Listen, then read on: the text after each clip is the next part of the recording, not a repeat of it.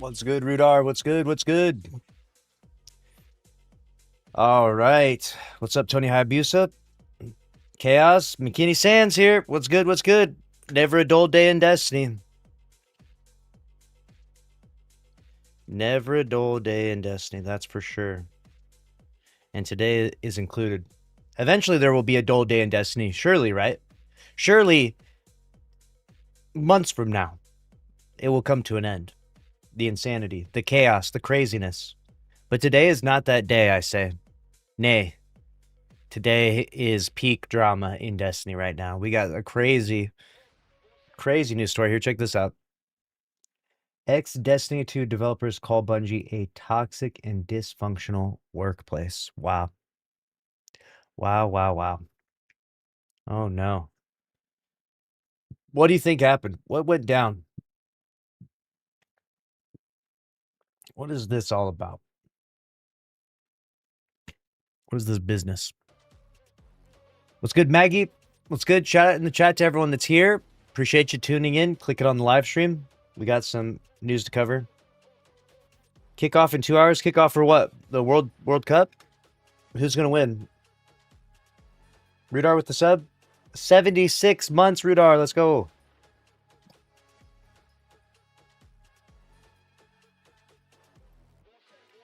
Sounds like a lot of sour grapes from an ex-employee. Yeah, maybe they're just salty because they got laid off. Who knows? Someone didn't get their money. Yeah, exactly. Maybe. Hey, what's good? Hey, Joey.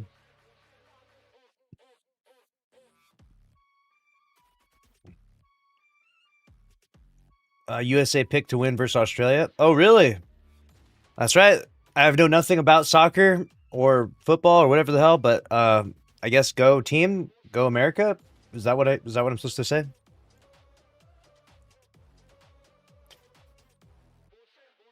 Was this during the pre-Sony acquisition? This is just today, June 19th, 2026.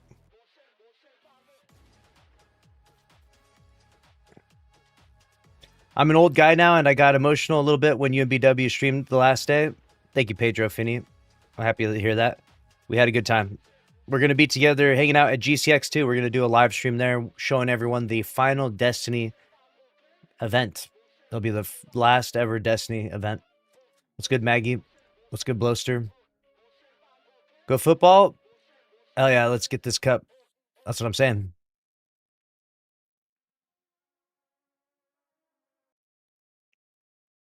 All right, let's lock in on this chat. Let's do this.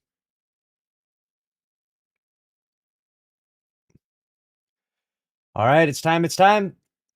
Good form, boys. Yep. Here it is. We're going to cover this story right now.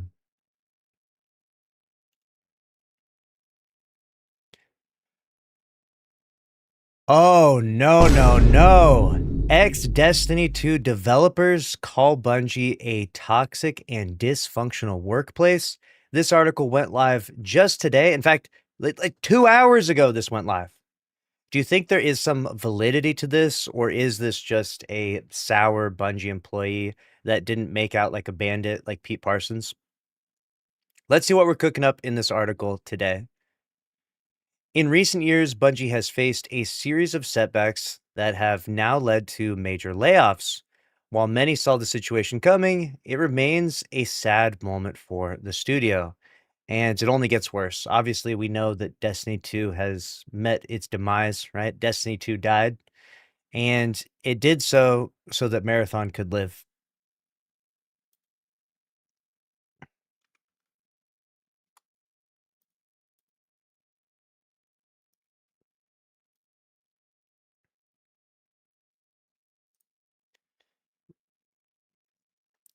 But when you go look at how Marathon is living, it ain't looking good. That's all I'm saying. Look, like Marathon is not thriving in the way in which Bungie would have wanted, right? It ain't looking good for them. Marathon has not generated the level of attention Bungie had hoped for. At the same time, Destiny 2, once the company's flagship title, has seen its content support come to an end. The big question is how much of the blame for Bungie's current problems fall on the company itself. Former employees have strongly criticized both the studio and its leadership. So there's a lot of people pointing the finger. Some people saying it's Sony's fault, which I think is kind of crazy because Bungie had complete creative freedom when they were first acquired. Like that was part of their whole deal, right? Is that they had creative control. Now, you could also blame Pete Parsons or people that were high up for maybe over evaluating Bungie. Like, when you look at the math, it really doesn't add up that Bungie would be purchased for 3.6 billion. I mean, the only reason I was thinking about this the other day, what is the thing that makes a company that pulls $200 million a year be evaluated for 3.6 billion? And really the only thing I could possibly logically attribute to that is longevity. So Destiny 2 has longevity. A lot of other games, this is the true most difficult thing for most games is they come in, they're hot, and then they're not.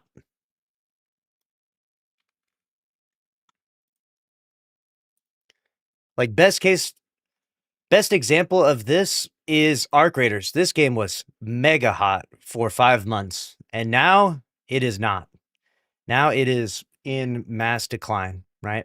And so if you were to evaluate Arc Raiders' value, you would maybe think it's more valuable than an IP like Destiny 2 because, especially months ago, you'd be like, yeah, this thing's way more valuable than Destiny 2. This thing pulls hundreds of thousands of players every single day on Steam alone. Like this thing is crazy valuable. This thing is wildfire. It's the new Fortnite, people called it. Well, what Arc Raiders didn't have is longevity. It didn't have that consistent success demonstrated over many, many, many years. And that is truly the genie in the bottle. That is the hardest thing to have, especially in a live service gaming market. So because Destiny 2, for all its faults, for all the highs, right? Like Shadowkeep and all the lows, like, I don't even know, man. There's plenty of lows here, right? Lightfall, dear God. By and large, though, if you took the average is pretty damn good. The average for Destiny 2 is incredible. And that's why it's worth at least a few $billion. I don't know if 3.6 billion, but at least a few $billion because longevity is so rare. This is like the most rare thing to have in games right now. There's a few examples you can point to and say, well, what about this game? And what about that game? But those are the outliers. Remember, there are hundreds of games coming out like every week now, hundreds. And 99% of them never see a graph like this. 99.9% will never have a graph like this. So this is a very, very exceptional game in so many ways. That's why it got acquired for 3.6 billion. Former Destiny 2 developers criticized Bungie's leadership as part of its coverage and the game's farewell. Aftermath gathered comments from former Destiny 2 developers. Not all of them had positive things to say. Michael Zanke, a writer and narrative lead at Bungie from 2015 to 2017, spoke warmly about his former colleagues. However, his view of the studio itself was very different. They pissed off Michael. What did he say? He said, working at Bungie was the most toxic, dysfunctional experience of my professional life. But the incredible people that I got the chance to work with were some of the best in the world at what they do, and I consider all of them friends to this day. Wait, what? It was the worst experience, but the people were the best? I'm so confused. This must be the leadership was doing some crazy stuff. Give some examples, Michael. It feels a little bit vague, and I get it. Maybe they don't want to get sued, right? Maybe they signed a hefty NDA where they can't leak the details, but man, I want to know what happened specifically. A similar opinion came from Uriah Bolito, who worked in quality assurance, the QA department, the fabled QA department, the non-existent QA of Bungie. We found him. We found the guy. He worked from 2017 to 2024. Oh, QA definitely ended after 2024. That makes sense. He criticized Bungie's leadership, saying, quote, as sad as it is to say, this is bold for him to criticize Bungie's leadership when he's on QA. I'm just saying, I'm just saying that's pretty crazy. It felt like at some point the people in charge forgot that people play games for fun. They didn't understand that people would play Destiny just to dress up their character more or less. I mean, there is an element to that. You need people that do that side of things, but you also need people to do the money side of things and manage the finances. Because if you don't have that, the project comes to an end, like what we've seen now. And whether it was Sony's revenge or whether it was simply math and that Bungie and Destiny had, burned itself too much, it remains to be seen which one is the actual outcome. We're still investigating that right now, but we do know that they had a high burn rate and that the numbers are important. And you can't just make a game for the fun of it or for the art of it, like we were talking about with Bife's video and his response. As much as I do think that there's incredible, like beautiful art in a game like Destiny, it's also a very expensive game to manage. You know what I'm saying? We talked about this before, where if you have 400 devs at a salary of Seattle salary, which is about 15,000 a year on average for the dev and their computer and the office space, the overhead, that's 15,000 per head, right? That equals about $6 million a month, right? $6 million a month for 400 people. That's a lot of money, right? And that's not going to get paid with just, the goodwill of the people, right? Bungie's not accepting donations. You can't be starving artists because there's investors that are putting their money into Sony and they don't want to see their money squandered or wasted. They're looking on a return on their investment. And so there is the business side of things, and you do need that, but sometimes it can get a little too far leaning that way, right? I feel like the Star Wars slop was a little bit too much. That definitely wasn't what we needed at that time. I think that after the disastrous launch of Edge of Fate, we needed to really quickly course correct, and probably we needed to launch a whole expansion, not Renegades. We needed to launch the Winnower, right? Like that would have been the big key saving moment to the narrative and to, turn things around quickly for Destiny 2. But instead we got Star Wars slop and now game dead, right? Sucks. The comments support previous reports that raised concerns about Bungie's workplace culture. Over the years, the company has faced accusations, including layoffs, crunch, sexism, and discrimination. In related news, Valve veteran Chet Falizek is worried about Bungie's future after the final Destiny 2 update, claiming Sony no longer cares about the studio following Marathon struggles. We were looking at that before too. If you go search on the PlayStation Store right now, you can't find Marathon anywhere. They are not recommending that game to anyone right now. Oh my God. It's brutal.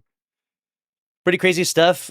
Obviously, you're not going to get specific examples at this point in time. It would be nice, though. I feel like sometimes we see these people maybe get fired, get laid off, and they're a bit jaded. They're a bit annoyed. And, there are definitely some problems in Bungie, that's for sure. It's not to minimize these problems in any way, but you also want to know what specifically happened, when it happened, who it was, and the severity of the accusations. So I tend to take things like this with a grain of salt. It's people leaking things, people's opinions. And I imagine there's probably some degree of toxicity and dysfunctionality to Bungie. I mean, that's the only way you kill a game that's so successful like Destiny. Like you can't be doing everything right and be thriving and kill a game like Destiny. It's an established IP, you know, iconic, has longevity. It's live service. It's the defining game of live service, the defining game of Sony, the number one looter shooter in the world. the audience has an insatiable appetite for new content and is screaming across every social media for where you need to take the game with the red subclass and where we want the narrative to go. It's like you couldn't have a better situation for yourself, and to blow that opportunity, to blow your load and fuck up Destiny 2 really shows not just a small degree of mismanagement, but an absolutely catastrophic degree of mismanagement, to the point where the people that were running this should probably not put this on their LinkedIn. They should probably not put this on their resume, because if you are part of the leadership that killed such an iconic game, you are a failure. And you know what I'm saying? We should not give you any other projects to work on, which is why we've been talking about this heavily, where we don't really want a Destiny 3 from these guys. I mean, I hate to say it. We don't want the people that killed Destiny 2 to launch a Destiny 3. That ain't a good idea. That's where I stand on it. I know some people will sit differently with it, where they don't want to risk the IP in someone else's hands that could do the same or do worse, potentially, because that is an outcome that could happen, right? It definitely, Destiny 3 could be made by a company that does worse than Bungie. As crazy as it is to say, that is a possible outcome. But I do think that, considering Destiny's position, dying is so bad, dude. So bad. There's so many different ways, so many different things we could have done, and things we could have tried, and ways we could have adjusted. But ultimately, they killed it. You know what I'm saying? They killed it. And I think that this does, to a certain degree, get attributed to a toxic and dysfunctional workplace. I definitely think this is at least a contributing factor. I'm not saying this is the end all, this is everything, but this is definitely, you can see how we got here from a variety of these different factors contributing to the death of such an iconic IP, man. And we'll be talking about it for a long time, because I feel like there's games like Concord that were cooked up, they were trash, they were just, the whole premise of the game was stupid. Why would you pay $40 for a game that's already available free to play? There's already a more well-established game that's already free to play, and you're like, hey, pay $40 for this one. It's like, this doesn't make any sense. No one is going to do that. No one is going to entertain that. So yeah, Concord, of course, flopped, right? We can kind of look at these things and logically see, yeah, it makes sense that thing flopped, right? But Destiny is just such a different, like, case study almost. It's a game that absolutely should never have flopped. It's a game that could have adjusted and could have navigated through turbulent waters, but unfortunately didn't, and met its demise, man. It's tough, dude.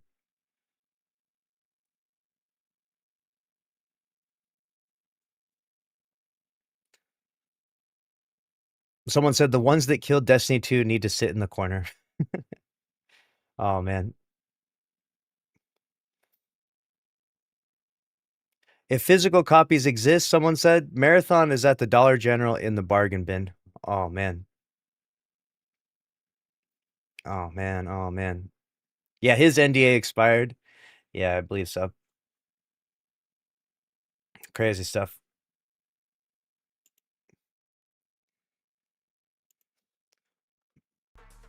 All right, so sad, dude. It's forever gonna be a sad thing, man. Especially because I'll give you a good example. I think that some games maybe have a short lifespan, and you can kind of agree, like, okay, yeah, it lived it to the end of its life cycle, maybe.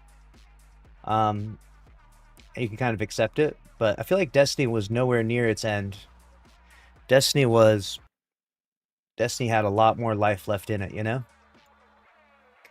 And people would be like, "Oh no, it was a good run. Did it for 12 years. You know, that's incredible." And I agree, 12 years is incredible. I mean, it was an honor to get to play this game for so long. But this thing should have been World of Warcraft. You know what I'm saying? This thing should have been forever, ever. This thing should have gone on and on and on and on and on. Expansion, DLC, narrative, spin-offs, you name it. It makes absolutely zero sense to take something that is so successful, a proven model of success, and squander it for Marathon, you know? And the worst part is that, like, Marathon, I mean, it's not even like the worst game ever. It's just, it's nowhere near as good as a game like Destiny, though. And everyone knows that. And there's maybe like 12 people that argue otherwise on Twitter. But aside from those 12 people, it's like everyone knows that Destiny was the better game. But unfortunately, Bungie didn't know it, I guess, man. Bungie thought they had fucking magic in a bottle with Marathon, which is crazy. It really shows you, it's an interesting, like, dilemma of trying to understand, like, imagine someone paints this beautiful painting, it's like the most incredible thing, and then the next thing they paint is just like a literal piece of dog shit. You're like, who is this? Are they genius or are they stupid? What happened here? You know, like one day they paint the Mona Lisa, and then the next minute they paint the fucking, what was that ugly painting? Remember that like famous painting? Ugly.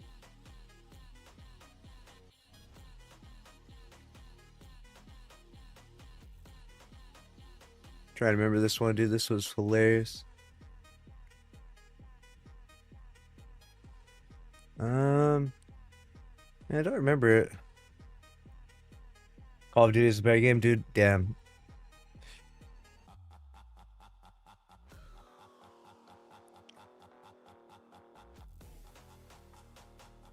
Famous painting for being bad. Yes, this one. The botched restoration of Ecce Homo.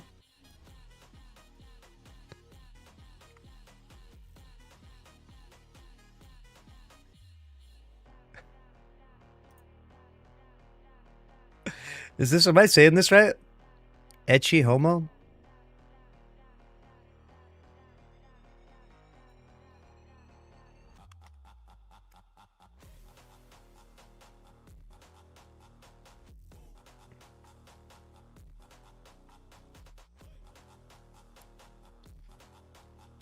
This is what I'm talking about here. So imagine one day you do the Mona Lisa, right? And then you're asked to do this restoration. This is a real painting, by the way. Someone, so this is, it's called, I think it's called Ecce Homo. What is this called? Let me see this. You remember this? You ever see this? This is fucking funny, dude. This is fucking funny. This is what I think of when I think of Bungie making Destiny and Destiny 2. I'm like, oh shit.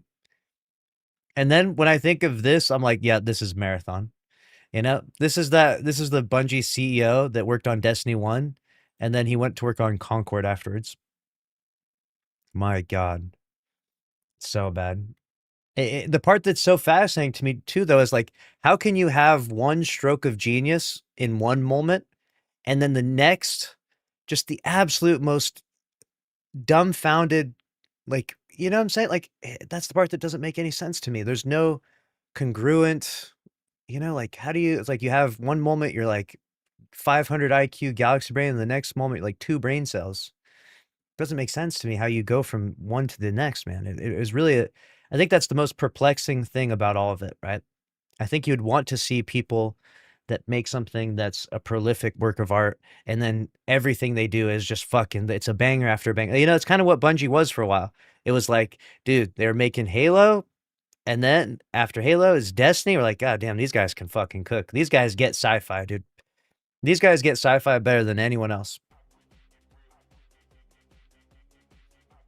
They had a literal stroke? I have no clue. I have no clue, dude.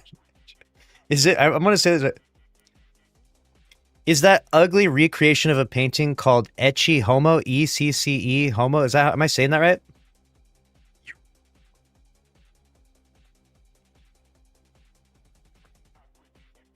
Ecce Homo? Ecce Homo. Gotcha. Ecce Homo. This shit's funny as hell. What's good, Nether? We're talking about this. Stroke of genius versus stroke. Yeah, exactly. A literal stroke of genius versus an actual stroke. Their brain's just not working. I don't understand, man. And maybe that's the way art is. Maybe art is like this creative thing where you're like so tapped into it that you get so deep down the rabbit hole that maybe you pull something out that's like incredible that no one's ever seen. But then the next time you dig deep in that rabbit hole of creativity and like tap into whatever that is, you reach down and you pull something else out and it's just not the same thing, right? Maybe that's how it works with creative stuff, but I guess you would want to have someone who's spent their whole life's work, like Jason Jones, right? Like Jason Jones is like the creative mind behind a lot of this stuff, and you would kind of want him for things to get better, for the projects to get even crazier. Like you went from Halo, you went to uh, Destiny, and then lastly Marathon. Feels like we're regressing now, unfortunately.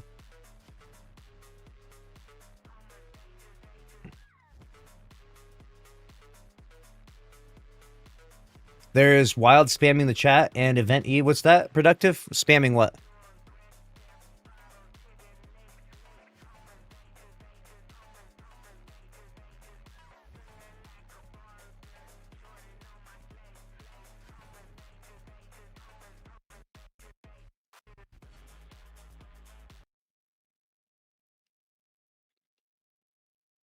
Is the expression kicked the hornet's nest? Is that the expression? Where's this? All right.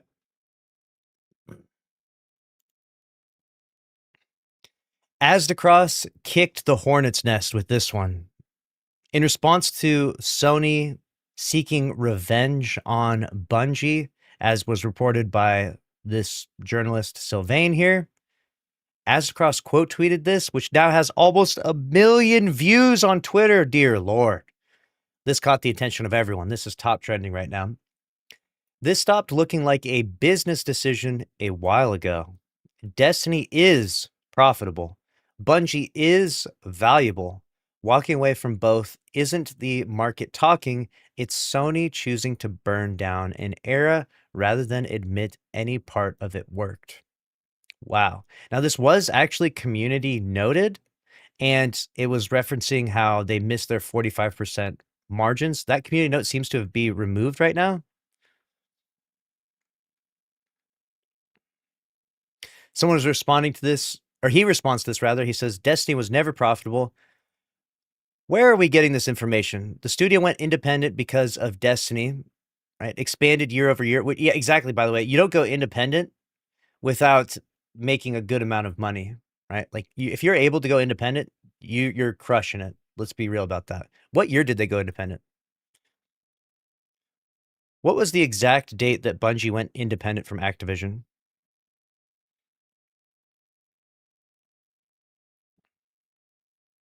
January 10th, 2019. And then they were acquired in January of 2022. So they were 3 years independent. Destiny expanded year over year and looked good enough on Bungie's valuation to get picked up by Sony for $3.6 billion, while also affording to spin up multiple incubation projects. Granted, only one of those made it out, but the point still stands. Destiny was massively profitable. And I think the key element here is that we don't actually know Destiny's spreadsheet. We don't know how much money it's pulling in. We do know by estimates from third parties that it was around $200 million a year around the time of the acquisition. That's at least what's reported. So that's like the best number that we can even go with right now. We covered this thoroughly in a previous report when they were acquired. So if they're pulling in like, let's say Destiny, every purchase you make in Destiny, right? Let's say you buy your dungeon key, you buy those cosmetics, you buy this, you buy that, you buy the game, right? You buy all these things, right? You as an individual and all the other hundreds of thousands, millions of people within a calendar year from January 1st to December 31st, every purchase you and the whole world amounts to roughly $200 million. That's $200 million of revenue going into the bank account of John Bungie LLC, right? Now, when John Bungie LLC gets this money into his bank account, he doesn't just get to go buy an exotic car collection and fuck off into the sunset. He has to then pay all of these employees their salaries. He's got to pay them this, that, and the other thing, right? And just as a quick estimation to give you an idea, if you had 400 employees working at your company at the rough going rate of Seattle cost, which is 15,000, that's about $6 million a year for 400. So 6 million times 12, we're looking at $72 million spent in a year for 400 employees. Now, Bungie did at one point in time have like 850 employees. So what's the math of that? What is 850 times 6?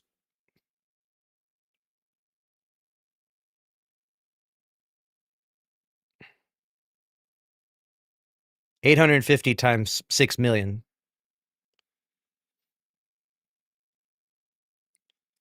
That's not right. I got some Titan math going on here. 850. Oh, yeah. 850 times 15,000. That is $12.75 million a month. Now times that by 12, which amounts to $153 million, right? And that was after the layoffs. So think about that. You can kind of see how the math leans into that. At one point in time, they had 1,600 employees. Now, that was obviously with working with other studios. That's the highest reported number from Bungie. So let's do the math of that real quick. 1,600 times 15,000. That is $24 million a month. Times that by 12.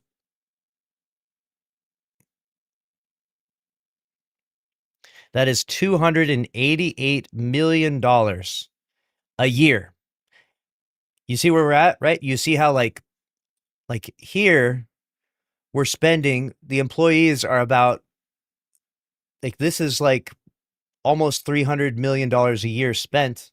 How profitable is that though? Right? That's how much we're spending. Is it $400 million profitable? Is it 350 million? We don't know those exact numbers, but we do know that there's a loss in profitability, right? And eventually it amounts to that first round of layoffs, right? And then the second round of layoffs.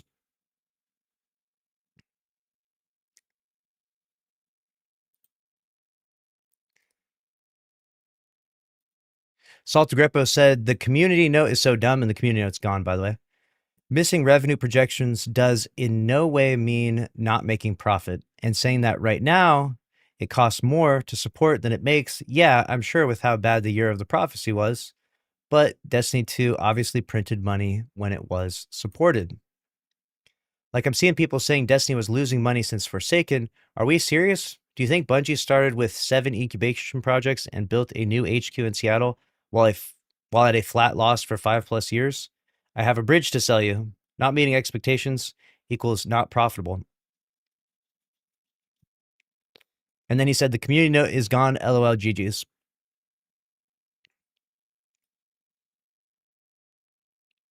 So yeah, the key here is that there's a lot of nuance and a lot of details. We don't know Bungie's exact spreadsheet. We just know roughly how much they were making around the time of the acquisition, 200 million, right? As an estimate. We know that they laid people off, had 2 different rounds of layoffs, right? One happening at the final shape, and then one happening, I believe the first layoff was around the time of Lightfall, right? When was the first round of layoffs at Bungie?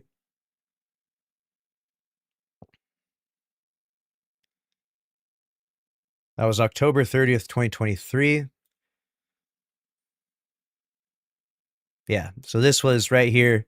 This low point was when they laid off the first 110 employees. And then after the final shape, they laid off another 200. So it gives you an idea of where they're at.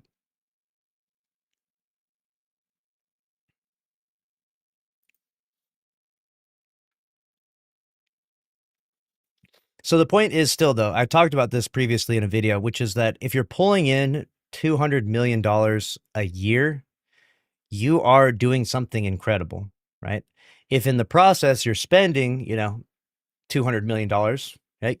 It's, you're at least paying the salary of all these expensive employees. Like, you can still sustain yourself and keep going. These companies generally tend to have a higher degree of profit margin, though, because if you're running that close to the red line, one tiny slip up, or if anything goes wrong, and suddenly you're running into debt, right?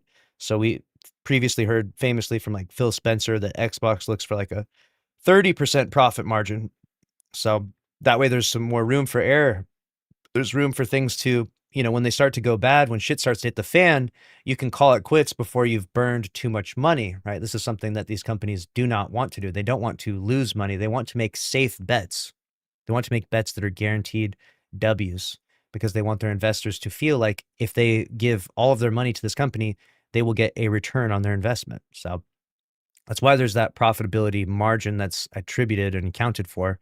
And it would seem as though Destiny, I don't know what Destiny was being held to. It probably wasn't being held to the 30% standard necessarily, but it was being held to a reasonable standard, one that was successful and profitable enough for it to be bought for 3.6 billion, right?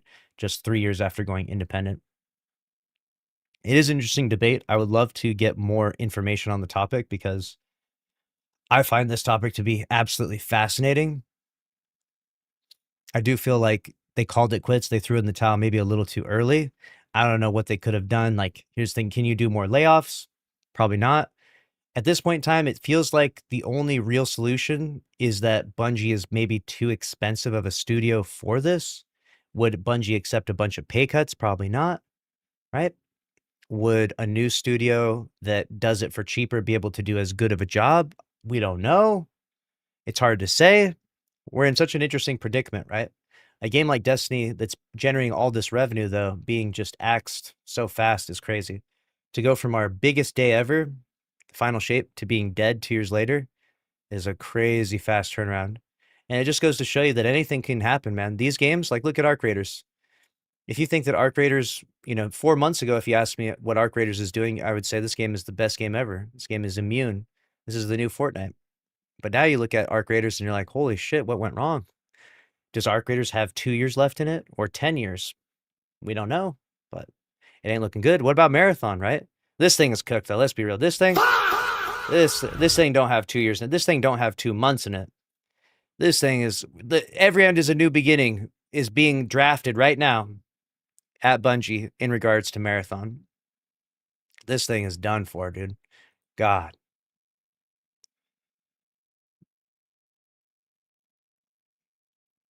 The Nether. That's good, Nether.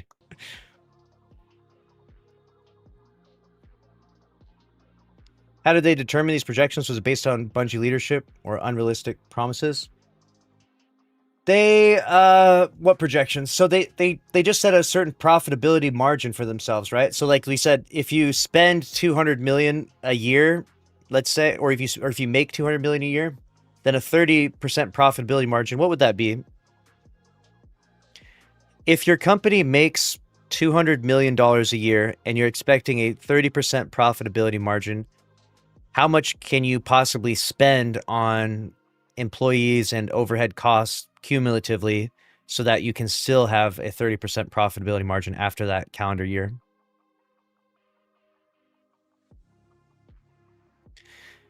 That means you need to have $60 million in profit. So that would mean if you're making 200 million, you need to spend $140 million that year. Okay? You spend $140 million that year.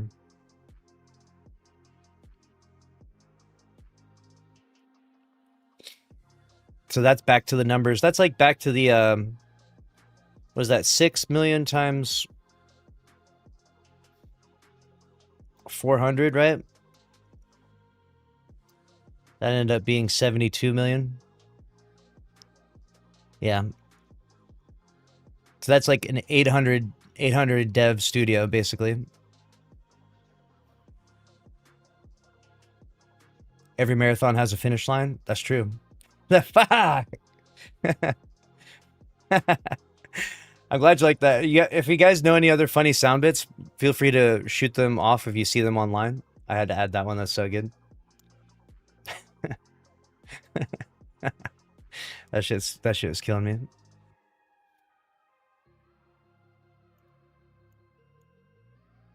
All right.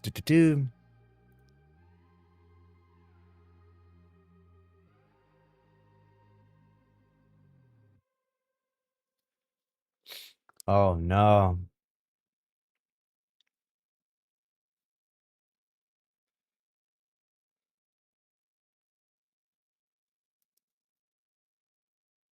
Here we go. Here we go. This is rough, dude. Bungie's communications manager is getting absolutely flamed on social media. And, when you're the front facing guy of the company that just literally fell on its face, I mean, it's going to be understood. Shots are going to be fired, right? Left and right. You're going to get a good amount of flack, especially after this last like 6 months of bizarre, no communication. It was a weird time. It was a really weird time to be in the communications department, I imagine. His tweet was posted on April 15th. Okay. And this thing aged like milk. It said, Marathon will begin, Destiny will continue. Yeah. At one point in time, they put a community note on this. And the community note said, Destiny 2 has discontinued or something like that. It announced its end of service. They removed the community note because it was just too savage, but that was a crazy one. And this individual is saying now, I'm sorry, but this will never not be funny. And I mean, I'm not gonna lie, it is kind of funny to some degree, but it sucks that people that don't have that power get the roasted, right? Like DMG does not have the power to decide if Destiny 2 gets another year. Like he's not that guy. He's not in the C-suite. He's not at that level within the studio. He's like the front man, right? And he's the one that gets all the flack or all the praise if things are going good, right? Like he's out there on the he's like the Marines of the situation. He's first on the front lines, dude. And so it's not like it's in his control, but it really sucks when you are meant to be the comms guy. And so you're kind of meant to relay for this company what the future holds. And you tell people like, hey, there's going to be a multi-year roadmap, which I'm still salty about, by the way. I'll never not be salty about this. I will be on my deathbed, 80 years old, gray beard, fucking little oxygen tube in my nose. And I'll fucking be like, they said a multi-year roadmap. That's how I go out, dude. At 84 years old, that's how I go out. Those are my famous last words. You can print that on my tombstone. They said a multi-year roadmap, and then they killed the game. It turned into a multi-week roadmap. They said multiple years. Oh, typo. We meant multiple weeks. There's 2 weeks left until the game's dead. That will forever be the most messed up thing when it comes to Bungie's communication, in my opinion. That or the real bait here. Have you guys seen this? This is actually crazy. We talked about this when it was first announced, where we were saying, I really hope this isn't Bungie's last lie. I really hope this isn't, because this is going to be brutal if so. And this person, Divide here, made this post that went viral now. It says, this honestly feels like the biggest Bungie/Sony lie of all time. Saying, quote, as our focus turns towards a new beginning for Bungie, we will begin work incubating our next games. No, you're not. No, you're not. The test results determined that was a lie. When there's no new game greenlit, 400 employees all on Destiny team getting laid off soon, and the remaining workforce working on Marathon, who exactly is making these next games exactly? This to me points more towards a Bungie shutdown once Sony realized Marathon can't ever break its previous season's concurrent peak. Every new season, screenshot this and tell me I'm wrong 6 to 12 months time, because I hope I'm wrong. Now, the nuance here, right? The nuance is that if you were to start a Destiny 3 at this stage, that incubation stage, you don't need that many devs. You don't need 400 employees, right? Like you don't need the artists to start cooking up just immediately. You hire them on after time. Right? It's going to be kind of weird though when you lay these people off and then give them the call back in like 2 years and say, "Hey, Samantha, yeah, we actually need you back here making more skyboxes for Tora Bottle." Um, it's going to be an interesting, dilemma there where you lay people off, you say you're fired, and actually we need you back. But I don't know if that's going to work out well for them.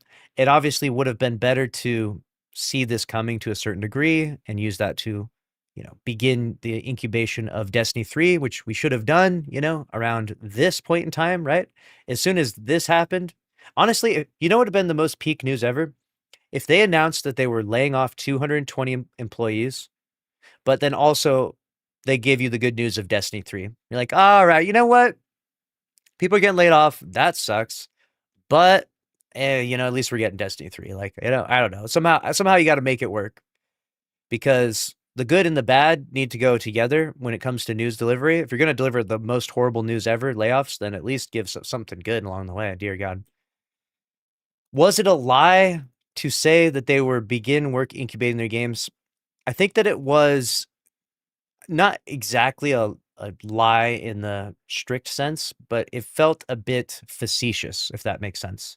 It felt disingenuous because more than likely, this isn't really going to amount to anything. And I think that Bungie themselves knew this wasn't going to amount to anything. And even the insiders said that there's nothing greenlit right now. So the insiders saying that nothing is greenlit basically meant that this is kind of a nothing burger statement. This was more to save face, to make the Destiny fans feel, not just sad. I mean, sad about Destiny 2, but maybe hopeful for the future. Still hoping that maybe there would be some good news, but every day that goes by, right, and you see Sony's State of Play come out, no Destiny 3. You see we get this petition to 400,000 signatures, no Destiny 3. You see this massive turnout of population with 1 million people online for the last week, still no Destiny 3. You just see all these things keep lining up, and you can't help but feel like they don't want to make a Destiny 3. This has changed nothing for them. So that means this whole like incubating thing that's going on, this is nothing. This is nothing. They're not incubating anything. There- At least there's nothing that we know of. So it's frustrating to see it. It's a shit situation. And I feel like if you are incubating something, you don't say anything until you at least get the green light. Because this perception right now is that Bungie did lie. Like most people will attribute this to a lie given all of the information we have. And that sucks. That's really a weird way to go out. You kind of want things to end in a way where you can be like, "Oh man, that sucks. Thanks for the good memories, Bungo," like wave as they fuck off into the sunset. But unfortunately, we're left with like, uh, okay, what are you incubating? Nothing? Huh. So why'd you say that then? You know, why did you say that then? Also, I said this before, where if you are incubating things, just like we did with this fabled roadmap that never came out, I think we should hold people to a certain degree of accountability where how long is this incubation period of where we're pitching ideas to Sony? Like, what is this, a 1 day process, a 1 week process, a 1 month process, a 1 year process, a 3 year process? Like, and also, does it really need to be that long of a process? Like, if you are John Incubation, #1 incubator at Incubator LLC, uh, the only two things you have to spitball as ideas are Destiny 1 Remastered and Destiny 3. If you're not talking about either of those, then just shut up and pack it up, bud. You're done. Like there's no Marathon 2, there's no Marathon spin-off game. There's no, like we're not turning Destiny 2 into a mobile game or something, right? Like there's no other conversations to have, right? This is purely, a lot of people said this at the time, and I was like, no, don't say that. They said it was like corporate speak for shareholders, right? That this was just them trying to save their stock, right? Them trying to save face. And we won't know that answer until maybe a little bit further from now. We basically know the answer, but we don't 100% know that answer. Maybe a month from now we'll be able to definitively say. But the annoying part about it is that they get to give us this bad news and kind of deliver it in a way where they can pretend that there's positives to go along with it. When I think in actuality, they knew that it was just all bad. It was just across the board bad, and they just wanted to make you feel like it wasn't as bad. And maybe that's an okay way because a lot of people are really suffering, dude. The Destiny depression is real. I couldn't sleep for like the first few days. I was like, damn, Destiny is really dying. I woke up in the middle of the night, fucking had a damn panic attack practically. I was like, damn, this is my favorite game ever is actually dead. Like, this is crazy. So maybe in that regard, we can be thankful that people didn't just literally fucking get too depressed, perhaps. But I don't like being lied to. I don't like information. I don't like the BS. And so I don't think you announce that you're incubating anything unless you have the green light. I think this is a bunch of baloney.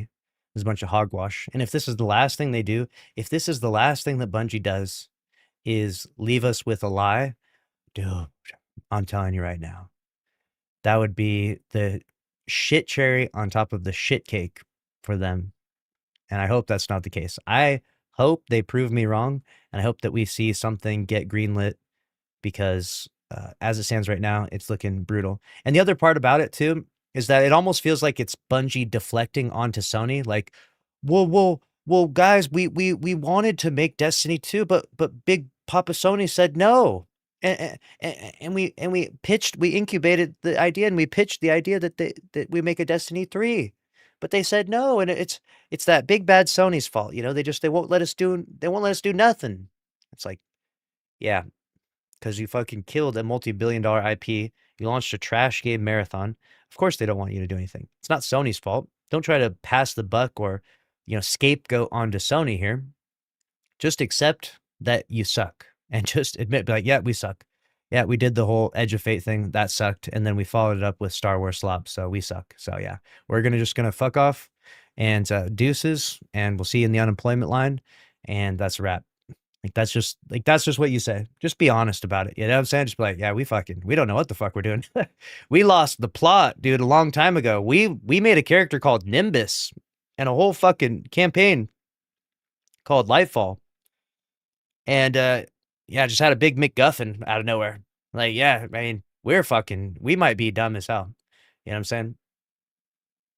That's what you do. That's your last message. Just be honest. Fuck it, dude.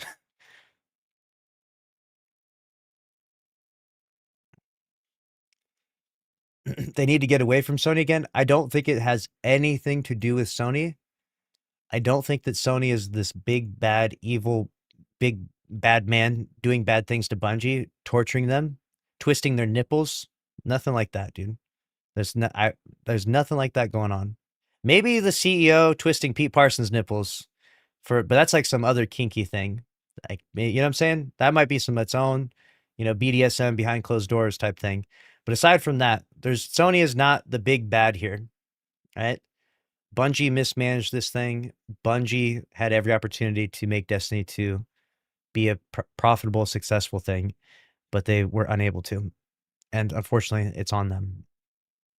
Sony is just the one that's just overseeing the whole project, funding it if it's profitable, and when it's not profitable, they pull the plug.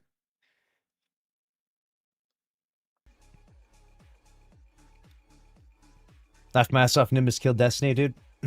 Nimbus did way more harm than he did good, right? Nimbus in Destiny was a fucking mistake, dude. Everyone can agree on that. That was fucking dumb as hell. Why the hell did no one ask for that? No one wanted that. Everyone fucking hates that character. And notice that even after the narrative has ended, there's no like happy ending for Nimbus's character. They just didn't say anything. They didn't give Nimbus a happy ending. They made the emblem that had all of the characters' faces, and they intentionally blocked Nimbus's face with the ghost. Can I find that? Can someone find me that emblem? I'm trying to find that image, dude. That was funny. They had the emblem with all the characters on it, and they blocked Nimbus's face with the ghost. They do not, like, no one wanted Nimbus, dude. No one asked for this shit.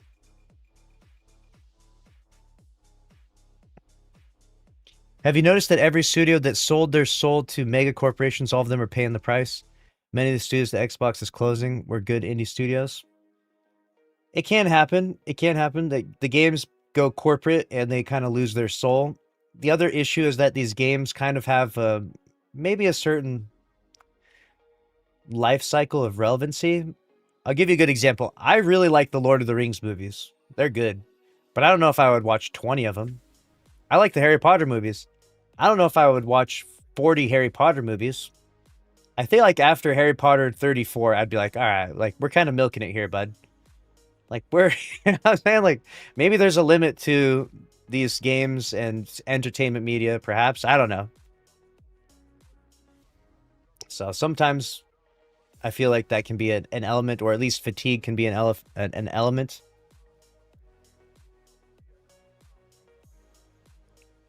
Even the voice actor for Nimbus was weird and perverted about Nimbus on Twitter. Was he really? Sweet hat, bro? What did they say that was perverted? What the hell? I never heard about this. They didn't say a farewell, like the voice actor. I don't think they said a farewell. Let me see, sweet hat, bro. I'm gonna whisper you.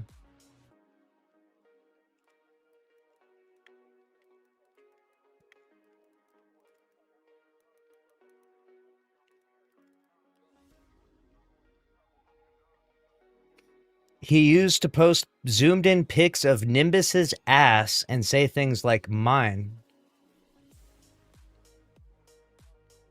What the fuck? I never caught wind of any of this. That's weird. That's very weird.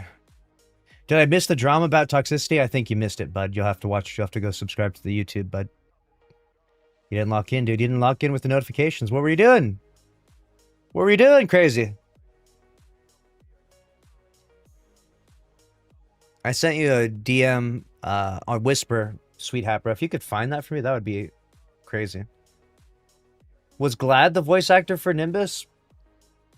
That's crazy. That's crazy. You're definitely, you got banned in Glad's chat just for saying that in this chat. I could try after this run. Thank you, sweet hat. If you can, that's awesome. If not, it's okay, but.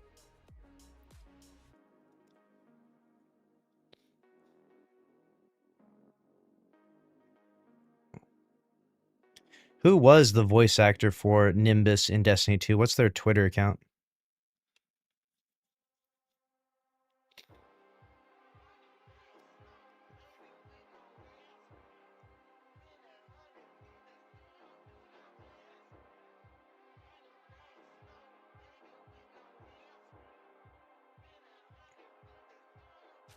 Apparently they don't have a Twitter. They have a Blue Sky.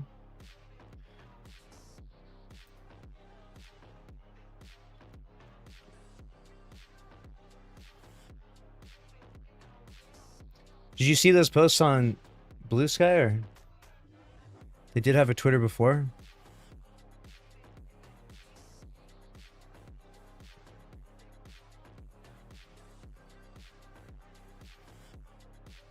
Do you think they deleted it?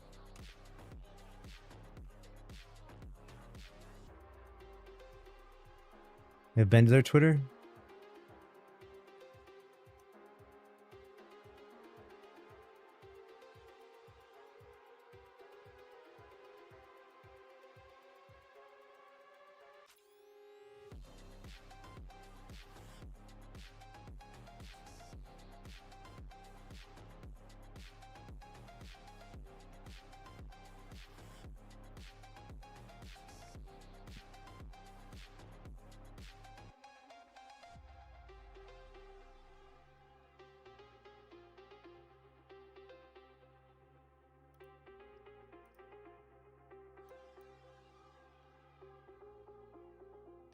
He deleted Twitter after the Nimbus goon post. Did he really?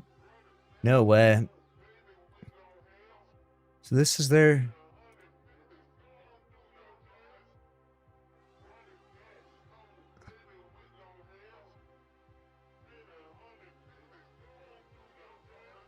No way.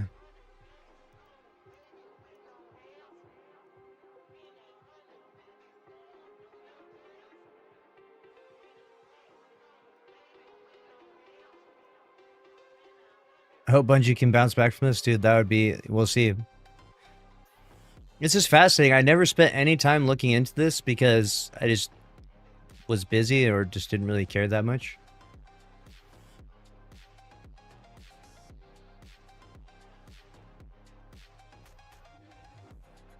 Yeah, they didn't say anything on Blue Sky about like a goodbye post.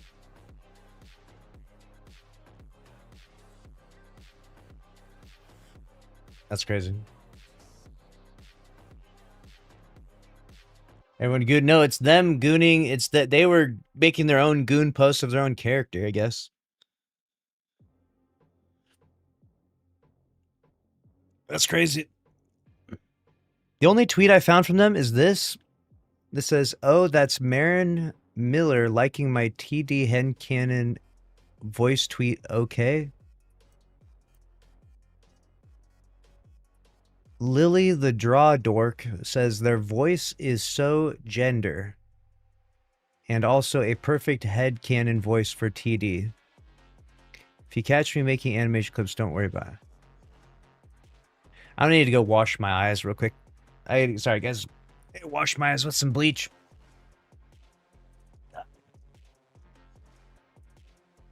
Oh God. What the hell is going on, dude? What the hell? Holy.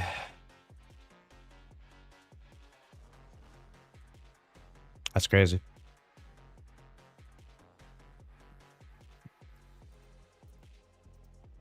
Get that vodka, man, dude. Get that. I need this vodka bottle, dude. I'm gonna need 2 vodka bottles. God damn. I would need some fucking moonshine after that. Gamer vodka. Ooh. Yo, new product? Gamer vodka. Hey, this might be. Why are we doing gamer energy drinks? Gamers don't even go to the gym. What the fuck? We need gamer booze, dude. That's actually not a bad strat right there. Hold up. Bleach eye wash, yes, exactly. We split it 50-50. Oh, yeah, right, dude. Yoink.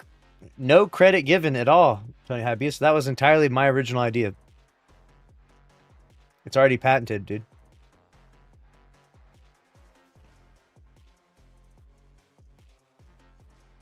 You got absolutely yoinked, bud. I'm kidding, of course. I have no capital to start a booze business. Unless I was making it at home. I don't know if I can cook it at home. 2 bottles and your light fades away. Exactly. Yeah. Good shit.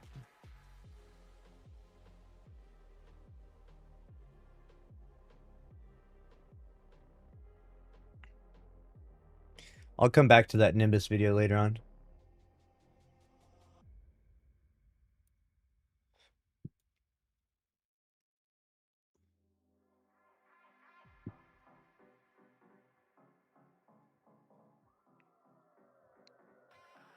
All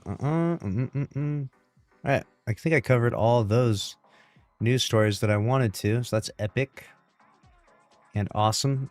And we love to see that.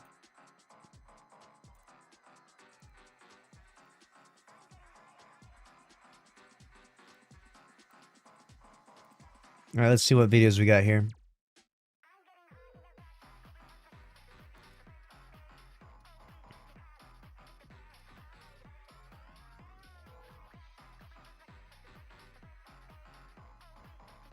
Cheater Beater Vodka by Lucky Tempe. Oh, damn.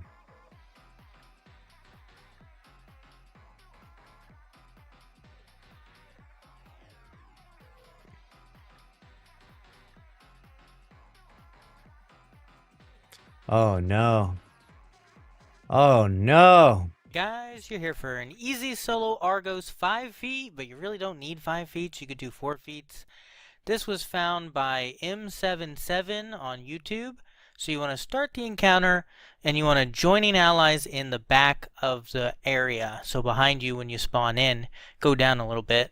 Then after you rejoin allies, you'll notice that his shield is down and you'll want to do the bubble push. So you want to place your bubble, put a couple crossbow bolts into it, pick it up, and then push the boss off quickly.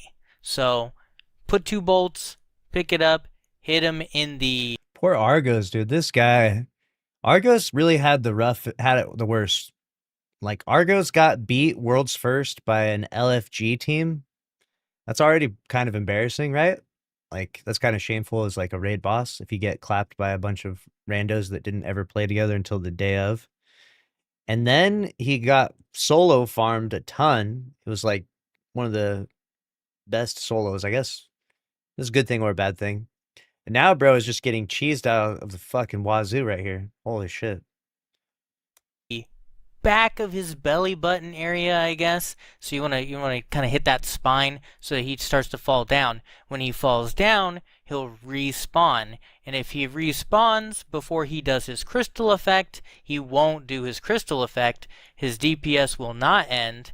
You'll have time to break 2 crit spots. Then you will jump up on the very top platform so nothing's gonna shoot you, and you'll DPS until he dies. I sped things along a little bit with the 7 times Thunderous artifact, and then getting a melee kill on the Harpies to get that amplified, and then Thunder Crash and then go back up top immediately. Cheese forever, Guardian!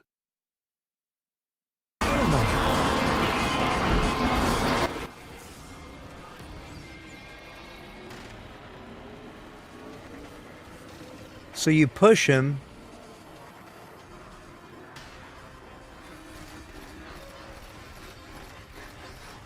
Outbreak? Outbreak is definitely not the play if you're in there solo. Why are we using Outbreak? You should use like, I don't even know, like what, Touch of Malice or something? Like you get Outbreak's definitely, it can't be the play. Outbreak's like a good weapon when you have a team, right?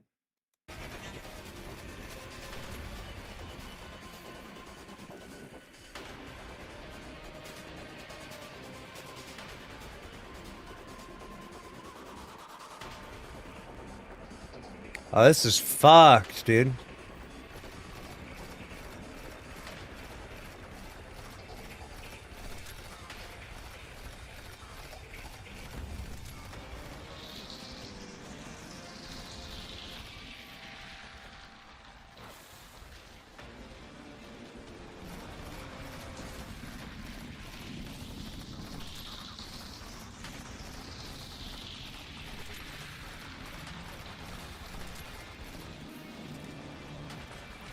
That's all the damage you did? Bruh, you're gonna be there for the next 17 minutes? No, no. This is not it, dude, just get some teammates in there. Don't do this to yourself. 17 minutes of shooting him with Outbreak? This is crazy, dude.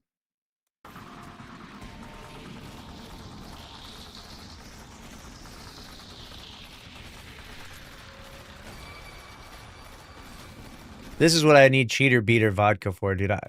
He's actually going to show 17 consecutive minutes of shooting Outbreak standing here, isn't he?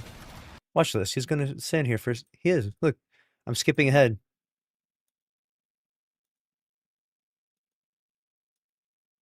He's just going to sit here the whole time.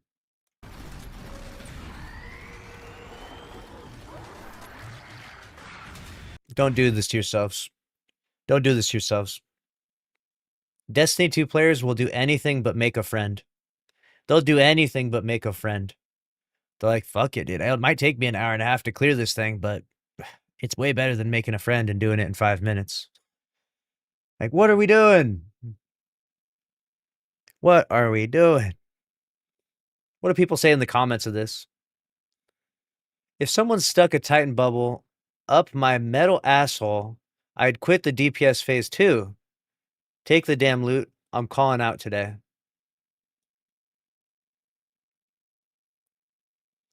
Really, dog? That's where you go with it? That's insane.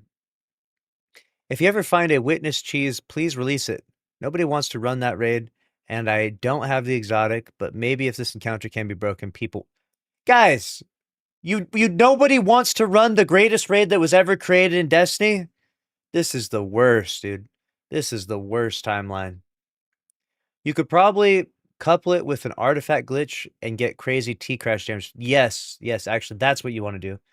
Do the artifact glitch. Okay, we could potentially cook this up now. Let's get Daruz in here. Daruz has like spent the last 3 days theory crafting artifact glitches.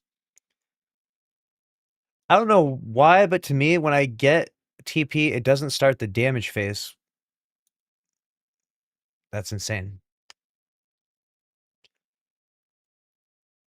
Shields were back up and the cutscene fucked me over. Safe to say I won't be trying this shit just to save my sanity. Nonetheless, great video. It's just unfortunate on my end. Dead rose emoji. That's a long time just to so thank you. The only sane comment I've read has 0 upvotes, dude. The only sane person in this entire comment section. If Guardians have trouble with boss shield cutscene, you need to prep a fast out of zone jump. Oh. Poor Argos.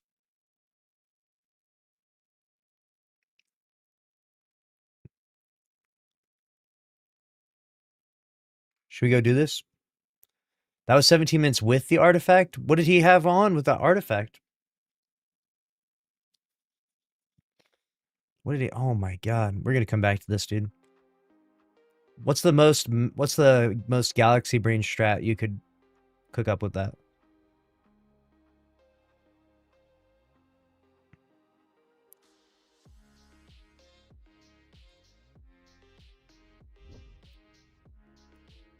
This is your game.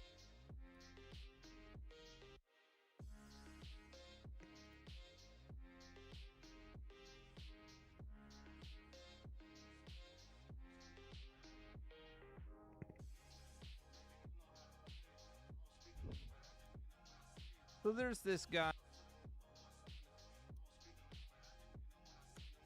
What's good? Sin.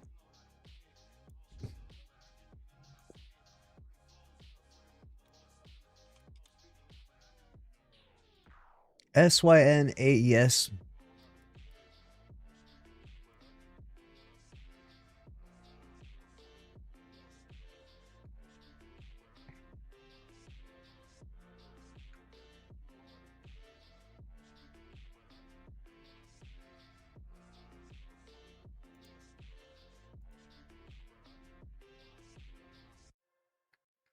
Oh, this is a crazy. This guy is blaming us for video games dying.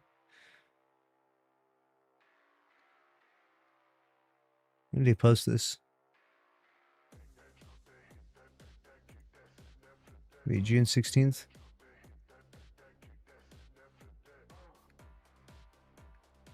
I'm finding this crazy tweet.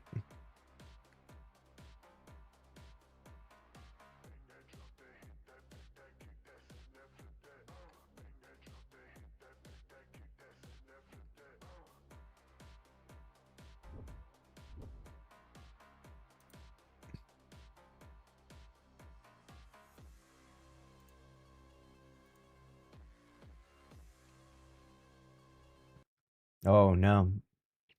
Founder of Synesthesia LLC. What is this? Gaming music culture. It's a boutique consultancy. The lines between gaming and music have dissolved. Artists headline virtual concerts. Brands build worlds inside games. Ooh. Who are his clients, dude? Who we work with? Confidential. Oh. They have a client section and they don't list any clients. Okay. They have an about section, confidential. We don't tell anyone anything. Never let them know your next move.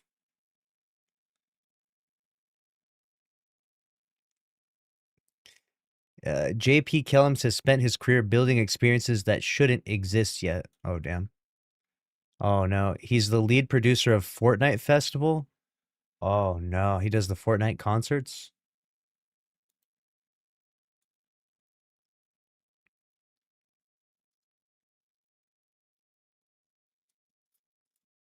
Oh, no.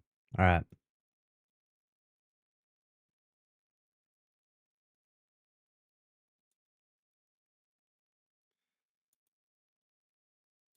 All right, here we go.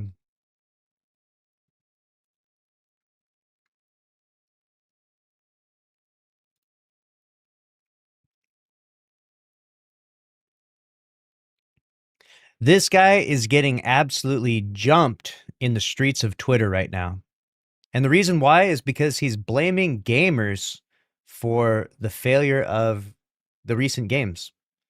You've obviously heard about the massive downturn. Yeah, did you hear about Destiny 2 dying, right? Well, it's your fault.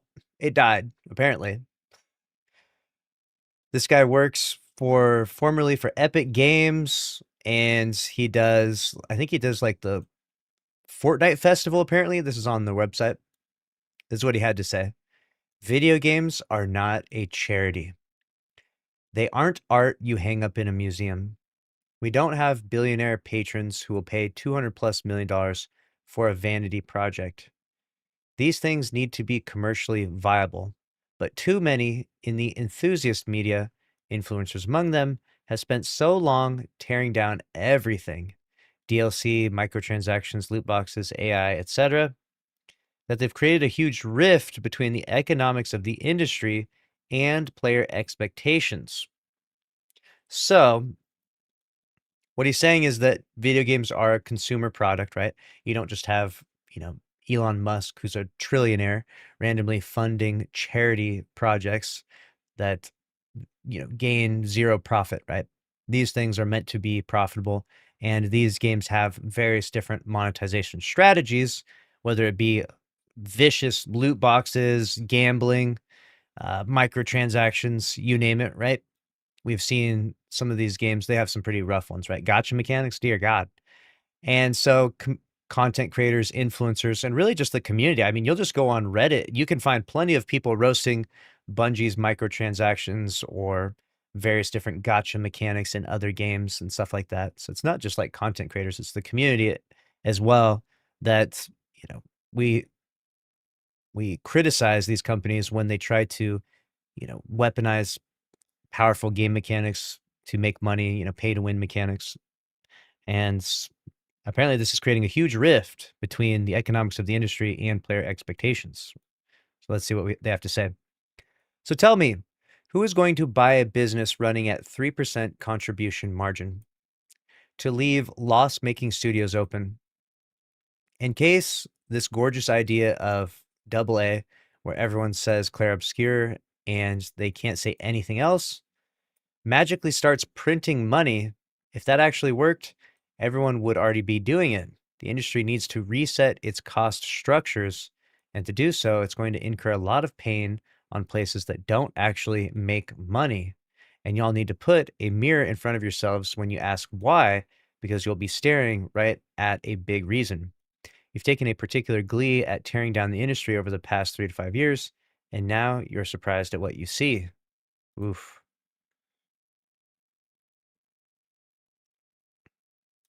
Someone said Xbox, this is quote posting, Xbox or Microsoft should sell Xbox before it ruins everything. Jeez.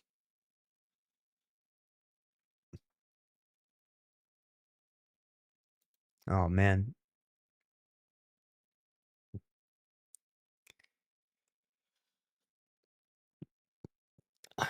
I don't even know where to begin. Yeah, I don't even know where to begin with a lot of this stuff. I feel like we should always criticize when people are trying to do like some pretty vicious monetization strategies inside their games. That being said, there is a valid point that the games aren't necessarily for free. And if we don't accept some of these strategies, then, the games won't get further funding, stuff like that. The problem is we've created an interesting dilemma for ourselves where we pay these companies so much money and they've gotten so comfortable with a position of such a high degree of profitability that now in this late stage, they feel very uncomfortable with how much market capital they're losing, right? Like Phil Spencer previously talked about his 30% margins for Xbox, but now we're down to the 3%, right? Things have changed quite a bit. You used to be able to make games and literally just print money, and it was an incredible time, but we're past that, right? We're in the more late stage of this. And these companies, they're paying people crazy high salaries. They have very bizarre ideas about how to build, like we talked about Bungie's HQ. Uh, they just built out this massive HQ and then now they're shut down. Like they're practically shut down, right? They just shut down Destiny a few years later. Like the mismanagement and the poor decision making needs to be addressed with a lot of these companies. You've got obviously Pete Parsons and his crazy car collection, right? These guys are making so much money, right? And yet we're pointing the finger at the consumers, the ones that are out here buying microtransactions, buying DLCs, saying it's our fault. I think if we have to do a reevaluation of the industry at all, we should really reevaluate how much money should you be making as a company making video games. Maybe, I don't, it's a crazy idea. Maybe the CEO shouldn't have tens of millions of excess dollars and a garage filled with crazy exotic cars and mansions and yachts and stuff like that. Maybe that's contributing more to some of our problems, because even though that's just one individual, Pete Parsons or some other, super greedy assholes that we can all name here, Bobby Kotick and things like that. That's one individual that's atop of the heap of all these other individuals that just make an absurd amount of money, right? We know this from that Christopher Barrett lawsuit where he's owed, I thought it's somewhere 50 million or more, right? He may have made up to $100 million from the Sony acquisition. That's an insane amount of money. $100 million. Do you understand that that means Christopher Barrett was paid enough money from being acquired by Sony? And to be fair, he was there for 30 years, so he does deserve to be compensated. But $100 million is that's like half the cost of Marathon itself. Like, that means he got paid enough money to launch.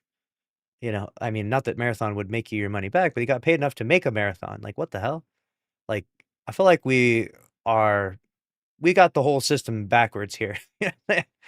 We need to be pointing the fingers at the greedy CEOs. We need to be pointing the fingers at the monetization structures at the C-suite of these companies.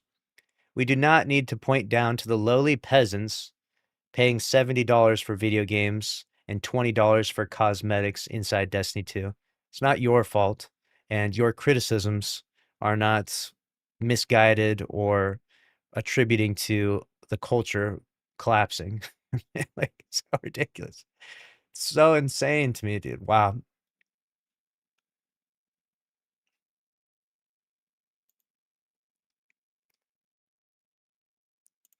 All right.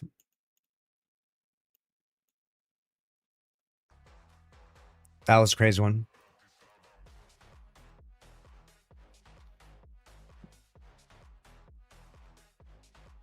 Let's see what else there is.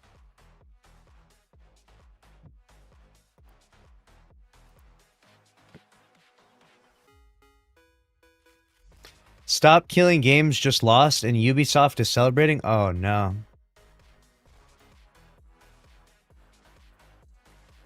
That's crazy. Power Wash 2? Oh, no. Power Wash Simulator 2? Developer reveals new levels and content. Is this the game we're going to go play now? We're going to play... How can this even be a game? Power Wash Simulator. They made a sequel to this and we can't get a sequel to Destiny? God damn.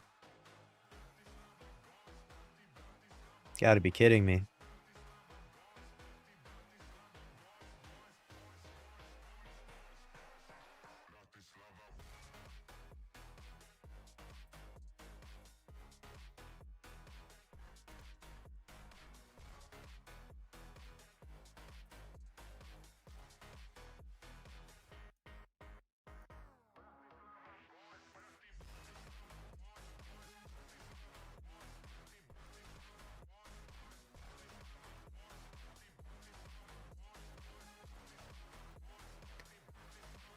Nothing is left. Oh no.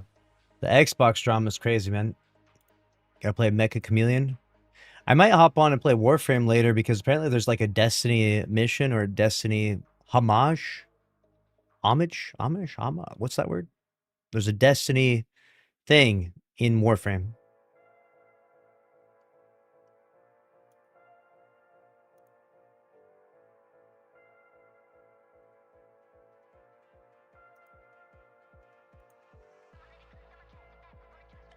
Can make a video about the worst games getting sequels, but somehow not Destiny. True. The only issue is the budgets, I guess, but yeah, I could imagine that being a very valid criticism.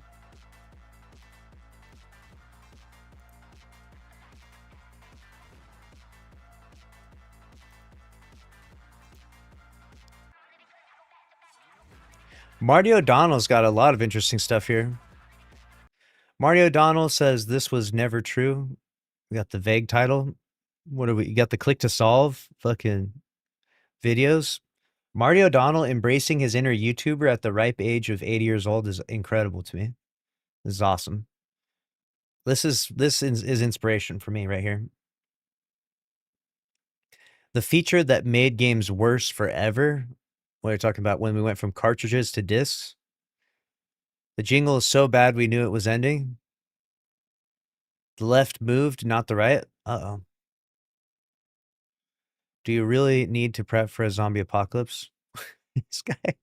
this guy is fully embracing his YouTuber arc, and it's honestly kind of content, dude. This is actually kind of content.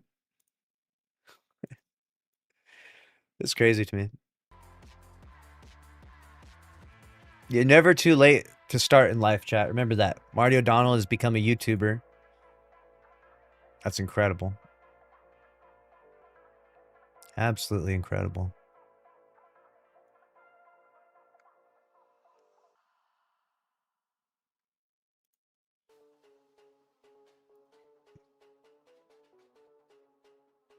The Anarchy DPS rotation is back. Oh, no.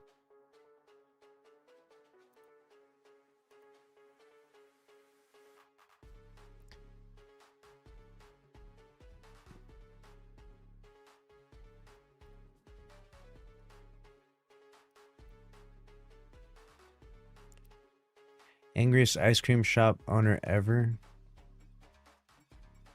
You can get a title in-game for playing a normal alert mission? Oh, really? Nice.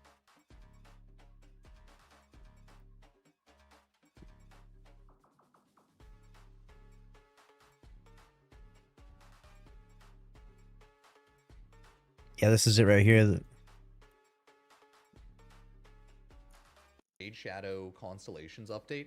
Warframe has like a Destiny 2 collab Honoria. Not like an official collab, but it's like Warframe shouting out Destiny 2 since their final update.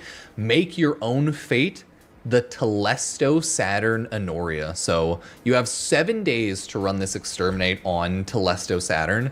Let's see if there's anything special to it. I think it's just a normal mission to get you an Honoria. Just like... I don't even know what an Honoria is in this game, dude. I think I'm going to go do this, but not right now, but later. But I have no clue what I'm doing. But I have unlocked the planet Saturn. So I have that going for you. It's like a title, basically. Got you. I will unlock the title.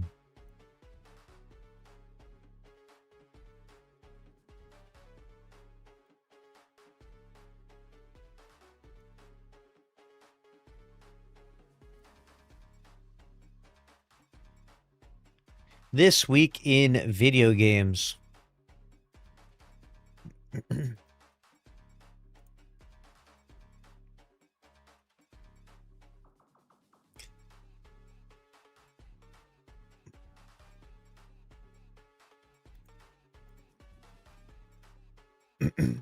The internet explodes after GTA 6 reveal? Excuse me? Was there a GTA 6 reveal that I missed? Excuse me? Looking through all these different news stories, chat. Browsing through.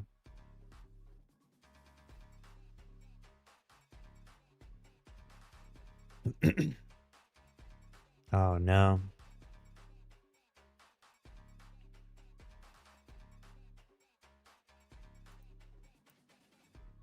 People are crashing out on Blue Sky over the Xbox closures.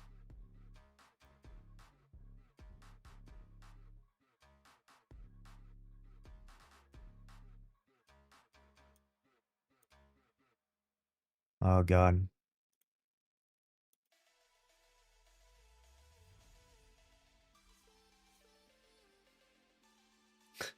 The drama still won't end.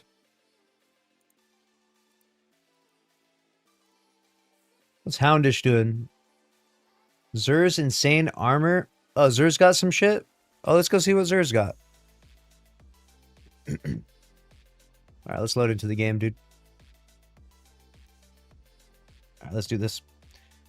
Whoever said GTA 6 would sell 46 million copies on release needs to be put in Arkham Asylum. What do you think it's going to sell? What do you think it's going to sell? We're going to banish that person back to the Shadow Realm, dude. Fuck, dude. 46 million's insane. Marathon sold 1 million. So at least it's somewhere between that and 46.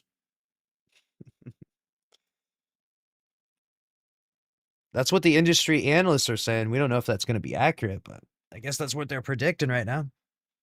46 million. Million. That's a lot. How much is that game going to be? 70 bucks? What is 46 million times 70 bucks? That is $3.2 billion. It makes its money back on day one. You think so? Dude, how is PayPal even going to be able to process that much money?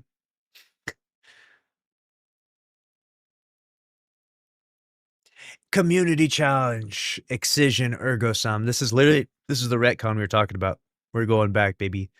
We are facing the witness once more because we're going to pretend that the rest of that shit never happened. Going to the tower. We're going to go say hi to Zer. 15 million max in a week? Yeah, maybe.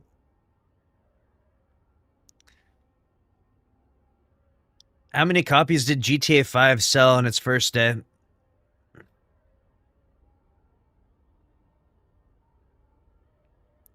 GTA 5 sold 11.2 million copies in the first 24 hours. I don't know, man. I'm trying to think what it would do. It's hard to say, man. I feel like we're kind of in a downturn time, so I don't know if that means that there's less interest in gaming or if that means that people are really hungry for something good. I can't help but feel like where we're at is this is going to be like a party that everyone's invited to. You just got to fork over the money and have a console. So I think it probably would do like 30 million. If I had to guess, I would probably say it does do 30 million. I don't think it does 46 million though. That's actually bonkers, dude. That's actually a criminal's fucking that's crazy. That's going to like break fucking how do you even generate that much revenue? And like, you know what I'm saying? What the fuck? How are they going to be able to accept that much money?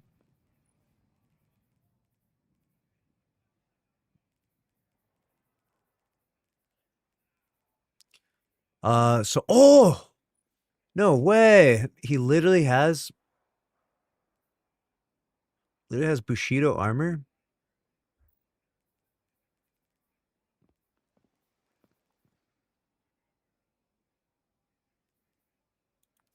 What the hell? Do I not have the Chaperone Catalyst? I should have the Chaperone Catalyst. Why do I...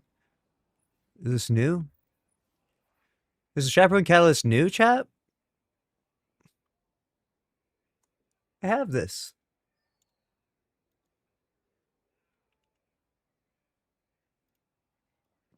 It is new? Oh shit, no way. Oh shit. Oh hell yeah, we're getting that then, dude.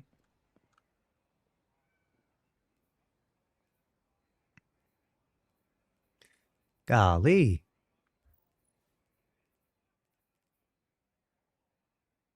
Here we go. Let's do a recording for this then. This is good. What else is good here? Nothing. None of this is good. Why would you ever want non-tiered weapons now? The fuck? I don't think you want any of this. This. The armor. I mean, it's alright.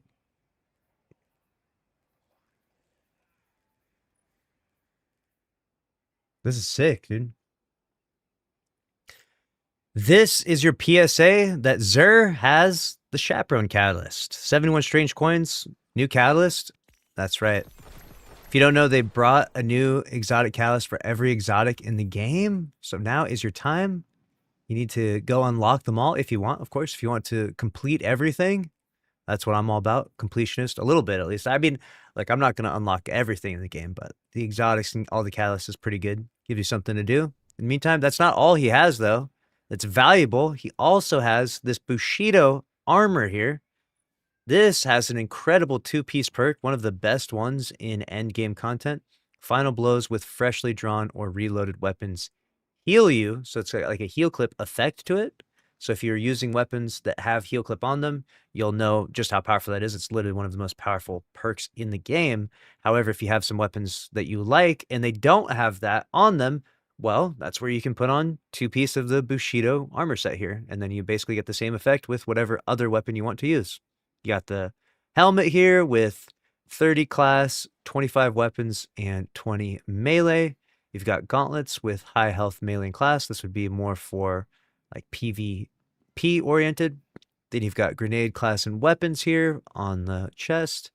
The boots, again, more PvP oriented. You want high health in PvP, but not so much in PvE. And same thing with the class items. So mix and match to your heart's desire.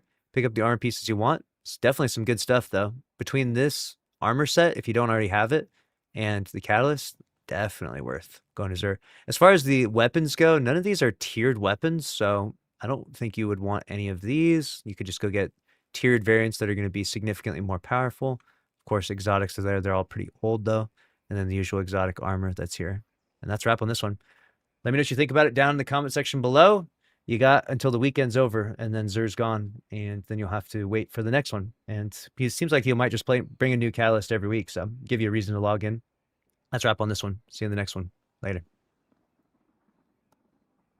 Very cool. Let's get that up immediately. Asked you a question. What's that? Wicked. See here. Do you think the DEI plague will ever go away from our gaming industry? I think that DEI it's not personally the way I would run my company, but it's a practice that people are trying to do to give more equity and give more people of more diversity a chance.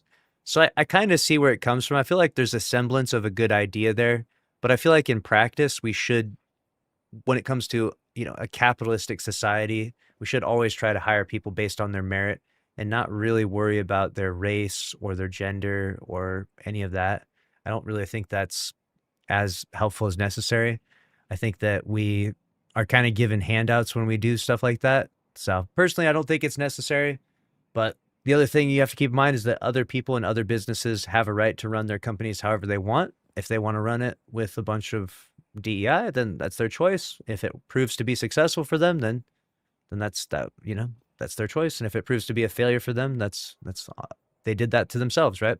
So it's not really anything that we, the consumers, can do necessarily. I mean, you can vote with your wallet to some degree. You can obviously throw tomatoes on Twitter and Reddit, but other than that, these companies are going to decide and for themselves, and we shall see. You know what I'm saying? The victor will, be decided by who has the most money and most power and the strongest position within the games industry. So that's how it goes.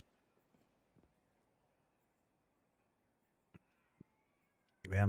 And you'll see examples of companies. I think you'll see examples of companies that do it wrong and it can be a detriment to them. And you probably will see examples of companies that do it just fine. It's not like a big deal.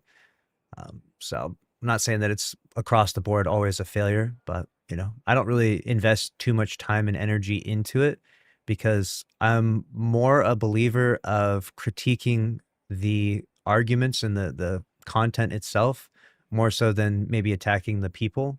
Not that it's necessarily attacking, but it's like, I don't really care one way or the other if it's a guy or a girl making a product or a thing or what their race is. Like, I would just critique the product regardless. Like, it doesn't change for me what my criticisms would be of that given topic. So I focus mostly all of my arguments and criticisms on ideas. I never, ever, or try to at least, I never try to focus my criticisms on people, right? I don't see criticizing people or any like that being as valuable. I like to criticize their ideas and their thoughts and their direction more so than anything. So, and I think that discourse around gaming and really any topic just gets better when you do that. It's very weird when you're constantly talking, not you, but But it's very weird when people are constantly talking about other people rather than the ideas and stuff like that. So, yep.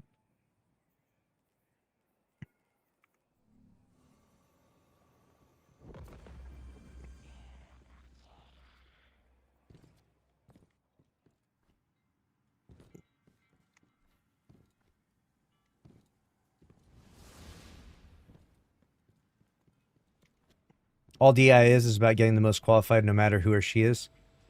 Well, it's DEI is it's complex, I guess. It's not as black and white, but the idea is, there's like two different schools of thought, right? You have let's hire people based entirely on merit and nothing else. It does not matter their race or gender or nationality or anything like that, right? That's one way of hiring people. It's kind of the way that's kind of I think this is the best way, especially in a capitalistic society. You just want the most talented people. It doesn't matter if they're all, you know, men, women, doesn't matter. Like it really doesn't matter, right? Then DEI kind of says, well, we're going to hire people, but if we hire too many of this nationality, we need to start hiring some other nationality to diversify our culture. And we need to, if we hire too many of this gender, then we need to start hiring some of this gender. And so then you kind of prioritize other key elements to the hiring process that basically supersede merit, right? And I don't think anything should supersede merit. I think you should always hire the absolute most talented people. And, not everyone's going to see it the same though. And if they can prove to be successful with different hiring practices, then then let them do it, let them do that. Let them do that their way. And that's that. I do think that it can sometimes be misconstrued as though we're taking the most talented person and then not hiring them because they're, not the desired gender or desired nationality. And therefore we're taking the inferior person, right? And that's kind of the perception of people that are against DEI.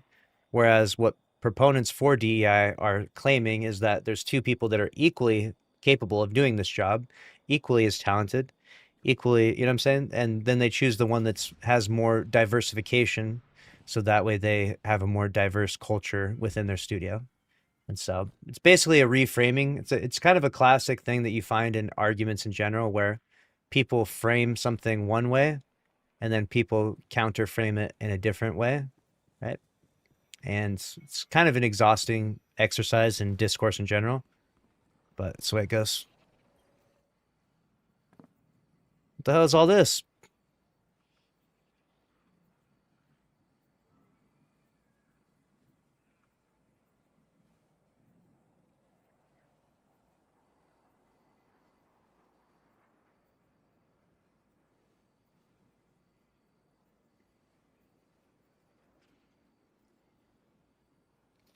It's a DEI training. It's videos learning about your own biases and being that you will favor people that look more like you.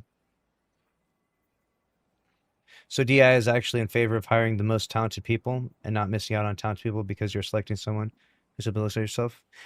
I mean, that makes sense then, right? Like I said, there's a misconstrued idea behind it, or at least a different perception behind it. So your claim is that, the person that is basically the idea is that maybe we've been doing hiring practices that are biased towards a certain gender or biased towards a certain, skin color, right? And that maybe we need to learn those biases and hire more diverse people, right? It's interesting. Like I said, it's a very interesting conversation. It's one that I don't really spend too much time on because I just frankly don't find it to be that interesting, if that makes sense. I think some people are way more obsessed with it than I am. I really just I'm like, sure. Like it was like whatever. DI hires or not DI hire, whatever. Doesn't really bother me that much. I don't really think that I haven't seen some like definitive evidence of it being detrimental or terrible but maybe I just haven't researched enough. I said like I just genuinely don't find the topic that interesting. It's just whatever. Feels kind of like a nothing burger. I would rather just criticize the work regardless of the hiring process or of who works there. Like there's almost an element of like when you're criticizing work, I don't really care who worked on it, if that makes sense. Like I'm still going to criticize it equally the same on its merits or shortcomings. The issue is more people hired because of their political beliefs instead of their talents. Interesting. There is an interesting dilemma, I would say, in some ways with like some of the hiring practices. Like let's say like we talk about DEI, right? With Bungie, right? It's a big topic that people wanted to say. This guy has free OnlyFans? What the hell? Uh, well, the part I find fascinating about Bungie is that, I mean, maybe I could be wrong, but they seem to be a very liberal company, right? But you don't really see anyone that works at Bungie that is conservative, right? And not that I'm saying that they should hire conservative people necessarily, but you can kind of see how there is a little bit of, I don't even know how to describe it. Is there really as much diversity as they'd seek, or is it diversity according to their own qualifications of diversity? It's almost like they're diverse in the ways that they want to be diverse, not diverse in the ways that they don't like diversity, if that makes sense. I don't know. I find it fascinating. Like I've never seen someone that works at Bungie openly say like let's say like Marty O'Donnell, right? Because he's an openly conservative guy. Like I like Marty O'Donnell, or I'm gonna vote for Marty O'Donnell or something, right? Like no one at Bungie is openly conservative. And I mean, I just find it fascinating because it's like, well, I thought we were supposed to be all about the diversity and stuff and about, we're not supposed to be an echo chamber. We're supposed to have like diverse opinions and ideas and ideologies. So that way we can represent everyone and everything. But instead it's like, okay, we're diverse, but only in the ways that we deem acceptable to be diverse. It's not acceptable to think this way or to be this way. And I don't think that's really diversity. I think that's creating an echo chamber. But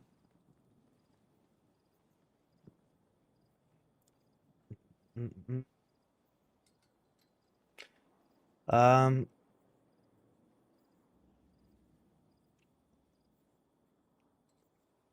that's another facet of the problem. They get tax breaks for hiring for diversity. Oh, really? You get tax breaks for hiring for diversity, which in itself is fine to have an equal spread.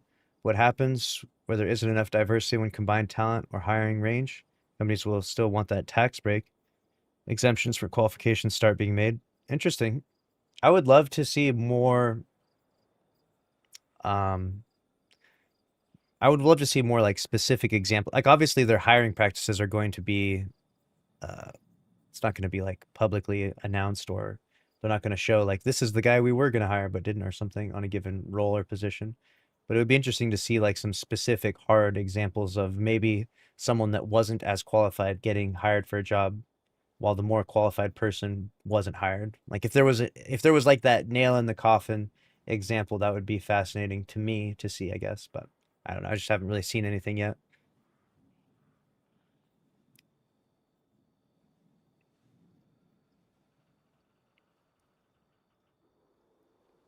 The college I attended was almost all white students in a rural area. In order to get more money, they started busing in students from Philly who were minorities. It was a very noticed thing.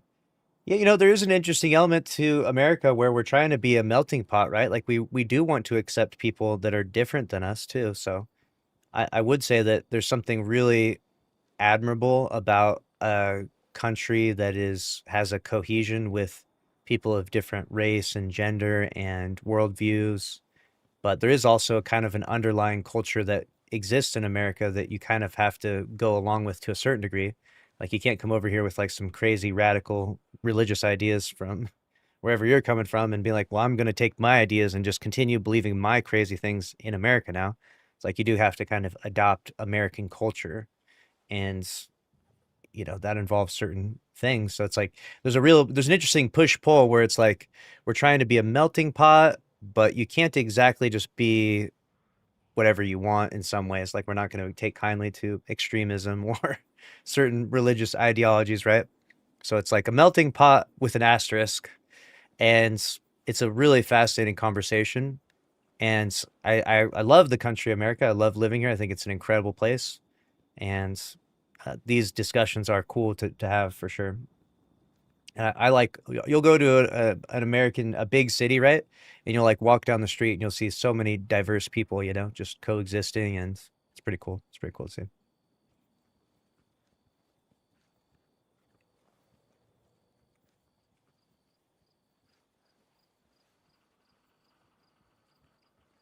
Should we go? Should we go hit the cheese forever strat? Let's go here. Let's go here. You're about to get cheese, buddy boy. You are so cooked, my guy.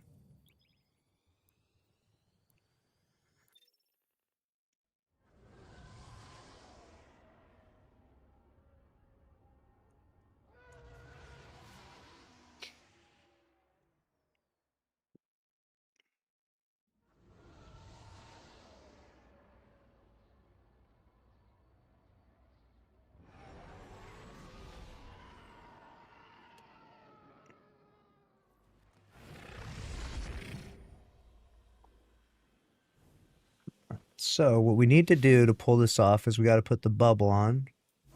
We have to have this crossbow, and then we have to push the guy off the map, and then we have to shoot.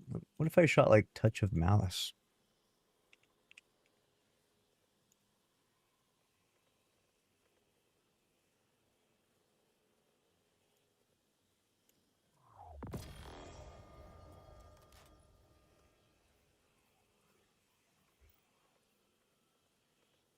And then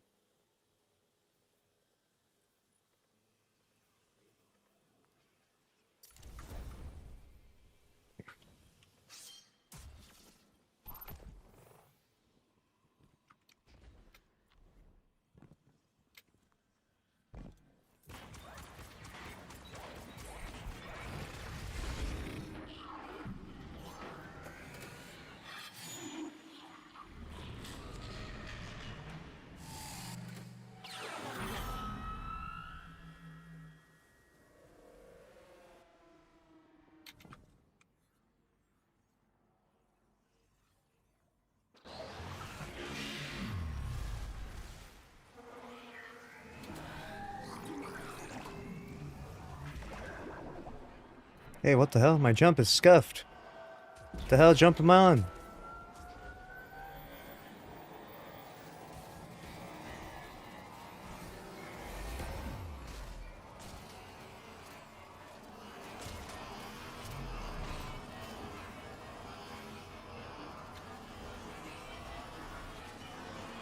No, don't retrieve the...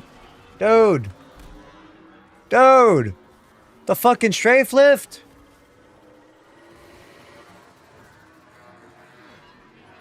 Skill issue? God damn.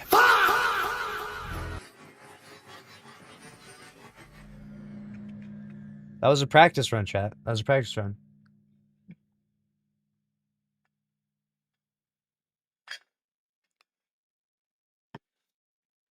If I open this, if I get the glitched instance, I'll just open my fire team and then everyone can join up and then shoot him. Think about that. It'll be free runs. It's free real estate.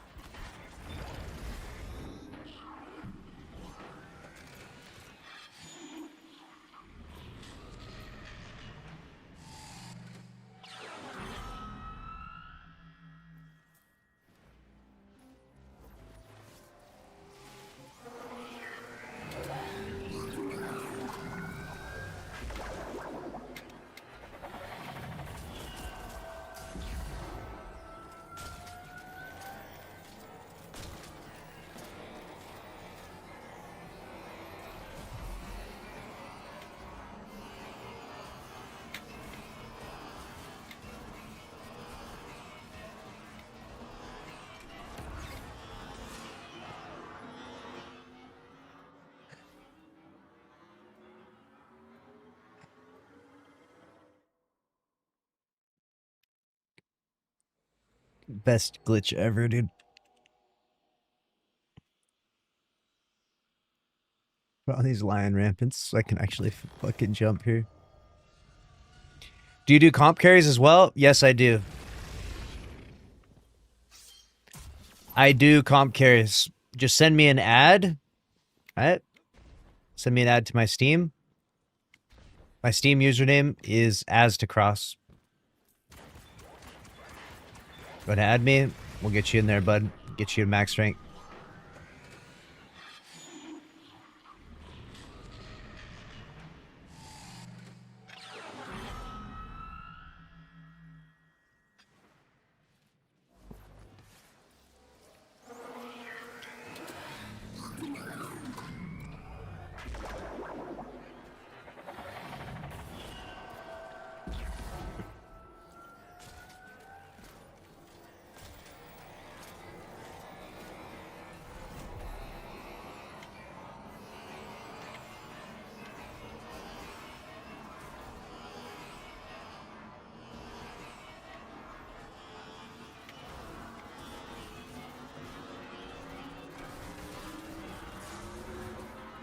How do you bump this guy?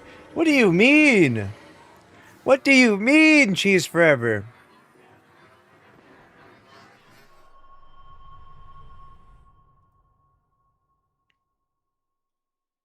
Effect, his DPS side, and then Thunder Crash form, so nothing's gonna shoot you, and you'll DPS until he dies. I sped things along a little bit with the 7x Thunderous artifact, and then getting a melee kill on the Harpies to get that amplified, and then Thunder Crash, and then go back up top immediately. How is he? He's swinging it and hitting him with it. Guardian. He's swinging the damn bubble and hitting him with it.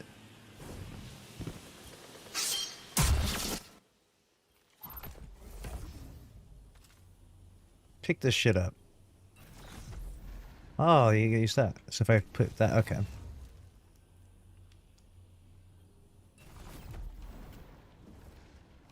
Okay. Okay.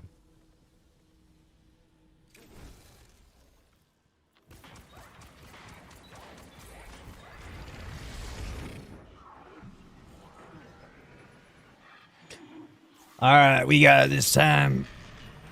Cheese forever, Guardian. Cheese forever, Guardian.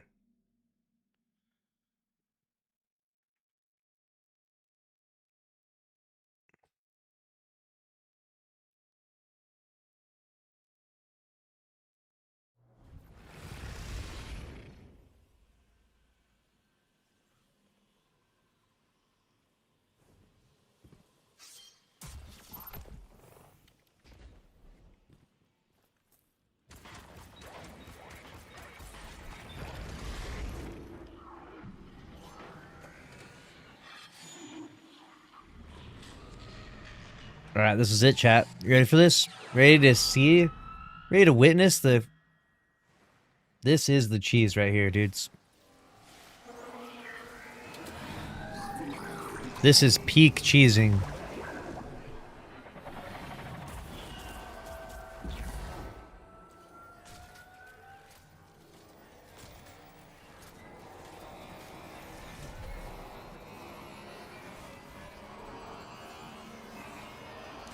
Oh, what the f- I fucking clicked the button and it didn't do anything. I literally clicked this button 3 times. Why did it not do anything? I'm so mad. Was it X or C?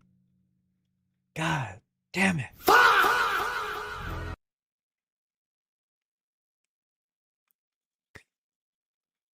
I thought I had this strat down. I can't remember if I pushed X or C. Okay, wait. So let's do this. Do this. Pick this stupid thing up. X works. C works? C does not work. Okay, it's X. Push X. X, X, X, X, X. Good, X, X. Good. Okay, good.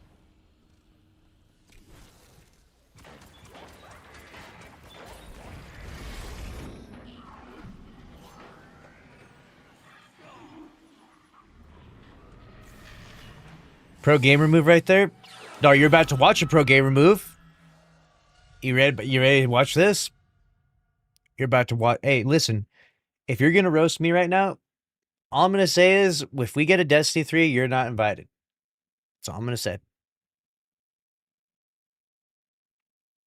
when I solo this and I invite people in here, you're not getting in. This is the cheese right here. This is it.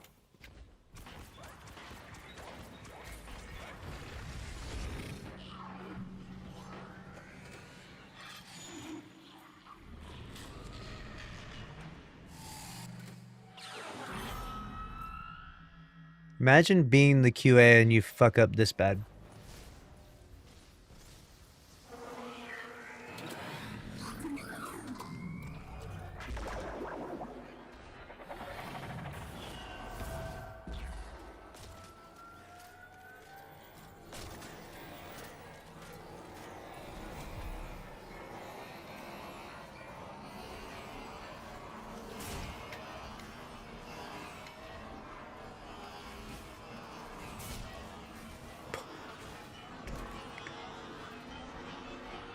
Get your fat butt over there.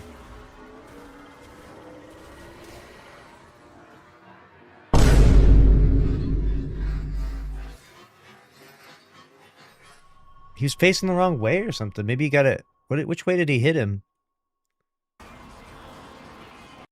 I sped things along a little bit with a 7x Thunderous artifact, and then getting a melee kill on the Harpies. He goes onto his right. Oh, he goes. Back up top immediately. He literally whacks him. Forever, Guardian. He whacks him and he starts flying over, dude. Hits him in the back of the spine just the way I did. I do everything right, and nothing ever works. Nothing ever works, dude.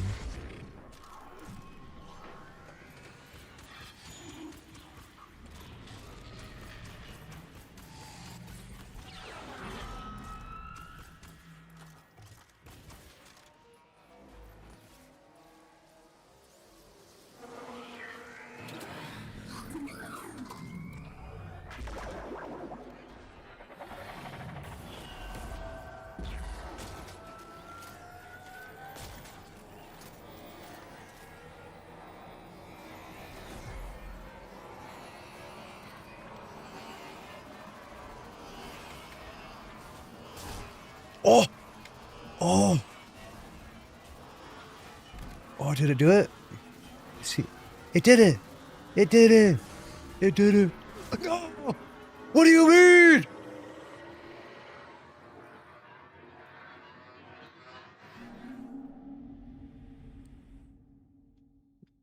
I went to throw the bubble.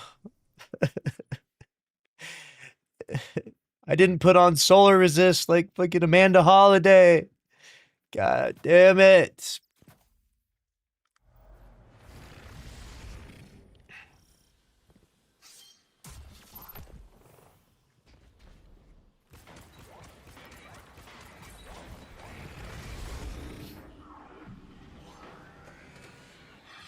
A thousand curses on you, Argos. 1,000 curses on you.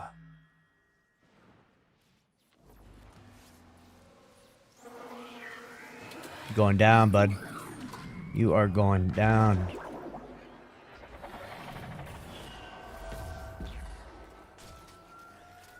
Get away from my bolt there, Harpy. Get.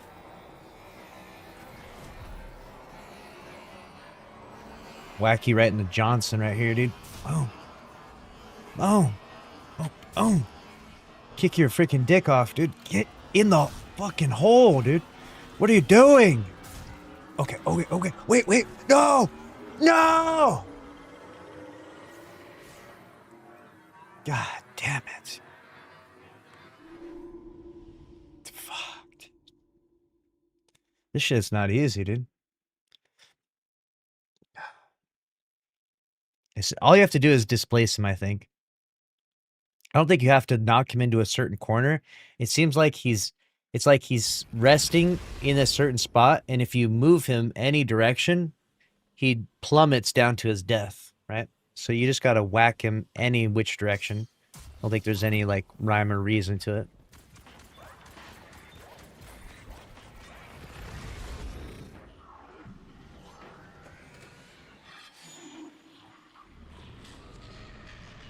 We will master this cheese. We will master this cheese. Takes a little bit. There's a learning curve to the cheese. It's about the art of the cheese. I read a book about it. The art of the cheese. Cheesing things in Destiny 2.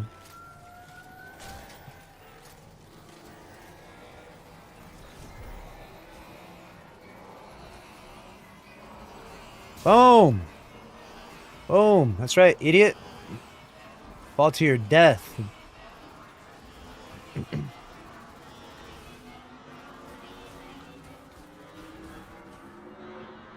Haha! Yes, yes, yes. You know what? Bubble on a wall over there. Oh, where's that gone? Okay.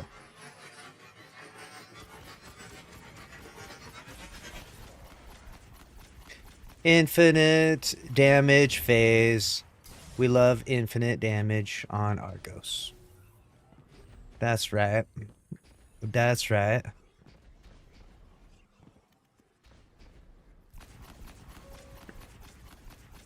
Hell yeah.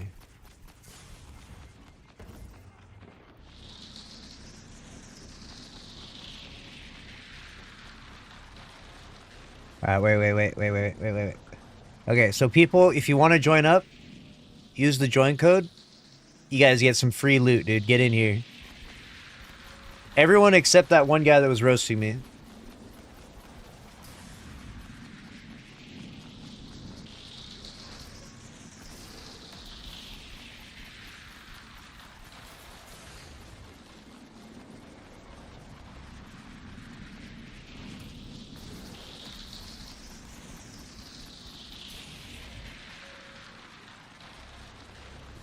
Anyone is welcome to join. Free loot for all. Huge blight.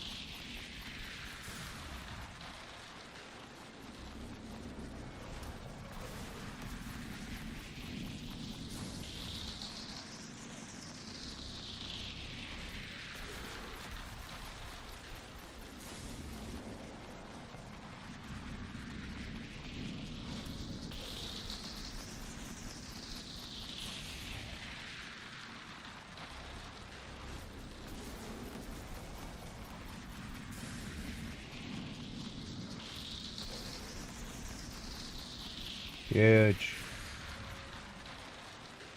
Yep, there it is. That's the join code. Just copy and paste that into the text chat in Destiny 2.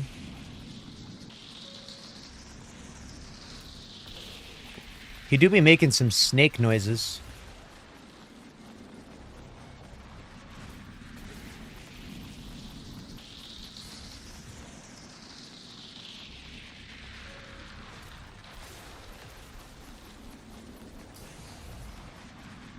Think this is the best primary for DPS, Crimson? For solo DPS? It's got to be up there, right?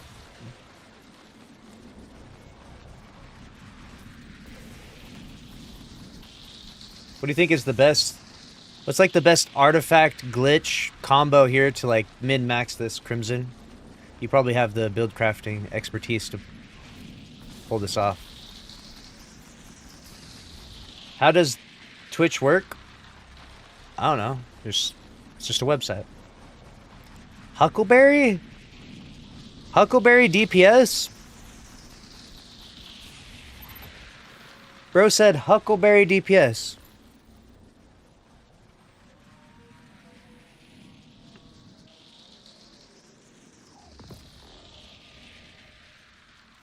What is this gonna do? I'm not gonna get rampage procced?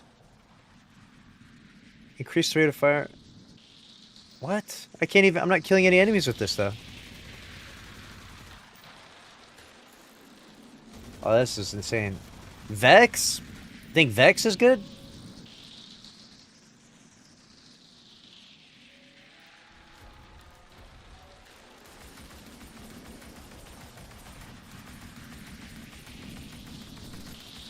Oh, it's kind of going crazy. It's like refreshing the whole.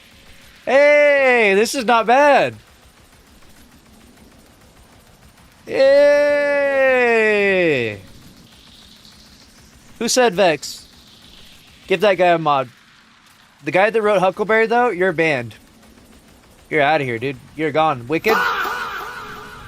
Hit the road, dude.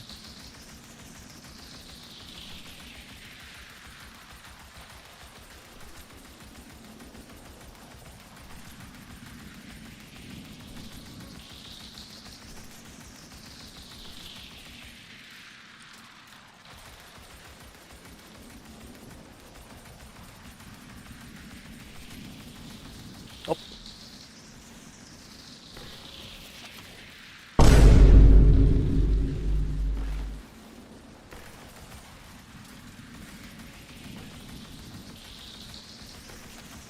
Oh, yeah.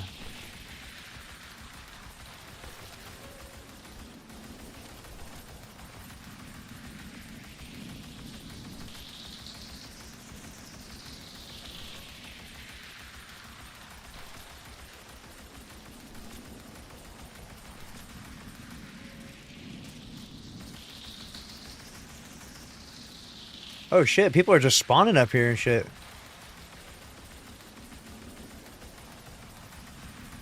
Oh, hell yeah. What is making the gun reload like that? What is that? What mod is that? What mod's doing that? Is that particle reconstruction?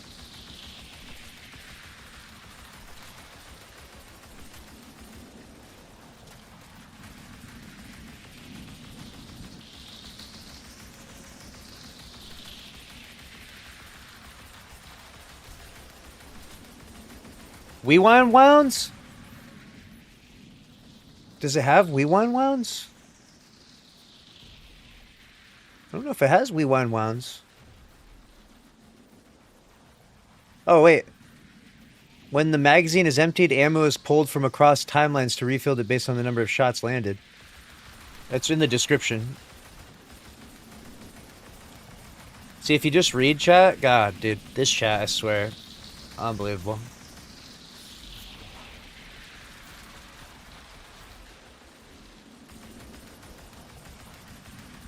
Does everyone use what? You got a last word on?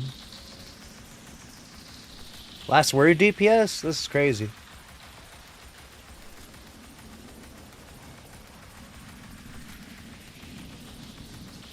Oh yeah, that's what I'm talking about.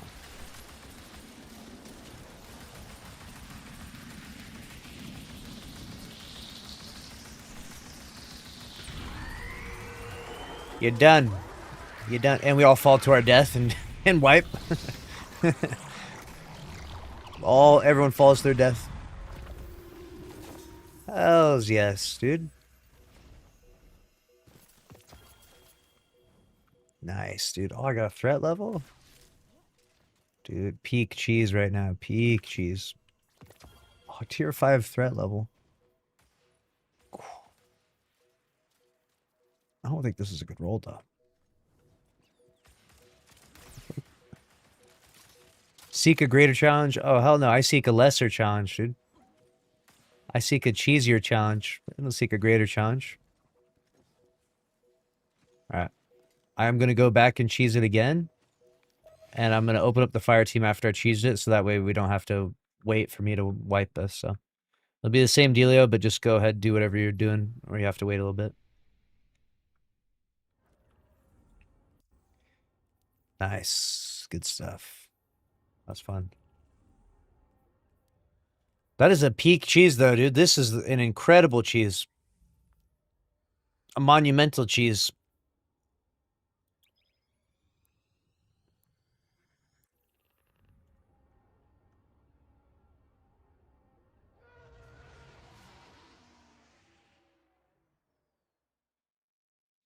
It's not hard to do at all. It's just a little bit time consuming if you had to do it solo, but, you know, bring a couple friends in there.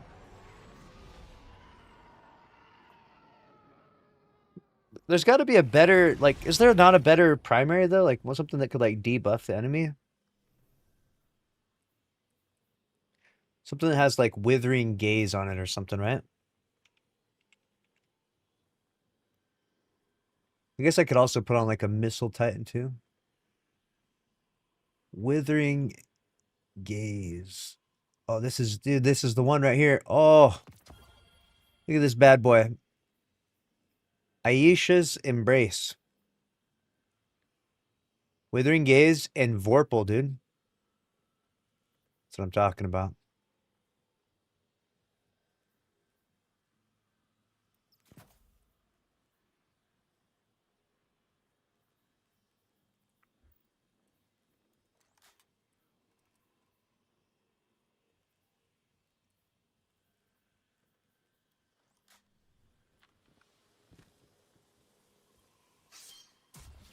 Outbreak perfected. I guess if there's multiple people, then Outbreak's probably worth it.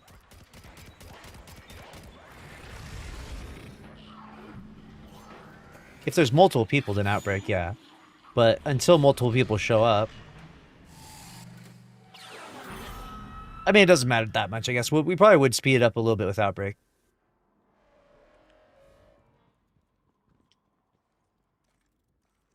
All right. Hey.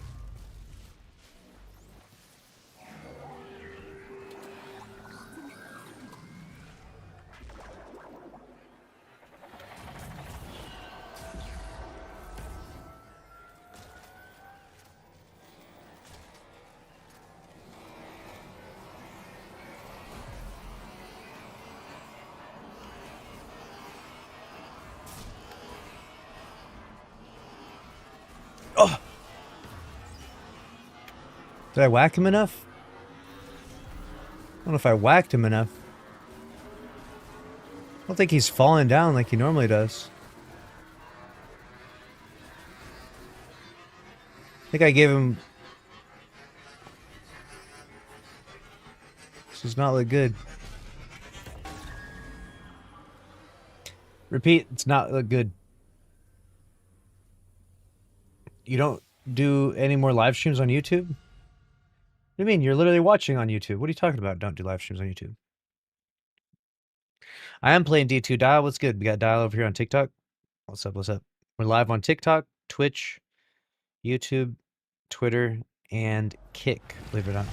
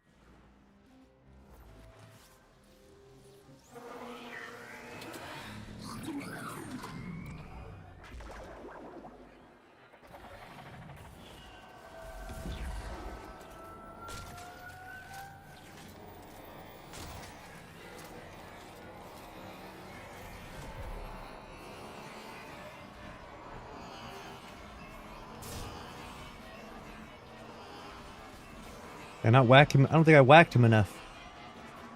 Get whacked. Go. Go. Oh, fuck.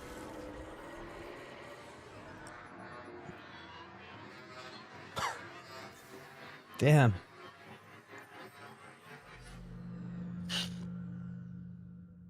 That's crazy. Need to hit him sideways? I mean, you just got to hit him, you know? He's got to go one direction or the other. He can go forward, he can go left, he can go up, down, left, right, L1, L2, R1, R2. It doesn't really matter. He's just got to go.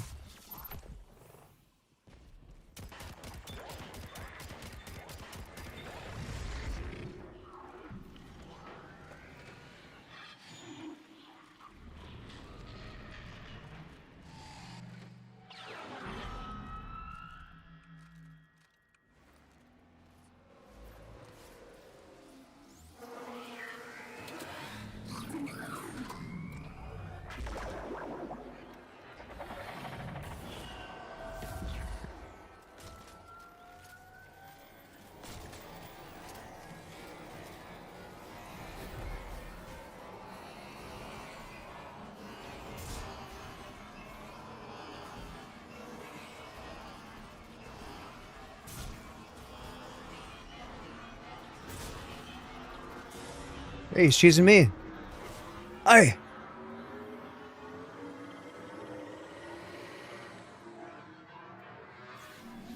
I need like a lightsaber on so that way I can like fucking stop my momentum, I think, if I get hurled in one direction.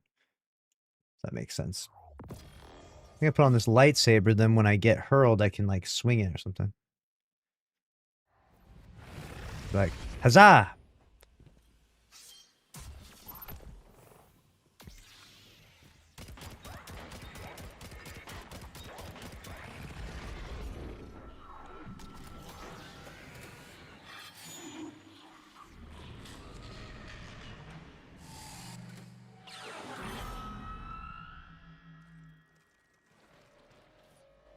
Alright, here we go, here we go. It's going down.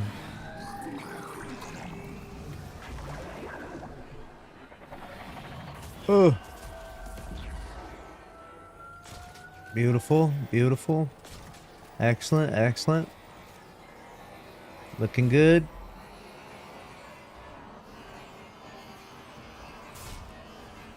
Oh my god. We absolutely did it. We are so back, my dudes. First try. First try in the chat. Incredible.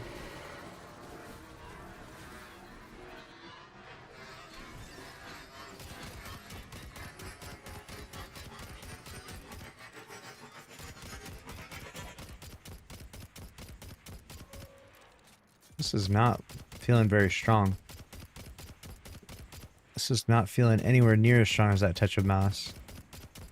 This is doing 26s? This fucking thing doing 62s? Alright.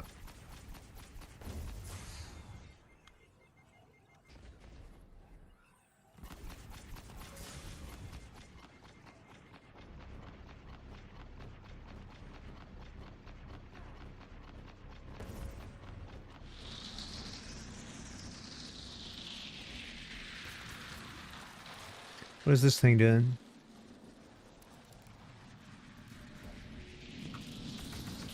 $94s? 112s? Oh, this thing's crazy.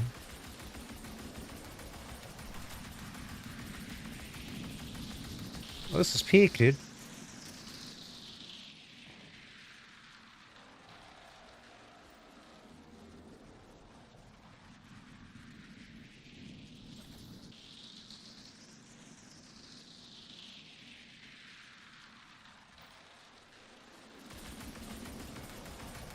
Oh shit! Oh shit!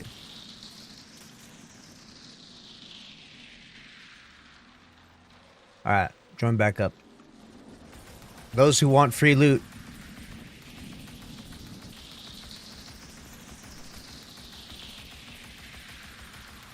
Oh, this is free real estate right here. Oh my god. Look at how much I'm fire. I think I could just fire infinitely now. I am chunking this guy.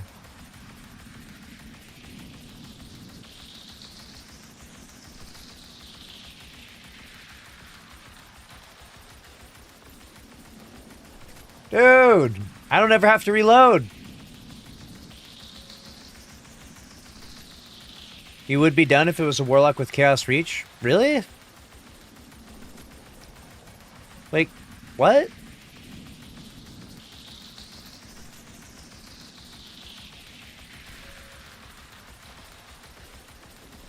How can I join? Use the join code. Hop in here. I still haven't reloaded.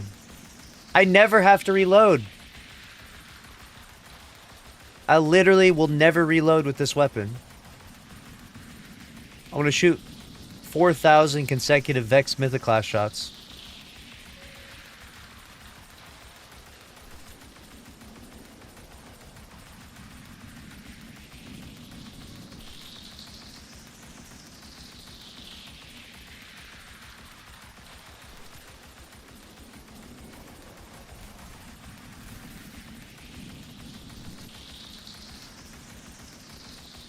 Dude, I got Radiant.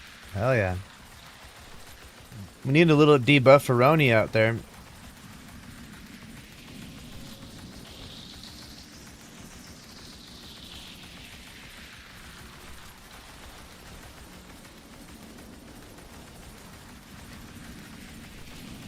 They're frying him, dude. Look at this guy. This guy's no match.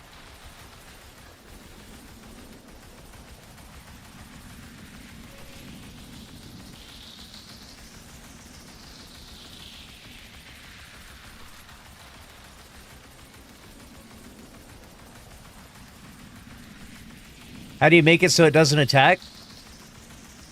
Oh, you have to tickle his balls.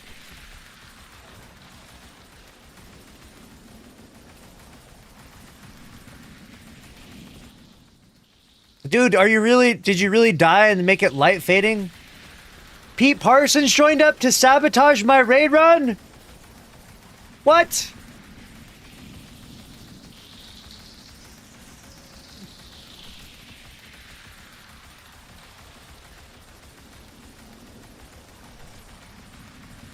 Unreal, dude.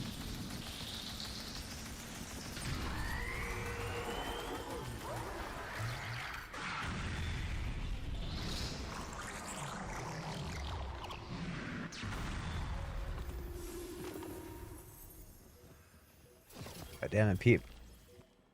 You're throwing, Pete.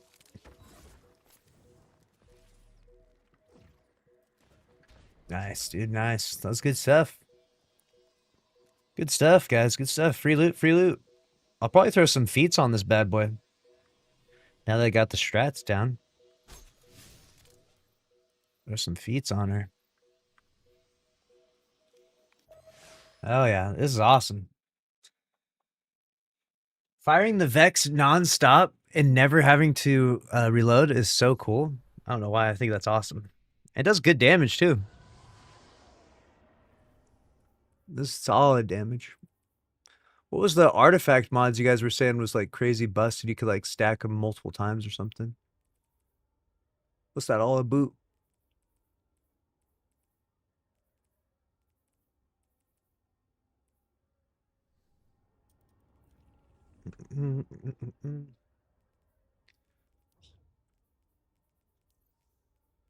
Good, good, and good.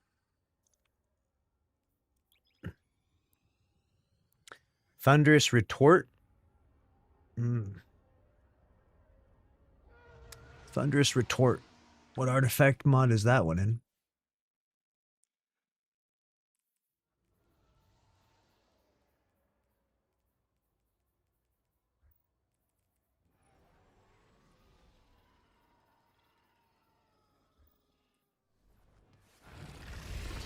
Kindled.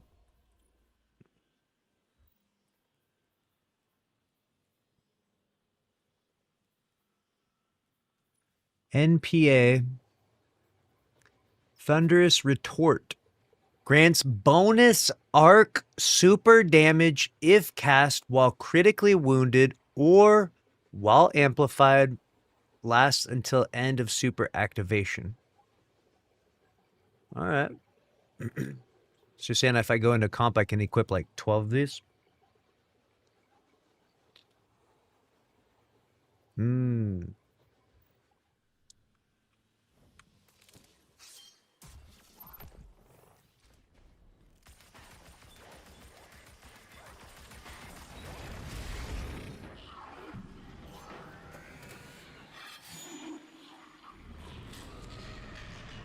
And how much damage does a Chaos Reach do if it has like all of those on?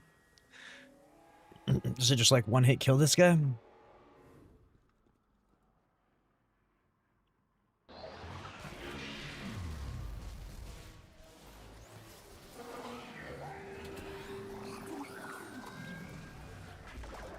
Really?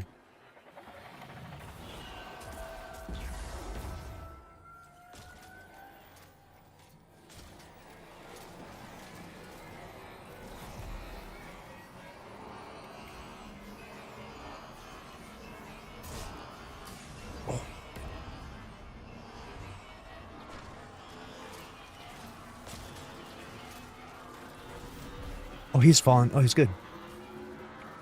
I thought it wasn't good.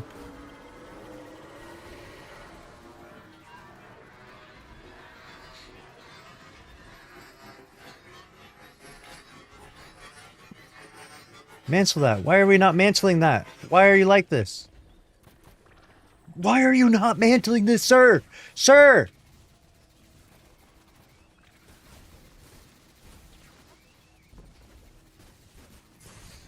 Excuse me! What the fuck is this game right now? What are you doing?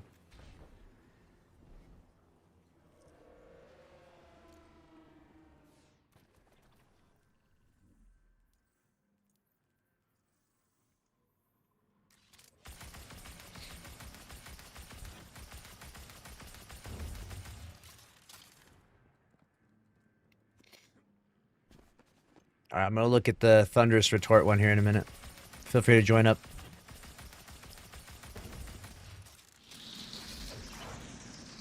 Maybe I'll just put on a freaking debuff thing on this thing. Undermining and Vortex.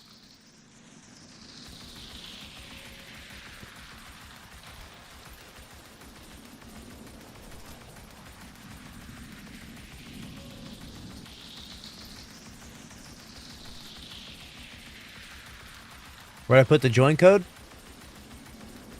In the text chat inside Destiny 2.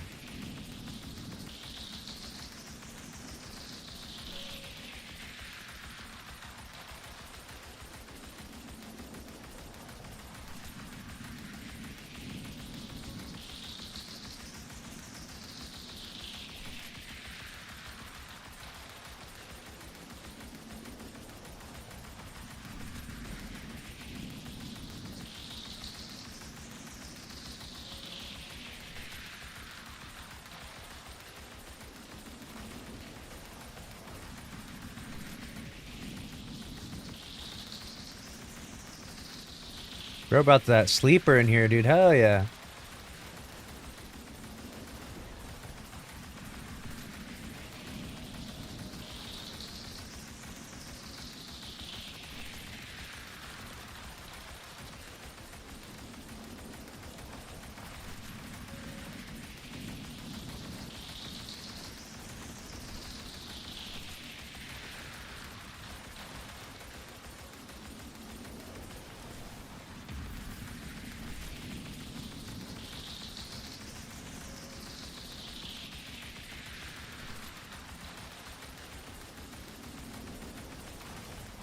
What's good, Bacon?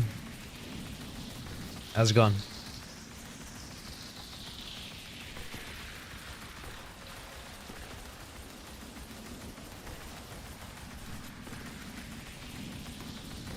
Primary weapon DPS.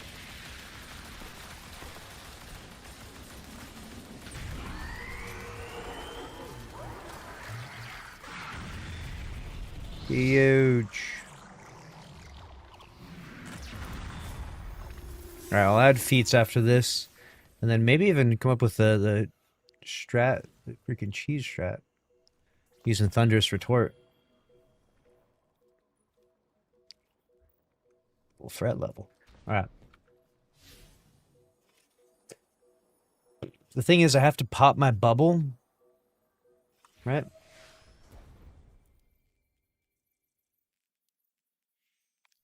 I have to pop my bubble, right? And then I have to get my T-Crash back. So I don't know if that works that well. Does it do enough damage to just one-hit kill him right off the rip? There's no way it does enough damage I could just fucking one T-Crash him and he falls over and dies. There's just no way. Rick Cactus video? Oh, no. What is up, guys? Rick Cactus. Oh, shit. Did I make that Zer video go live? Fuck.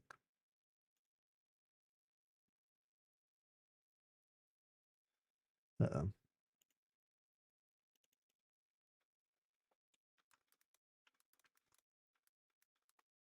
Oh, fuck.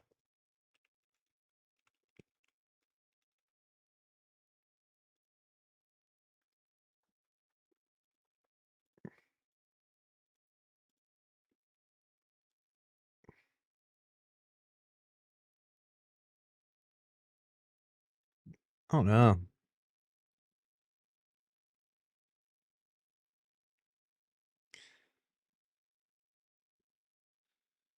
Let's do this. I mean, I think it's just like you just like go here and you just like click on this, right? And then you just like click on comp and then you swap over, right? Comp, launch. And then once I'm in comp, I can click on Thunderous Retort. Is that how it goes? Is that how it do be going?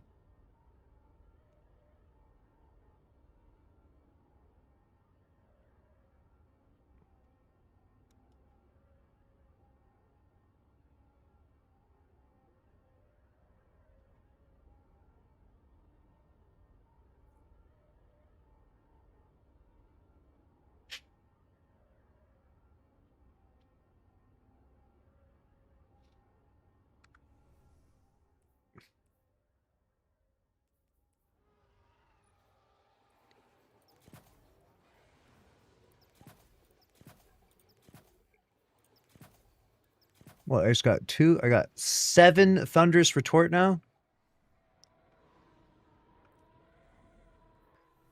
Now what? Now I just change characters? I feel like I just freaking grieved grieved whoever team I was about to be on. Like, what the hell, man? No, Shax is screaming at me. God damn it, Guardian.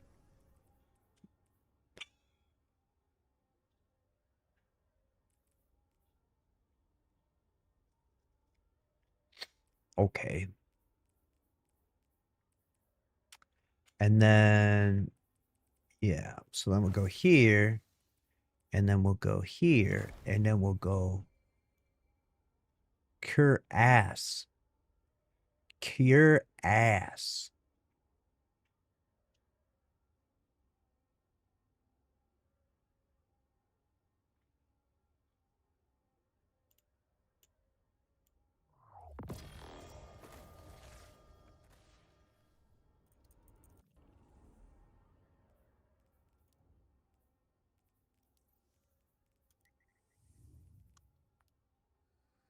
Thank you for carrying me a comp. We'll join shortly. Got you, bud. We got you, dude.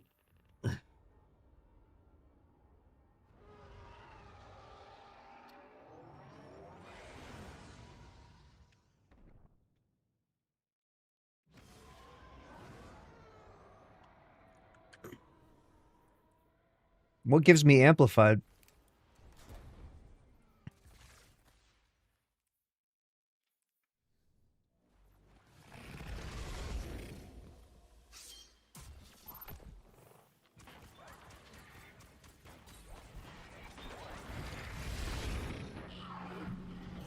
Let's see how much damage this does. How much are we gonna hit this guy for? Do I have to break his crits? I do have to break his crits, right?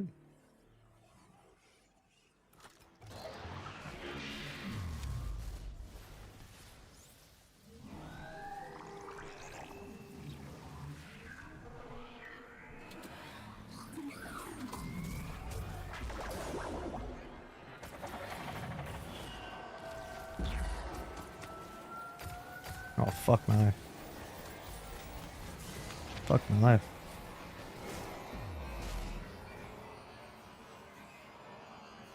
I gotta break his crits without dying. Need a damn sniper on is what I need.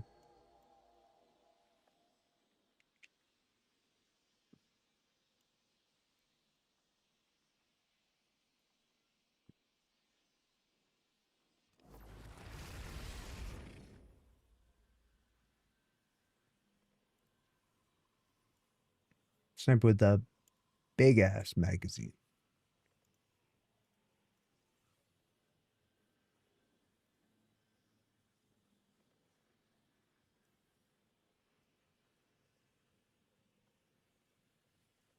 This one should do the job.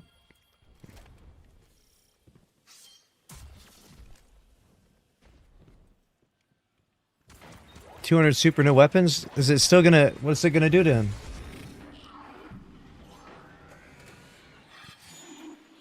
Is it gonna one hit kill him? What's it gonna do?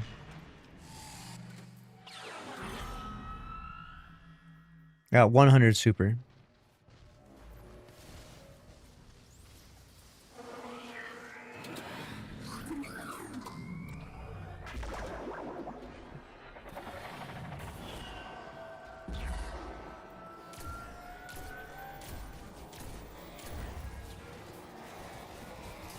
Hey.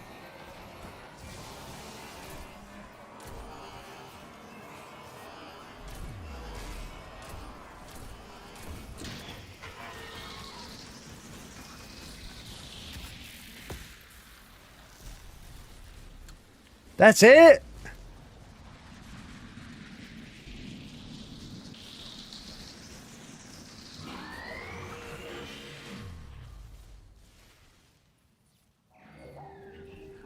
Y'all had me out here thinking I was about to one-hit kill this guy. Every single person in this chat is banned right now, by the way. Every single person. Unbelievable chat. 200 super. And then what happens with 200 super? Modern Leopard Gaming, what's good? 200 super. And then what?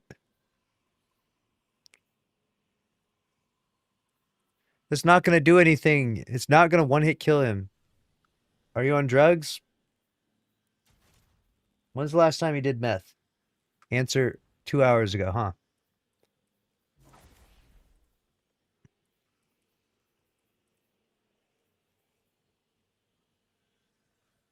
There's no one-shotting this guy. As I said, the guys had me out here thinking I was going to fucking thunderous retort, fucking one-hit kill this guy. Are you guys fucking, are you on drugs? Actual crackheads out here, dude. Crackheads, dude. You need 2 supers? Yeah, of course. I'm just gonna shoot my freaking Vex. And invite random people in here. We have the much better stratagem. It is half with 200 super, really? That's pretty cool.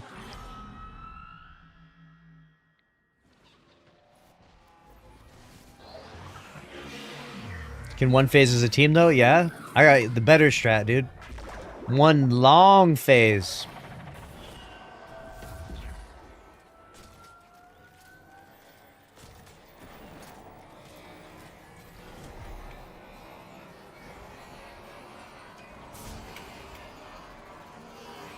Look, I can mantle that suddenly, but I couldn't mantle earlier.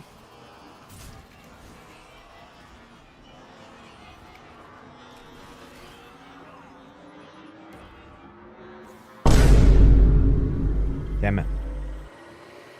Fucked up the cheese, dude. Fucked up the cheese.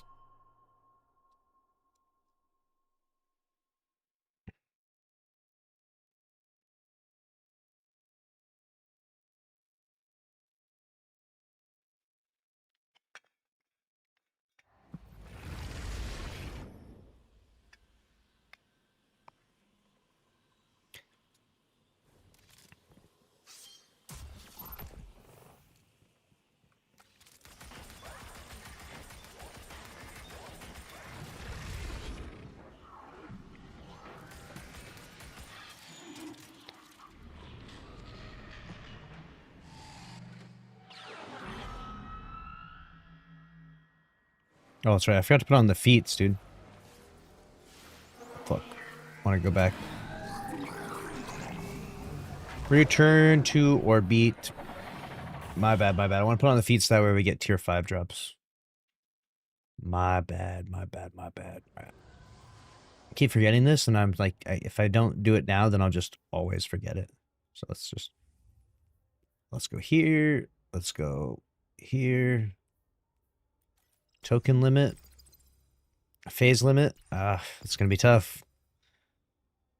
Additional combatants. That one's actually kind of tough. Each encounter of activity will have an additional enforced mechanical challenge. Sure. That gives us 5, right? Good. Feats 5. Good. We're at max.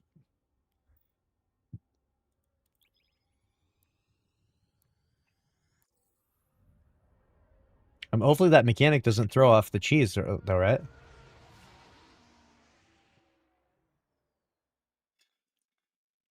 I hope so.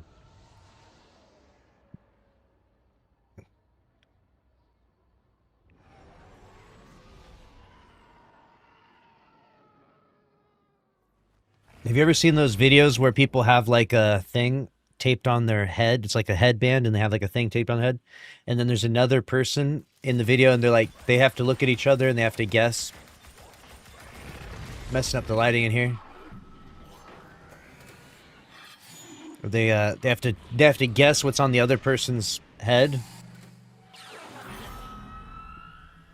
I was thinking about doing something like that. I was gonna do something like that, maybe with oh shit, I gotta go over here quick. Oh. We're gonna be at GCX, so it'd be funny to do something like that with BW and go through the history of Destiny drama. Name these banned streamers. I was like, this would be funny. So, did I not rally the flag? Chat, I'm fired. I be yapping too much, dude. I'm fucking cooked, dude. Professional streamer, by the way.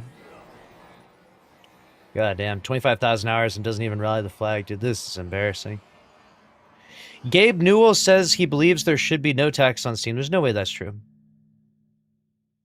Did Gabe Newell really say that there's no taxes should be applied to Steam? Throwing hard, dude.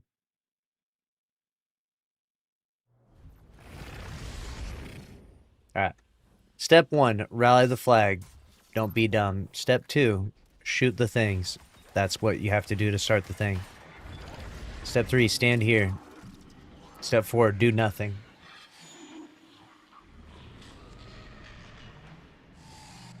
Waiting for joining allies. Joining allies is procced. Next step, march forward. Pop bubble. Bubble engaged. Next step, shoot the fucking crossbow into bubble ball. Bolts have been put into bubble ball. Pick up the ball. Jump. Jump to boss. Punch boss with ball. Hurls me. Oh, huge. Huge. We saved it. We saved it. Hey, don't shoot me. I swear if you kill me right now. Do not kill me. Do not kill me. Do not kill me. Hey.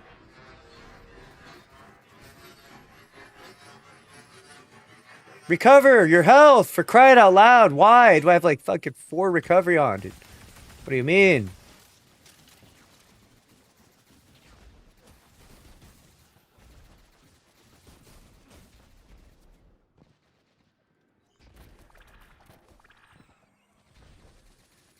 Alright.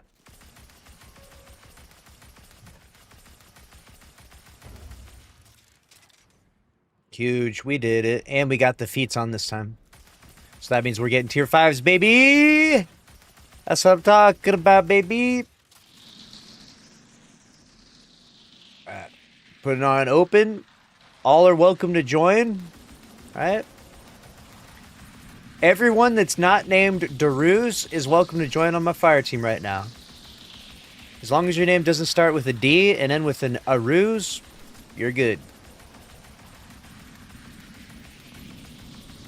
Get on in here, get some free loot. Tier 5 loot.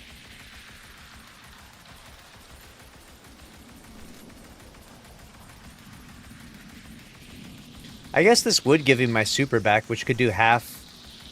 So I guess it's probably worth to invest in that. I'll probably do that. I'll create a little builderoni. That way I'll pop my missile and go boom.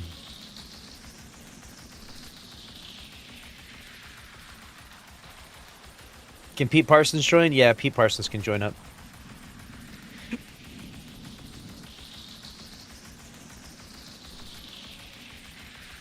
And this is slow as hell. It'll probably take a minute to fix my loadout. So we got this loadout, which is this and this. Okay, so this is going to be loadout here. This is the main gig loadout, and then we have the secondary loadout, which is where we're going to take off this. We're going to put on this. We're going to put on this. And then we're going to change this over to this. We're going to change this loadout to be right here. And then we're going to make myself have maximum super. So we need really high super stat.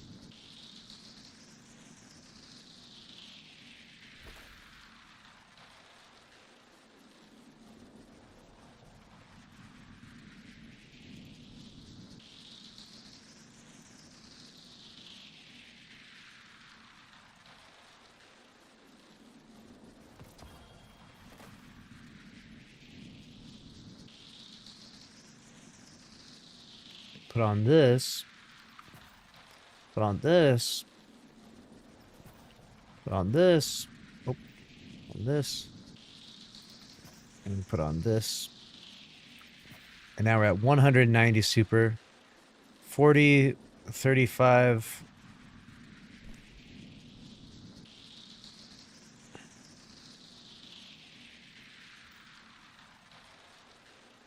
Is 40 the maximum then? So I need to get a 40 helmet. So that means it had 25. But it needs to be more. It needs to have 30 as base.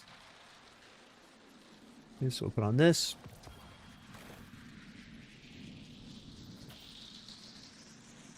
$40. And then class item with 40.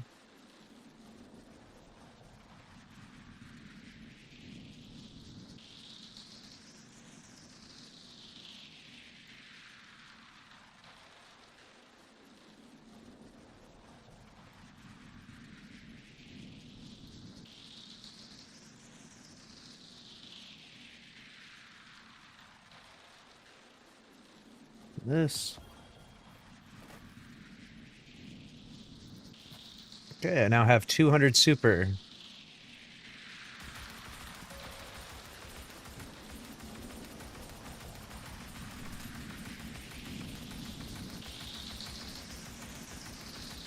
What's the best way to get amplified? Does this give me amplified? It gives me amplified the fastest.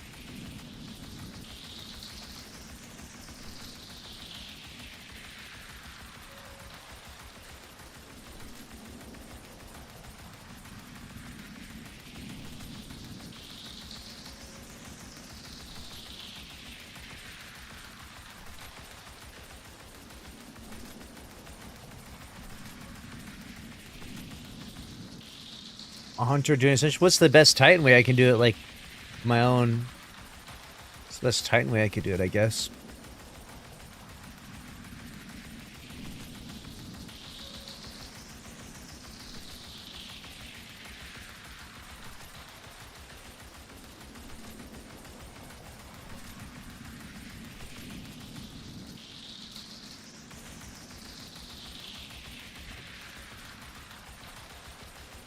Melee?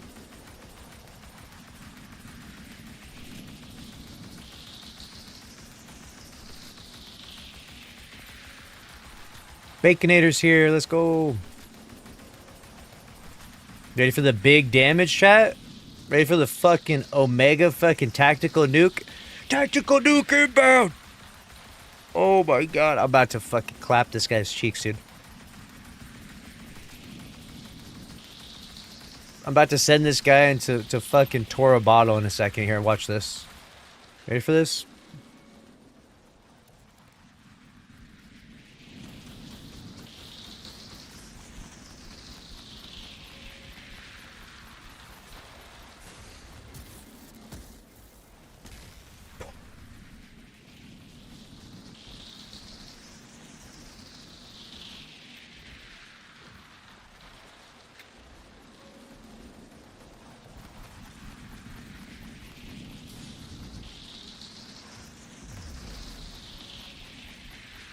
Ooh, that hits hard when you hit that debuff in there. It can't be as good though because I don't think it's as good because you have to constantly do the reload animation. I went to join but it was full. How is it full? It can't be full. Where are these guys at? Are these guys not even contributing to the fight? Where are they at? It's just me and Golden Arms here. These guys are straight milking us.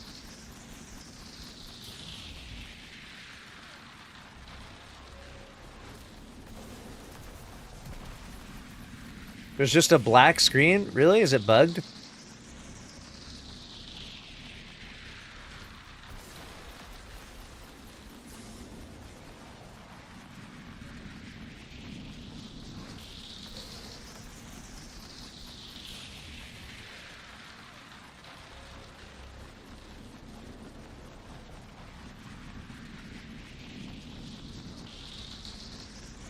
Oh, hell yeah. Huge hammers, dude.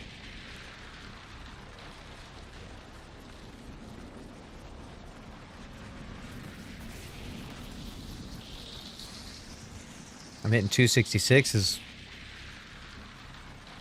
I'm about to hit another missile on this guy, dude. He'll die just before I get my next missile.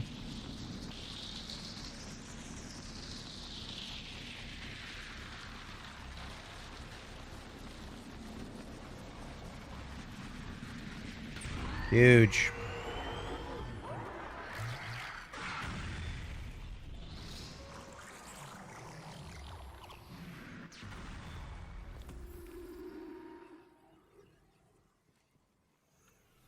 I guess I kind of want this to be a 200 super loadout as well, because let's see here.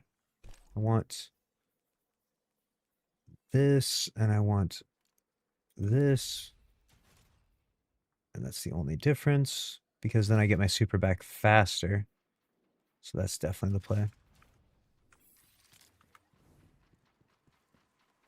And everyone spawned in. Oh, you guys conveniently spawned in to collect the loot, though, I see. Oh, very interesting. Very interesting. Who's doing the cheesing now?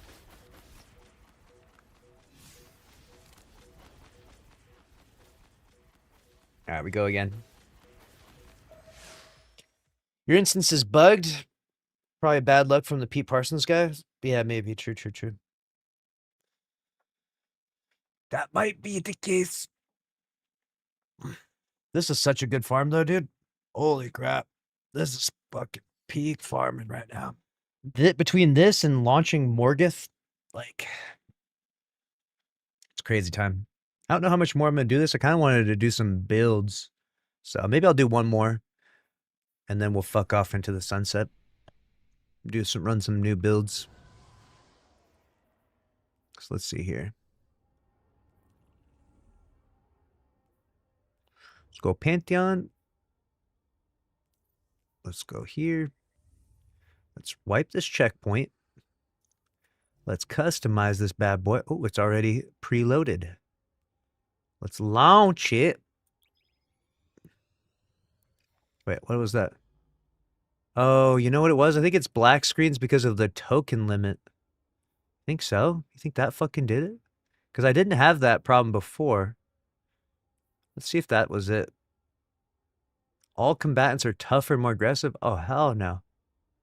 Additional powerful combatants will appear during encounters? Oh, fuck.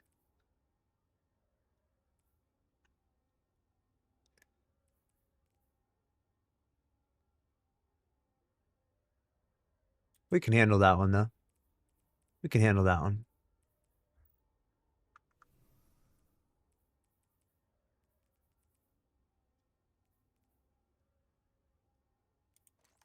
Start with this. Dude, marchers, what the fuck? What the fuck going on here? Put that on. Have you tried launching Insurrection Prime yet? No. What's that do? Like hurling him across the map or something?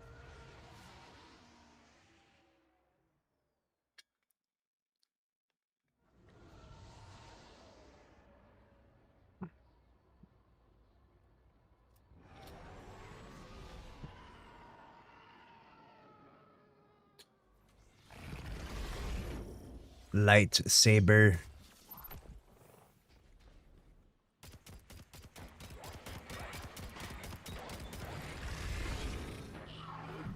This is a kind of a dope entrance.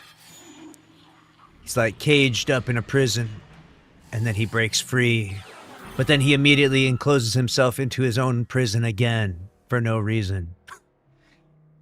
Damn, that's fucking wicked, dude. Nobody imprisons me except me, Argos. What the fuck? Hey!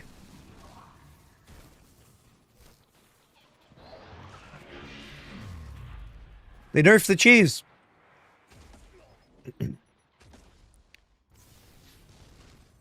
New stuff in Discord? Got you.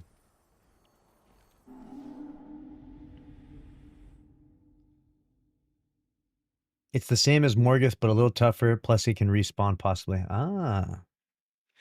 Very interesting. Yeah, we'll have to give it a try. We'll have to give her the old college try. Go take out some other raid bosses in a little bit. Got some other news stories to cover, though. First things first, you're going down. We are destroying this guy. We got the strats. I don't know how this got scuffed up last time, but it's unscuffed now.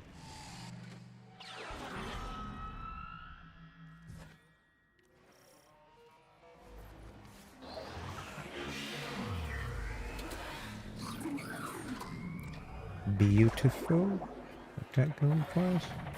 Go here. We'll hit one of these. We'll hit one of these. We'll hit one of those.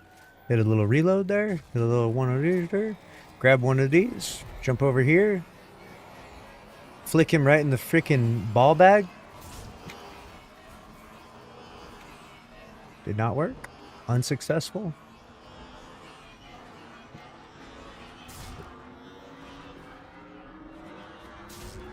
Hey. Hey. Hey. What's your deal, pal?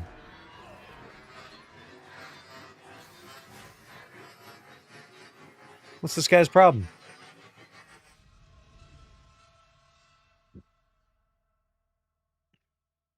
He only respawns if you move after launching him. Insurrection Prime? Really? You have the expert cheese stratagem.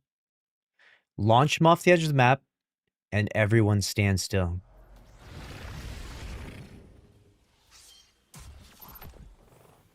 Move an inch, and he will respawn.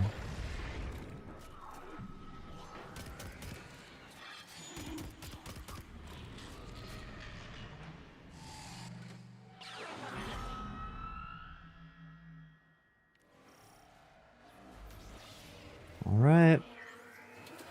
And then we respawn back here, and then we pull out one of these, and then we go up here, and then we go right here, and then we do one of these, and we do one of that, and then we do one of that. We pick up that. We'll go over here, hit a little jumpy jump, hit a little wacky whack. And he falls, that's good.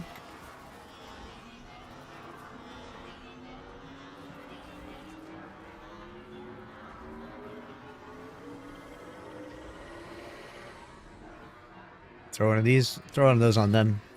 Oh, that did not land well. Alright, so now we're here. Now we go to make it public. It is open to the world now. We go here. I'm going to select our second loadout.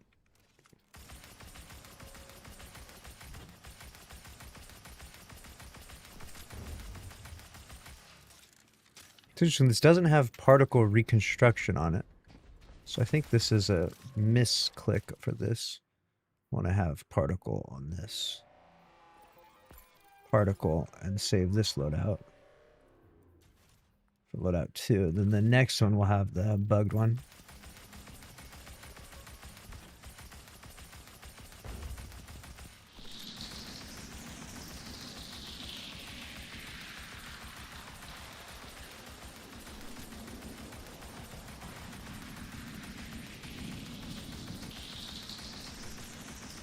Anyone can join up. Get some free tier 5 loot.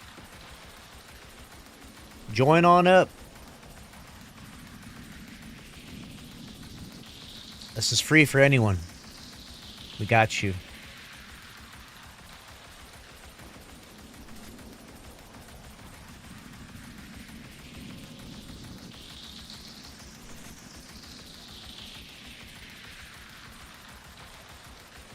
This is awesome, dude.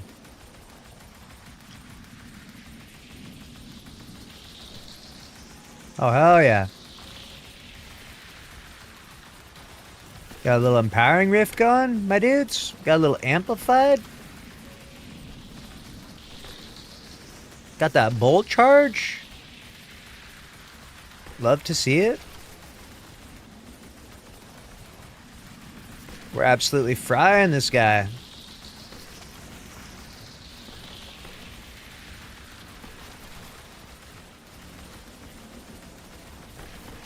Oh my god, I'm not even going to get my super in time because we're so locked in. Holy crap. He's dead. I didn't even get my super. Jeez. Huge time save, dude. Huge time save. Nice.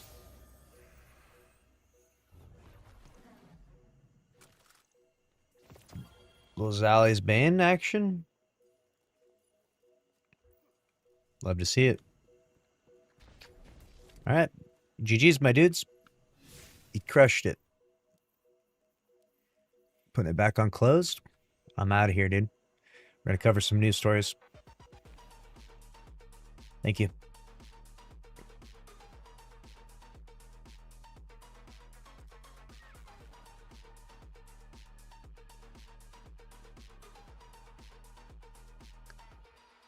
What Destiny 3 should have been? Oh no. Destiny 2 has its final update.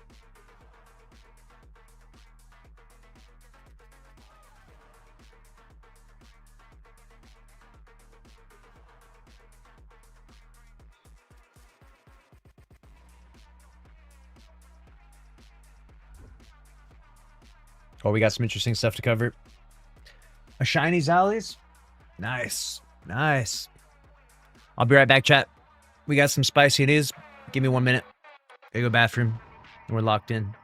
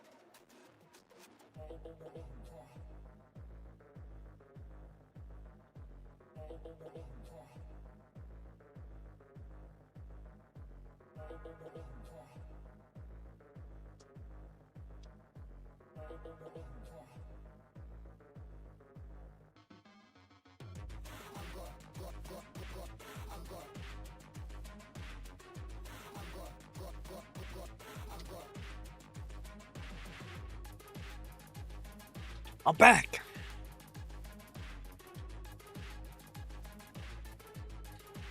All right. I'm back, and I bring gifts of bao buns. I've come to find that bao buns are like the best snack for a gamer, dude. Look at this. You throw this shit in the microwave. Look at this. Bao buns. Look at that. So that thing's steaming. Is that steam coming off that bad boy? Ooh, that's hot. Ooh, ooh. God damn. Ooh. All right. Pull the two little bombs off that bad boy. Just like that.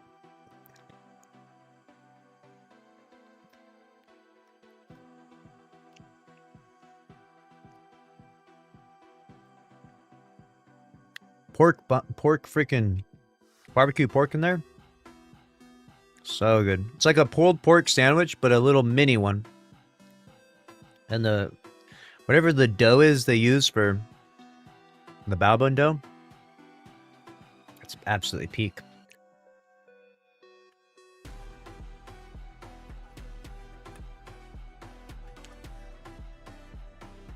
Peak snacking.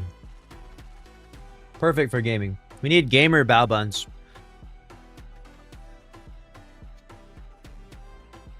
Gamer bao buns. Write that down. Gamer alcohol and gamer bao buns. We'll be billionaires, dude.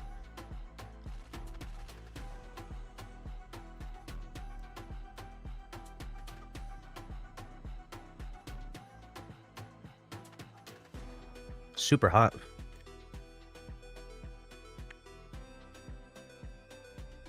I usually give it a little bit to cool down. I'm so hungry, I can't wait.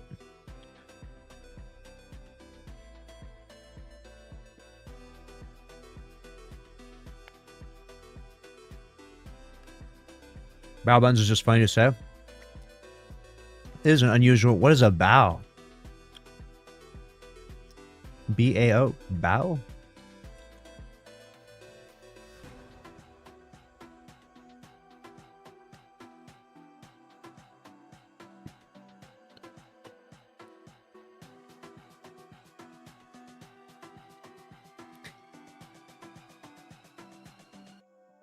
All right.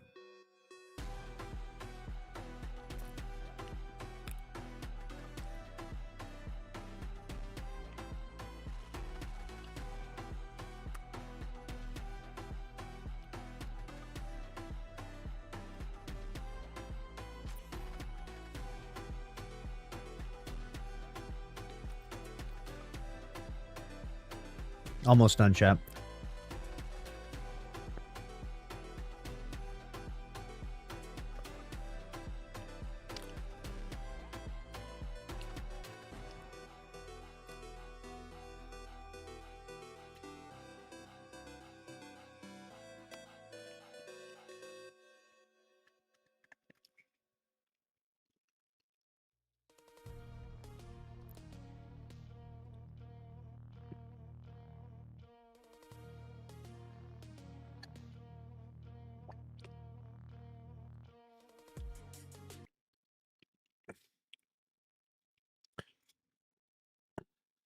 All right, here we go.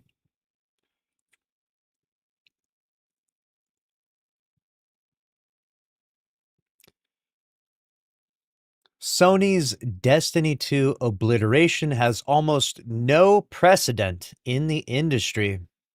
I like that. Let's see what Paul is cooking up over here today. Fans are still aghast that Destiny 2 has reached the end of service, with the game not just wrapping up its content updates, but also any level of support. That means we're getting the last hotfix pretty soon here, the last TWID, and then we're falling off the cliff, right? Just like Destiny 1 has nothing going on, right? This is going to be the same thing. With no more balanced patches or even hotfixes to come, aside from 1 or 2 urgent ones, the Destiny 2 team is sitting around doing nothing, waiting for upcoming layoffs, but the entire thing remains bizarre. That's got to feel really weird. You're sitting in the office, you know these layoffs are going to happen. There's also people claiming they're talking to Sony about future incubation projects. Like, I kind of wonder why there's this waiting period right now, why there's this in-between time.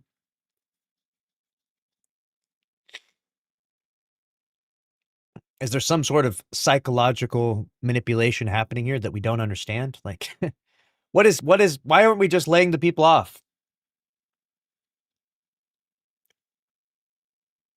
If that's what's going to happen, of course, right? I don't want that to happen. I would like them to greenlight a Destiny 3, but if that's not the case, then what are we even doing?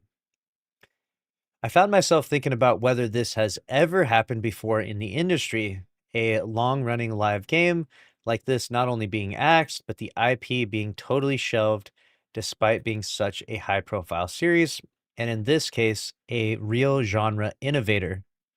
None that I know of, at least. Lucky you've become a game reporter now. Number one reporter, Reporter 10P here, right? I got my degree of journalism from uh, the from my thousands of hours playing Destiny 2 and reading the TWIDs. I'm a Red War veteran, so you have to pay respect, okay?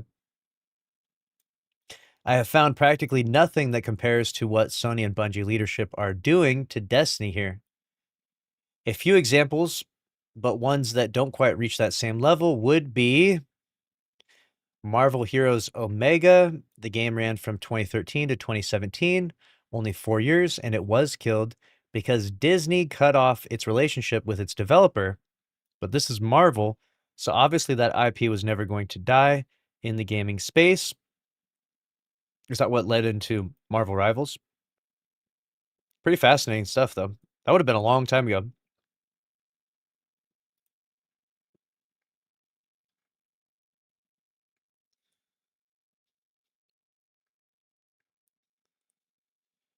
Star Wars Galaxies. Same deal. This time it ran for 8 years, from 2003 to 2011, but was almost immediately replaced by Star Wars The Old Republic, which continues to make content to this day. And again, this is Star Wars. We will see Star Wars games forever. True. I don't think that the Destiny IP is going to be held to quite the same level as Star Wars just because, Destiny was inspired by Star Wars, right? It has a much bigger legacy. But as far as like a quality game goes, Destiny is up there.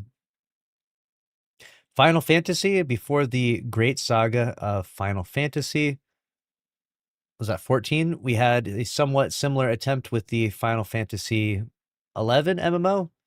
I can't read Roman numerals, okay? Listen, don't make fun of me, all right? I'm a crayon-eating titan. I don't know what the hell this is. XI? 11? 9?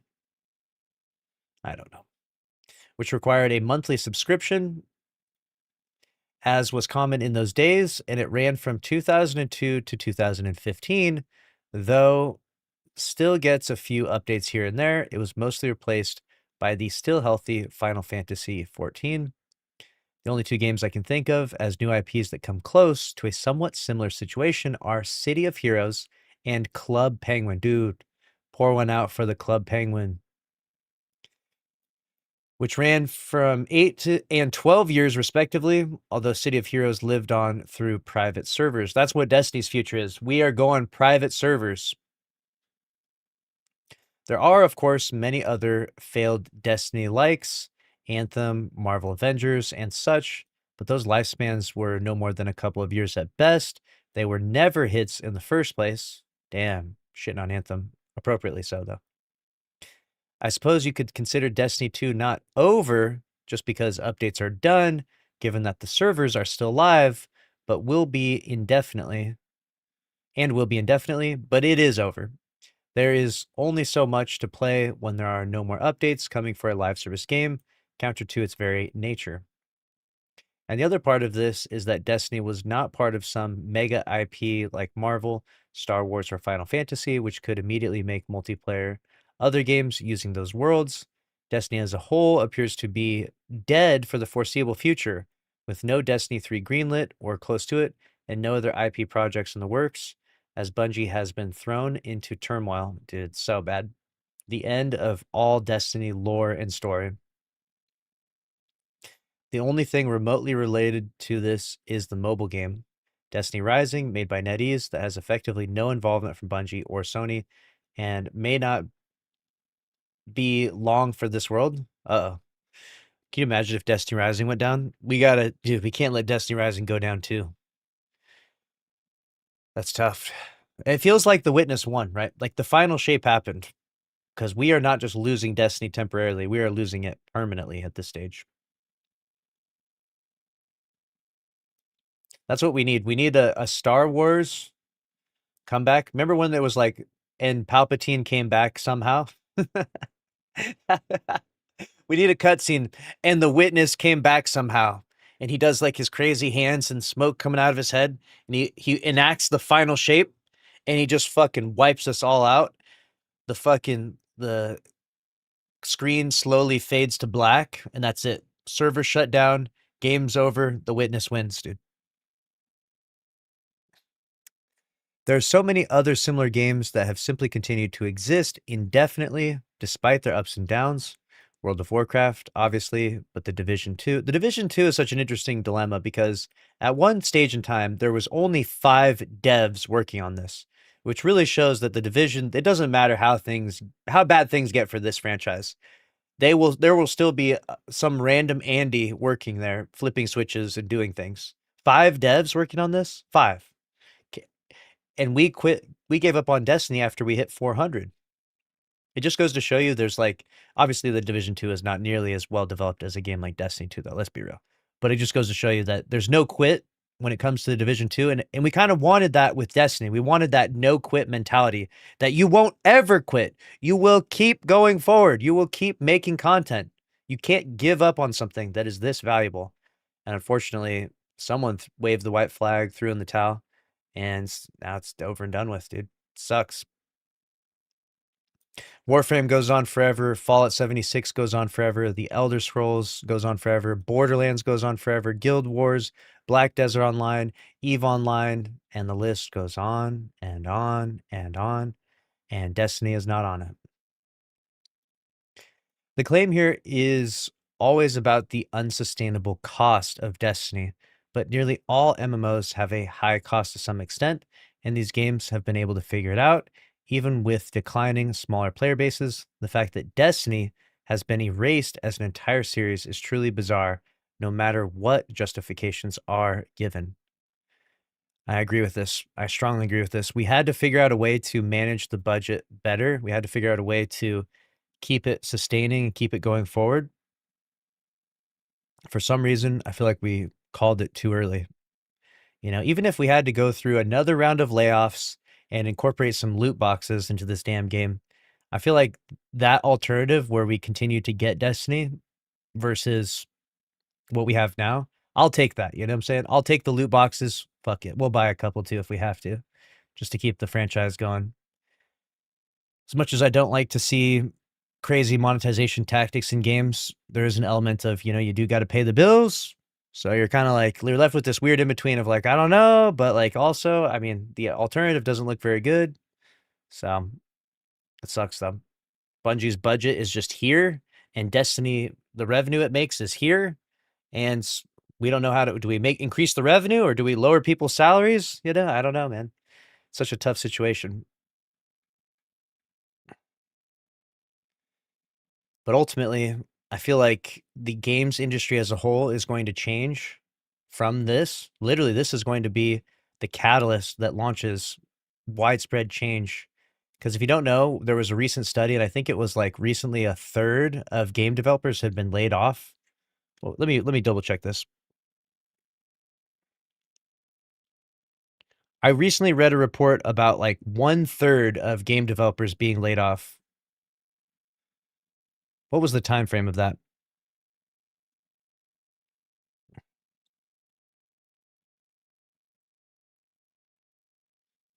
GDC's 2024 State of the Game Industry Report found that about 1/3 of game developers, 35%, were affected by layoffs in 2023.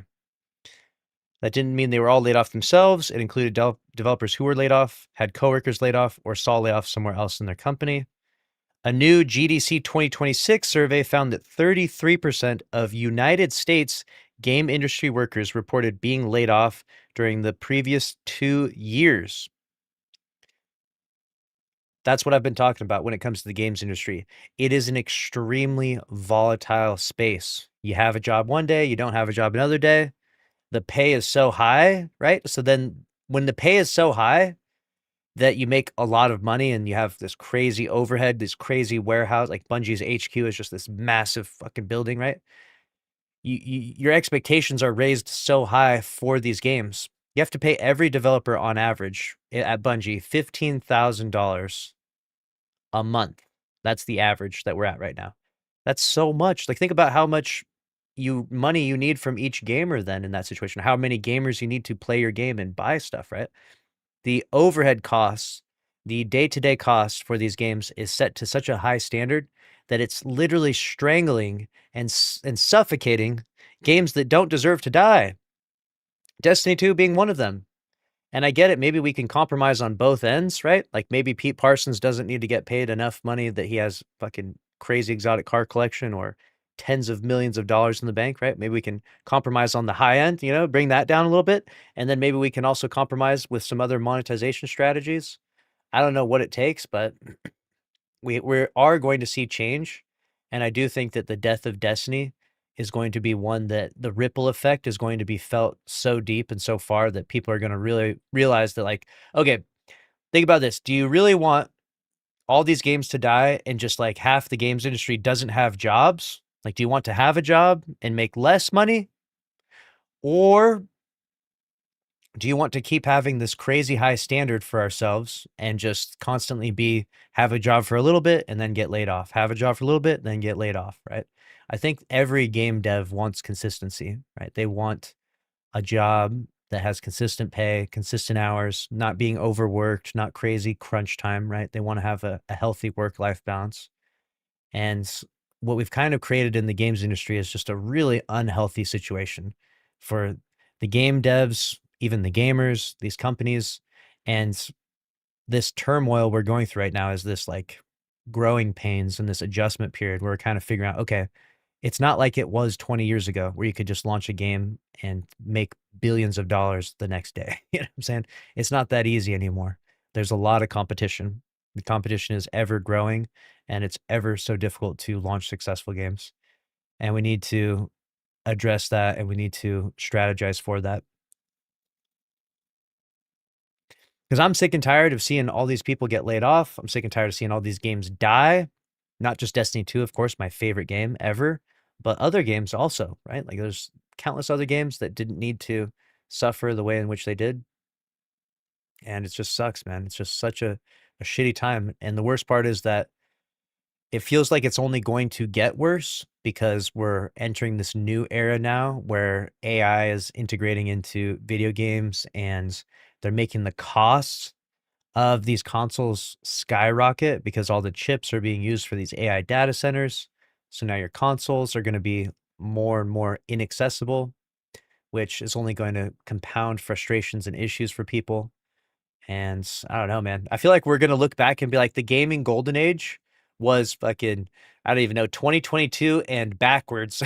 We're gonna be like, the golden age of gaming, my dudes, was 2022 and however far back you want to go from that year onwards. Because after that, after 2022, when all the COVID money ran dry, we saw this really weird in-between time where these companies started to hit red lines. And so then we saw layoffs and layoffs and layoffs. And now we're just in a fucking tailspin. We're absolutely spiraling out of control right now. And there's just no way, shape, or form you see how things are going to get under control anytime soon. Unless we start a new pandemic, all right? Unless a new COVID comes out. Look, I'll take one for the team. I'll drink some bat soup. Give me a bat burger. I'll eat the bat burger. COVID 20, worldwide pandemic. Games are so back, dude. Destiny 3 gets greenlit.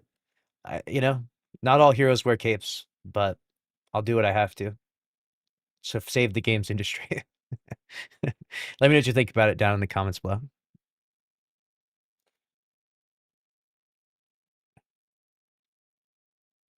Bungie is basically putting live streamers out of business that put all their hours in supporting their brand. Now they're just lemon acre. The thing is about being a content creator is that when you're an entrepreneur, you enter being an entrepreneur at great financial risk. That's like the first thing that you see when you become an entrepreneur. So if you're a content creator that's making Destiny 2 content, you should know that at any point in time you could get rug pulled, right? At any moment, it could just all be Jover for you. And that's the case for every game, right? Like you could have started making content on Arc Raiders late last year, and now you're like, what the fuck? This sucks. You could have started making content on Helldivers 2 years ago. You're making good money. Nowadays, you're fucking hating life, right? So that's the way it goes when you're an entrepreneur. When you're running your own business, there's no guarantees of success. It's hard work and random luck and grit and strategizing, and that's it. So I don't blame Bungie for like content creation woes necessarily, because like you had to know that it's like, even if it wasn't Bungie, if it was someone else, it could have happened the same way. Like if it wasn't Bungie, right, it could easily be Arrowhead with Helldivers. That game's tanking, dude. That game is struggling. Those content creators are leaving. That game is on the verge of not shutdown, but that game is on the verge of a big crisis. Arc Raiders is right there too. Arc Raiders is struggling. All these games that were crushing it not too long ago are fucking on the chopping block right now. It's fucking brutal, dude. It's brutal. Every day there's like new discoveries, and like the worst day ever for a lot of these games was yesterday. You know what I'm saying? Like the worst day ever was yesterday for Arc Raiders and fucking Helldivers and all these games and Marathon, right? All these games, dude. They are all just fucking fried right now. For Marathon, though, you can tell that they had a contingency plan, that they were willing to navigate the turbulent water for a little bit. I don't know how long their contingency plan is going to run for, though. They're running into the single digit thousands of player numbers right now. That's not good. Got 8,000 players online on Steam any given moment. It's pretty brutal for fucking Marathon. We'll see what happens though.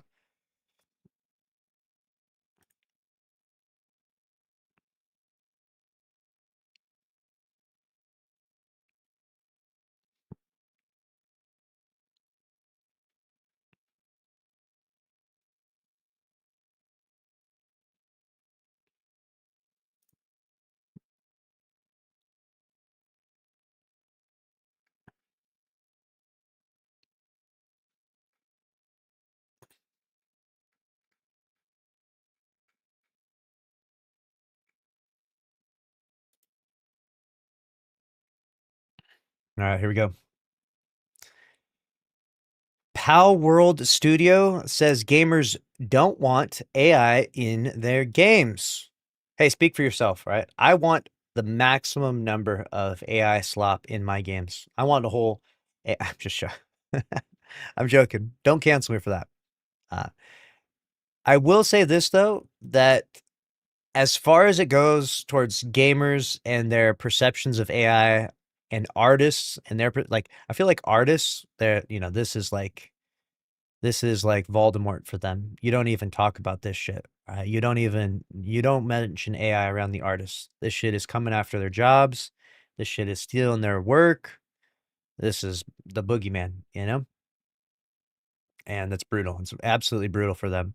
I will say though that in a capitalistic society and by extension a capitalistic world in some ways, when you talk about the world market for video games, the best games will prosper. And if those games use certain degree of AI, I mean, I don't know that it's going to matter as much. You know what I'm saying? I don't know that people are going to completely revolt and it's important to understand that it's already happening in some of your most favorite games already. So you can say, well, I only play games that have zero AI. But the ironic part is that you've probably played a bunch of games that have AI and you didn't even know it. Like, that's the weird part about it. And I feel like it doesn't have to be this crazy like taboo us versus you type thing. It probably should be perceived as like a tool that can be used for problem solving, a tool that can be used for, you know, optimization of your workflow. Unfortunately, AI hit the scene and started stealing artists' work right off the rip. So it built a bad rep for itself, you know? It didn't have the best first impressions. It started off by saying, hey, what if we just stole from all the artists? So unfortunately, there's no putting that genie back in the bottle, but let's see what they're cooking up over here. It's been a big moment for AI disclosures. Games with such labels have been flooding Steam as of late. If you haven't seen that, there's hundreds of AI labeled games now entering Steam every week. And whenever the parade of summer trade shows rolls around, the inevitable question quickly arises. How many of these games were made with the controversial tech? So this is the scrutiny that's happening for all new games right now is, did you make this game with AI? Is this AI slop? People are firing shots at things that aren't even actually AI. It's brutal out there. Okay, people are getting jumped left and right in the streets of social media. The answer doesn't always go down as easy as we saw with the new Crazy Taxi game, for example. I don't know what happened with that. What happened with the Crazy Taxi game? Generative AI was only used as a reference. Oh, no. Speaking with Games Radar, Pocket Pair's head of publishing and communication, John Buckley, compared the advent of AI to that of early crypto stuff, saying, it feels very intrusive. It feels like everyone who is super gung-ho about it isn't from the industry. They're, dare I say, outsiders looking to get rich quick. So they're a new blood, they're a new generation. There are people that think that they can use this really, really powerful tool to make video games to kind of capture a part of that market share, right? There's billions and billions of dollars to be made every year in video games. This is no secret, right? Just go look at Gabe Newell's yacht. Go search up Bobby Kotick. Go search up Pete Parsons' garage, right? There's lots and lots of money to be made in games. And if you could do it by yourself in the comfort of your own home using generative AI, then hey, maybe you could make the next Destiny 3, right? I joke, of course. We're nowhere near that yet, but that concept or that idea is definitely pervasive right now in gaming. The article states he noted that AI's value as a, quote, search tool or coding assistant was less easy to dismiss, saying that was a very different conversation. And like we said before, Asha Sharma had a good point where she's the new Xbox CEO. She said that she's like uses AI as a problem-solving tool. It's not meant to be a plagiarism tool. It's not meant to be the end all to everything or the future of the whole universe or anything crazy like that. It's like there's so many different theories and ways in which people are spinning AI right now, but it seems as though the people that are maybe a little bit more level-headed are just like, look, this thing solves problems. Let's use it when it's appropriate. When it's not, let's just put it aside. It doesn't really, you know what I'm saying? This doesn't have to be everything. It's not the end all be all for game development or even the future of technology necessarily. Buckley elaborated specifically in regard to AI-generated artwork and assets in a follow-up article from Games Radar. Quote, we have a lot of artists in-house, he said. They like doing stuff themselves. There's no reason to get rid of them for the sake of an AI doing it. It just seems pointless. And that might be nice for them to say that. However, if AI could replace them, then that would also lower the cost of that game or give that game more longevity, right? Like you can see how capitalism quickly changes things for a lot of these guys. And let's say a game like Destiny 2, right, that's on the verge of dying or ending, right? If it's able to incorporate AI measures that cut the cost drastically by 10% or 20%, not that this is actually a real analogy, but I'm saying in a fictional world, right? Then that allows Destiny 2 to have another year, maybe another 2 years with those cost-cutting measures. Unfortunately, the process of doing that involves taking those artists' work and putting it into an engine and basically replacing them with literal just an AI bot, right? So It's very unethical at this stage in time, and we're sort of crossing these boundaries every year. It's kind of like it's like a little tug of war battle, right? And the tug of war side that's winning seems to be the pro AI side, where people are more and more incorporating this into more and more games and into their workflow. And eventually it just becomes, in my opinion, like 5 years from now, I don't think people will even talk about it. It would be like a boring point, like, oh yeah, the AI war. We'll talk about the AI war that happened in 2026 and 2025 and 2024, but the AI war will eventually be over with. Eventually, it's just going to be like super powerful tech that pretty much everyone's going to use, I imagine. I could be wrong though. Maybe it's completely different. Maybe we do battle the AI and we win and we fight against it like fucking the Terminator or something.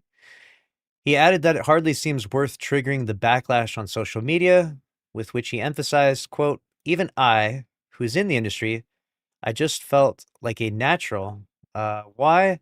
The rest of your game looks fine. Did you need to? I think that's going to be the attitude for quite a while. I think people will look at it and say, did you need to do that? Couldn't you just do it yourself? And the point I would imagine, I mean, I'm not a game developer, but the point I would imagine is that you could do the same thing, but you could do it faster. Maybe. I mean, all I'm saying is like, if you have to go through a field and like do every little blade of grass, right? That's a lot, right? You have to go through every little blade of grass. But if you could use more powerful technology where it could just like the whole field of grass in an instant, right? Like that's what we envision AI actually being. I don't know that that's actually what it can do for game development. I'm not saying that's what it can do, but I feel like that's where it's supposed to go. That's what people like Tim Sweeney and these guys are looking to create with it. They want it to be able to do things that could kind of remove some of those like almost like those just mediocre tasks, the ones that aren't even the tasks that aren't that creative, right? Replace those tasks with AI or generative stuff that can save time. And that way, artists, people that are really talented, can focus more on the more creative things. I mean, if if that was the outcome, I feel like that's a win-win for everyone in some ways. Gamers don't want it, Buckley said, and if the gamers don't want it, I guess that's right. Not much of a conversation to be had. All this affirms. I feel like this is an interesting thing to just say that gamers don't want it. I'm curious to know if gamers do or don't want it as much. I feel like more importantly, I'll give you a good example. I feel like more important than AI is the quality of a given game. I could be wrong, but if you played a really good game and you're like, well, I had so much fun playing that, and then you found out later that it was AI, would you revolt? And then would that change your memory of it? Or you know what I'm saying? What I'm saying? Would that not be, would it affect you really? I feel like most of us care more about the quality of the game than the process by which it was made. And maybe I'm wrong. Maybe some people really care about it being humanly created. And I'm sure you do. I care to a certain extent. I don't want people to just lose their jobs over damn AI, but it's like, at the end of the day, you want the games to be good. All this affirms what Buckley said late last year regarding Pocket Pair's refusal to publish games made with generative AI. Wow. He also posited that a potential future where games are marketed by their authenticity, where disclosures exist, not to denote games containing AI, but those without it are a bit dystopian. And that's kind of sad to think about. Yeah, it's like a legacy of video games back in the day. Oh, you made your game without using AI, That's like it's like showing up at your house and doing all of your laundry by hand, You're just sitting there freaking wringing your laundry out by hand. You don't have a washer or dryer. It's like the archaic way of doing things now is what it's perceived as, I guess.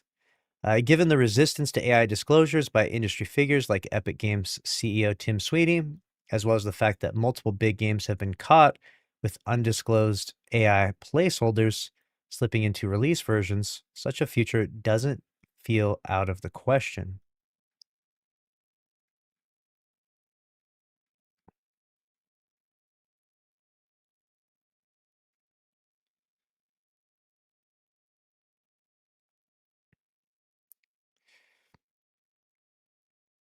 All right, there it is. That is Power World talking about gamers and not wanting AI. Let me know what you think about it down in the comment section below. Interesting stuff.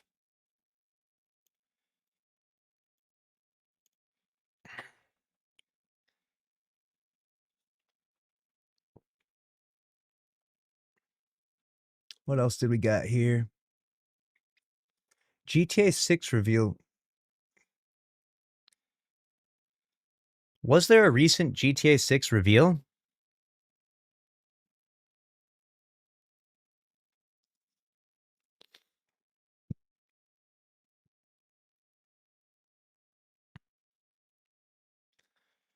Rockstar revealed the official cover art and announced that pre-orders open June 25th. Oh shit.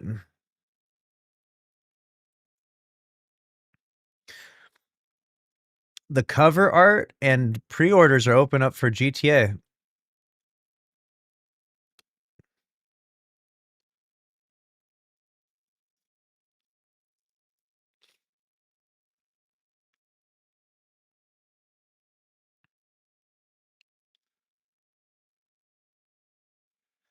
Let's see what the cover art was. Rockstar.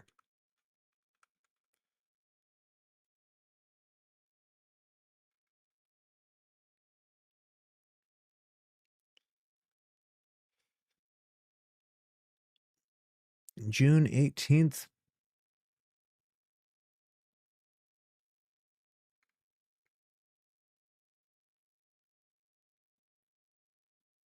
I don't see anything here.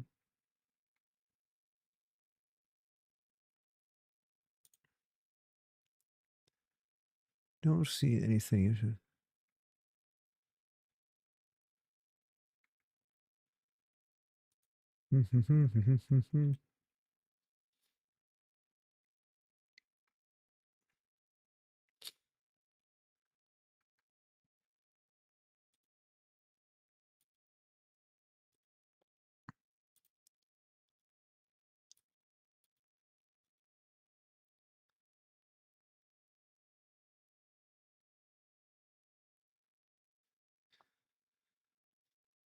All right, let's see what we're cooking up over here, chat.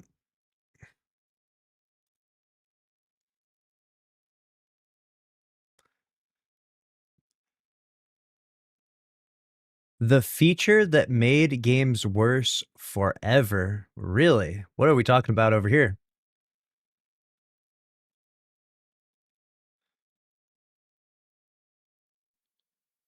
So you started getting lists of things that were withheld from the RTM version that would be, yeah, we'll put this in the day one patch, which means no one will notice it. No one will know that we didn't have a finished product on disk because they can't even play the product on disk.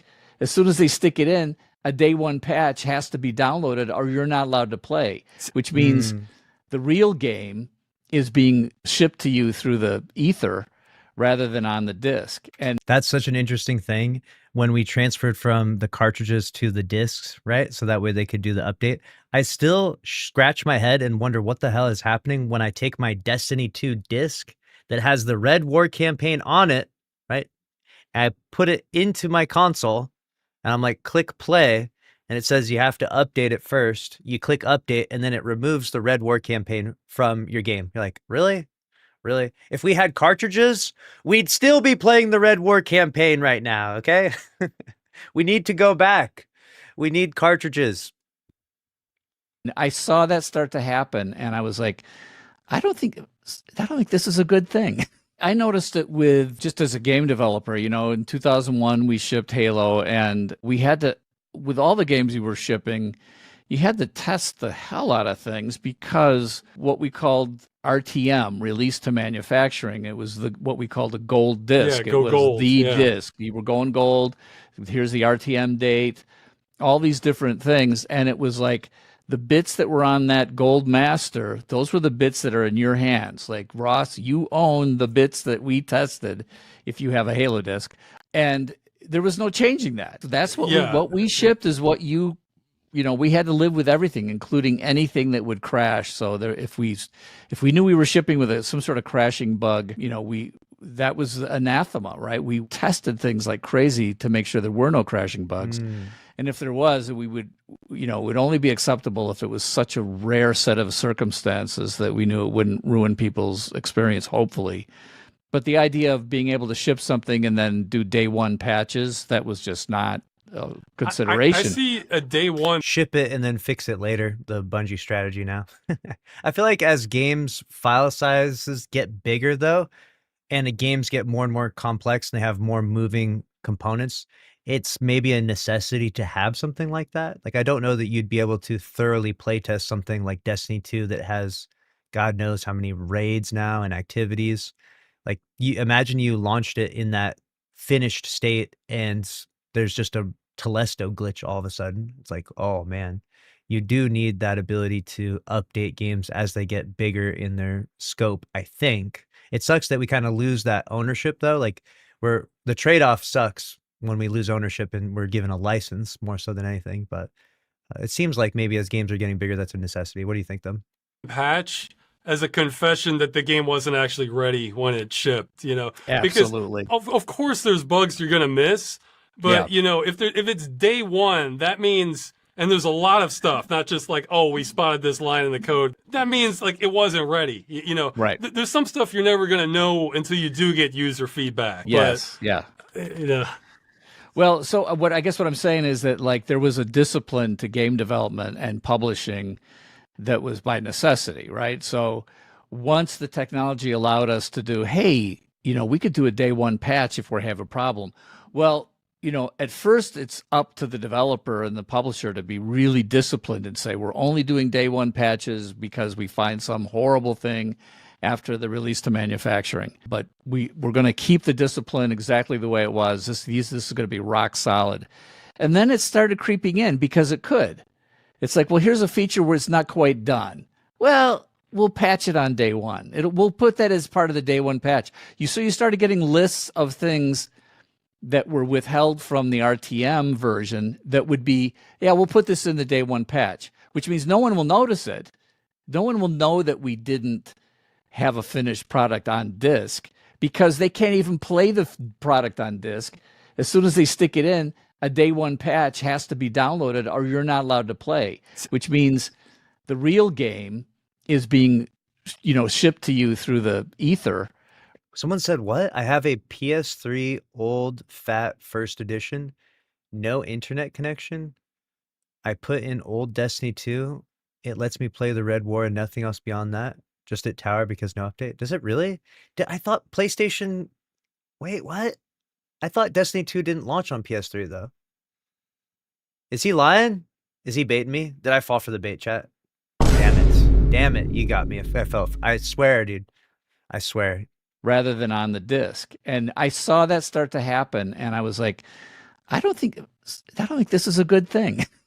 See, I thought more pressure for that would have come from shareholders saying, okay, it's not completely done, but it's almost done. We could ship it now, get our sales in this quarter, and then, you guys can fix it later. Let's do it. And I thought it would have flowed like that. You would think so, but I'll tell you, it has to, I think at least at the beginning, it had more to do with the desire of the developers and the game makers. They wanted to have these features in and they just weren't able to get them in.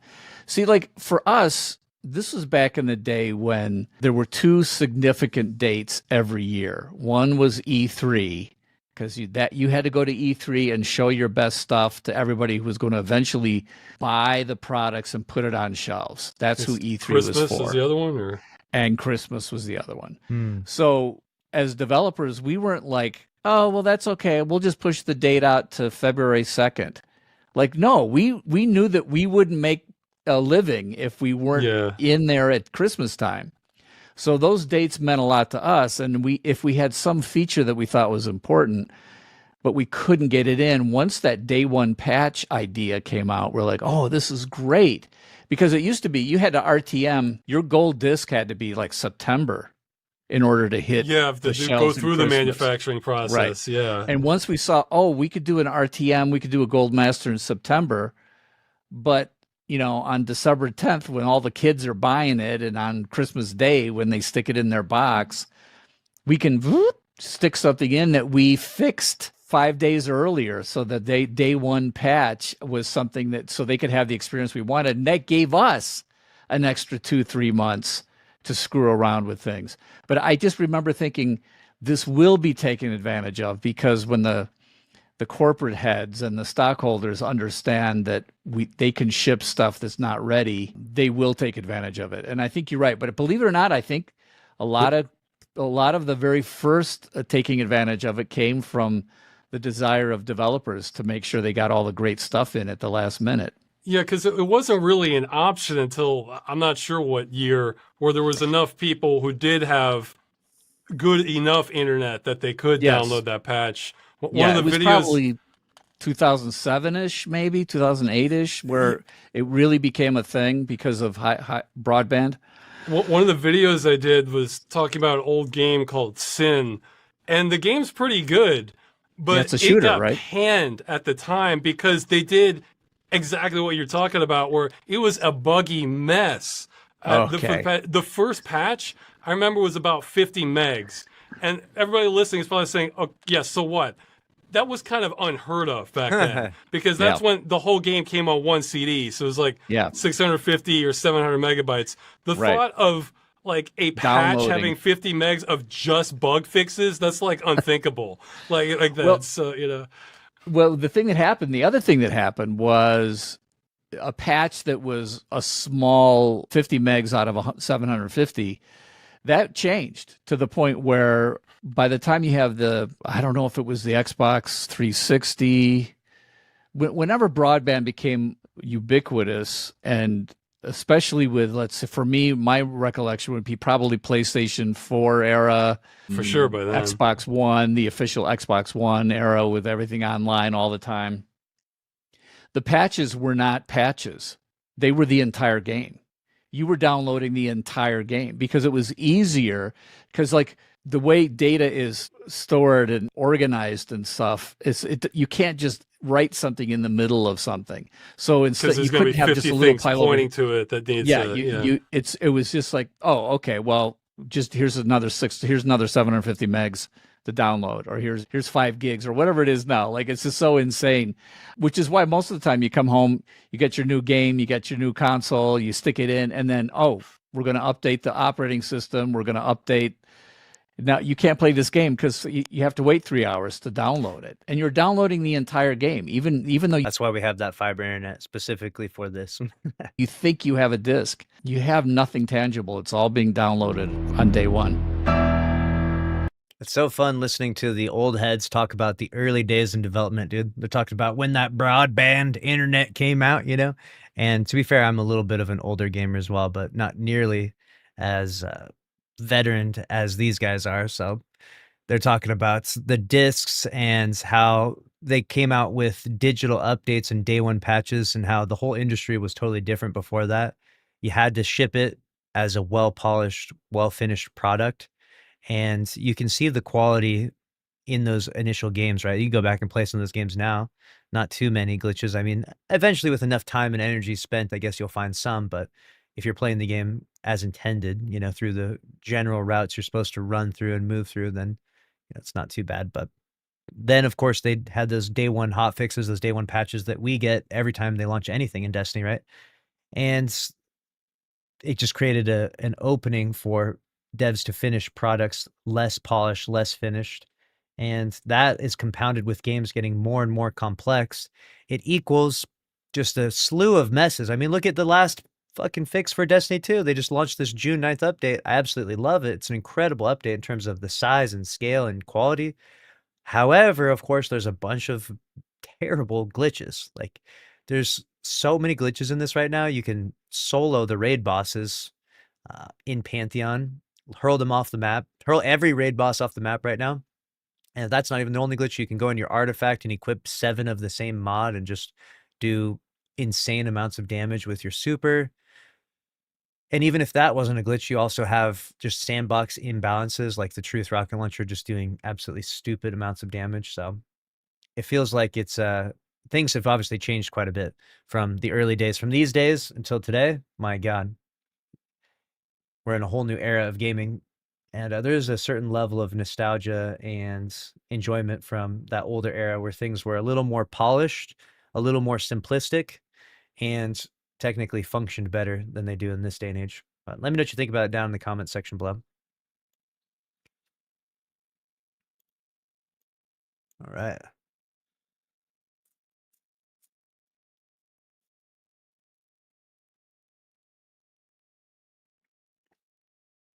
History is uber important in gaming so people don't repeat corruption. Yeah, exactly. It's good.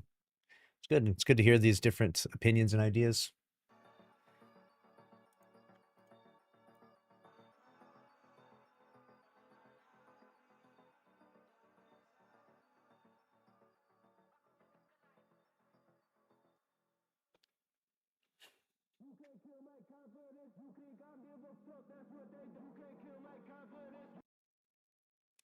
All right.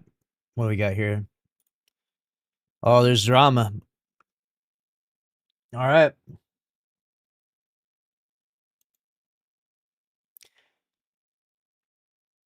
Xbox recently announced that they're doing a hard reset on the company. Asher Sharma is going after various different studios are on the chopping block, and really it just feels like Xbox has the red ring of death. Looks like Very Dark here has a video saying South of Midnight studio closure causes meltdowns. Blue Sky devs are furious at Xbox. Oh no, the crash outs are about to be generational.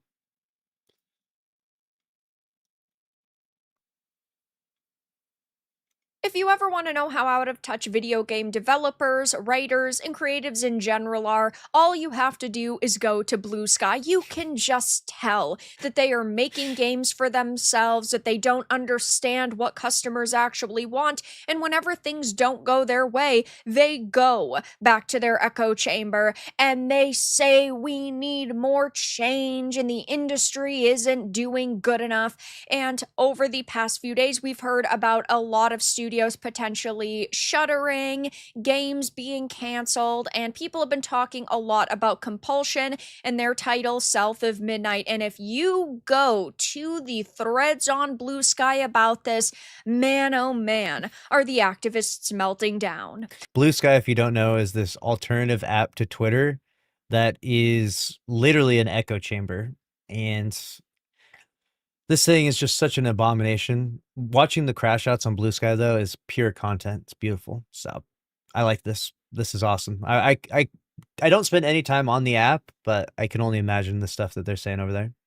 I have a few different things to show off, but before I get into the topic, if you enjoy the content I create, check out the links in the description, join the community in my live streams, and consider supporting through Patreon or YouTube memberships. Now, I personally do not look at Blue Sky a lot unless I am following a specific developer and like their social media history, and I'm curious to see what they're saying in their echo chamber. I stay away from this toxic hellscape. And Kotaku posts, the Alyssa Mercante's posts on this platform, and because South of Midnight was praised by the Access media, and because you had so many activists saying this game was stunning and brave, I thought it was a good idea to see what they were talking about over here. And boy, oh boy, are these people melting down. Now, I actually don't think that South of Midnight was the worst game I had ever played. I thought it had potential. I really liked its art style. I didn't think that the general narrative was bad, but it failed because it didn't appeal to audiences. You have these characters who very clearly do not really have a personality except for, oh my gosh, I am a black person and I am oppressed. Things are not going my way. I've been mistreated. They're all pretty one-dimensional. I do think that the combat was extremely bad because it got super repetitive, and while again, I thought that the general aesthetic with some of the boss fights did look pretty cool and the art style was not bad, it definitely didn't deserve to win as many awards as it did. But a lot of the awards that it won, like the Peabody Award winning Compulsion Games title, as Kotaku calls it, Peabody Award is for social points. That's all the Peabody Awards are. It is the stunning and brave award ceremony. I don't see Peabody Award winning and go, oh my god, this game is amazing. They just hand out trophies to the most diverse and inclusive games possible. As I always say, diversity and inclusivity is great when it is done naturally, but according to reports, Sweet Baby Inc. got them to change their main character from being a white woman to being a black woman simply because they wanted as much diversity shoved into this as possible. But a lot of these people are freaking out saying this is unfair. Corporate greed wins again. And I think that this is so funny because the reason why companies exist is to make money. And sure, I definitely do agree that sometimes risks need to be taken. And we need to see new, unique content that isn't the same type of commercially successful slop we've seen being pumped out for the past 15 years. Sometimes you do need Expedition 33s. Sometimes you do need Mina the Hollowers. Sometimes you do need experiences that are super fresh. But if a company isn't making money, of course they're going to shut down a studio or lay people off or not give them more money for the next title. This game reportedly had a $100 million budget, including both production and marketing, which is insane. If South of Midnight was made with a couple $1 million and only a handful of people, I would say, you know what? Wow, what they created was much better than I think it is now, right? Because if you have a pretty long, expansive game and it's only made by a couple people, I'm going to give you more credit. But when you had $100 million and you also apparently had over 100 people that worked on it total, yeah, I can't help but side with a company. Point blank. Now, there are these people saying, fuck's sake, South of Midnight was a breath of fresh air. Xbox is just becoming synonymous with having a studio drop a fantastic timeless game and shutting them down as thanks. Xbox so addicted to losing, even a new CEO can't change it. I personally think a lot of the moves that she's making are pretty big W's.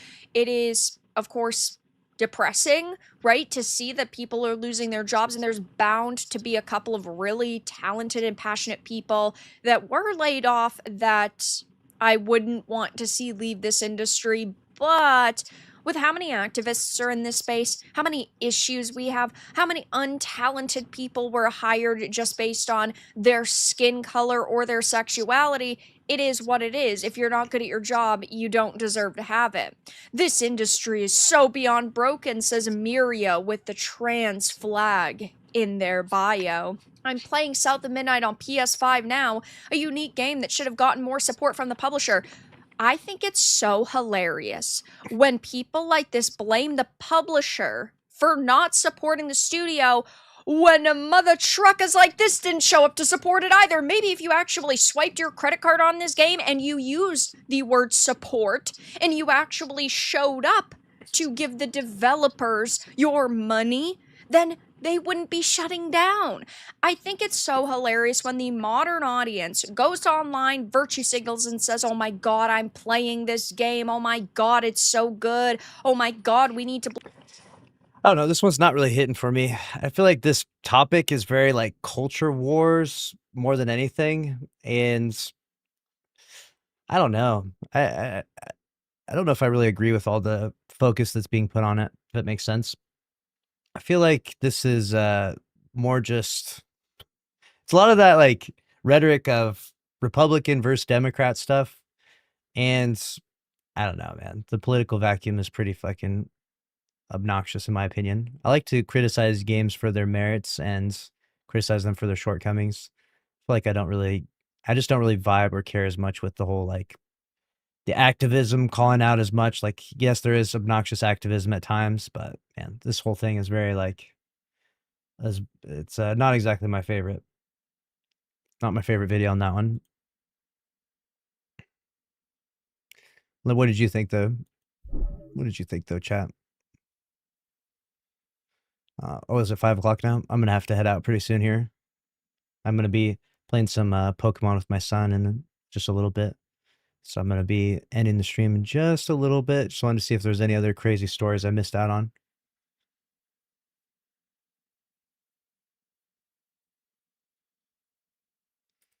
All right. Good. Thanks later, sweet hat, bro. Yeah, thanks for watching and vibing. I'm gonna head out for the night. I'll be back. What is today? Today's Friday. So we usually take Saturdays off, but we will be back on Sunday. So I'll see you then for a Sunday stream. And in the meantime, there will be a bunch of videos going up around the clock. So stay tuned, stay glued, and you'll see notifications pop up on both YouTube channels. Make sure you're subscribed to both. I'll see you over there. Thanks for watching.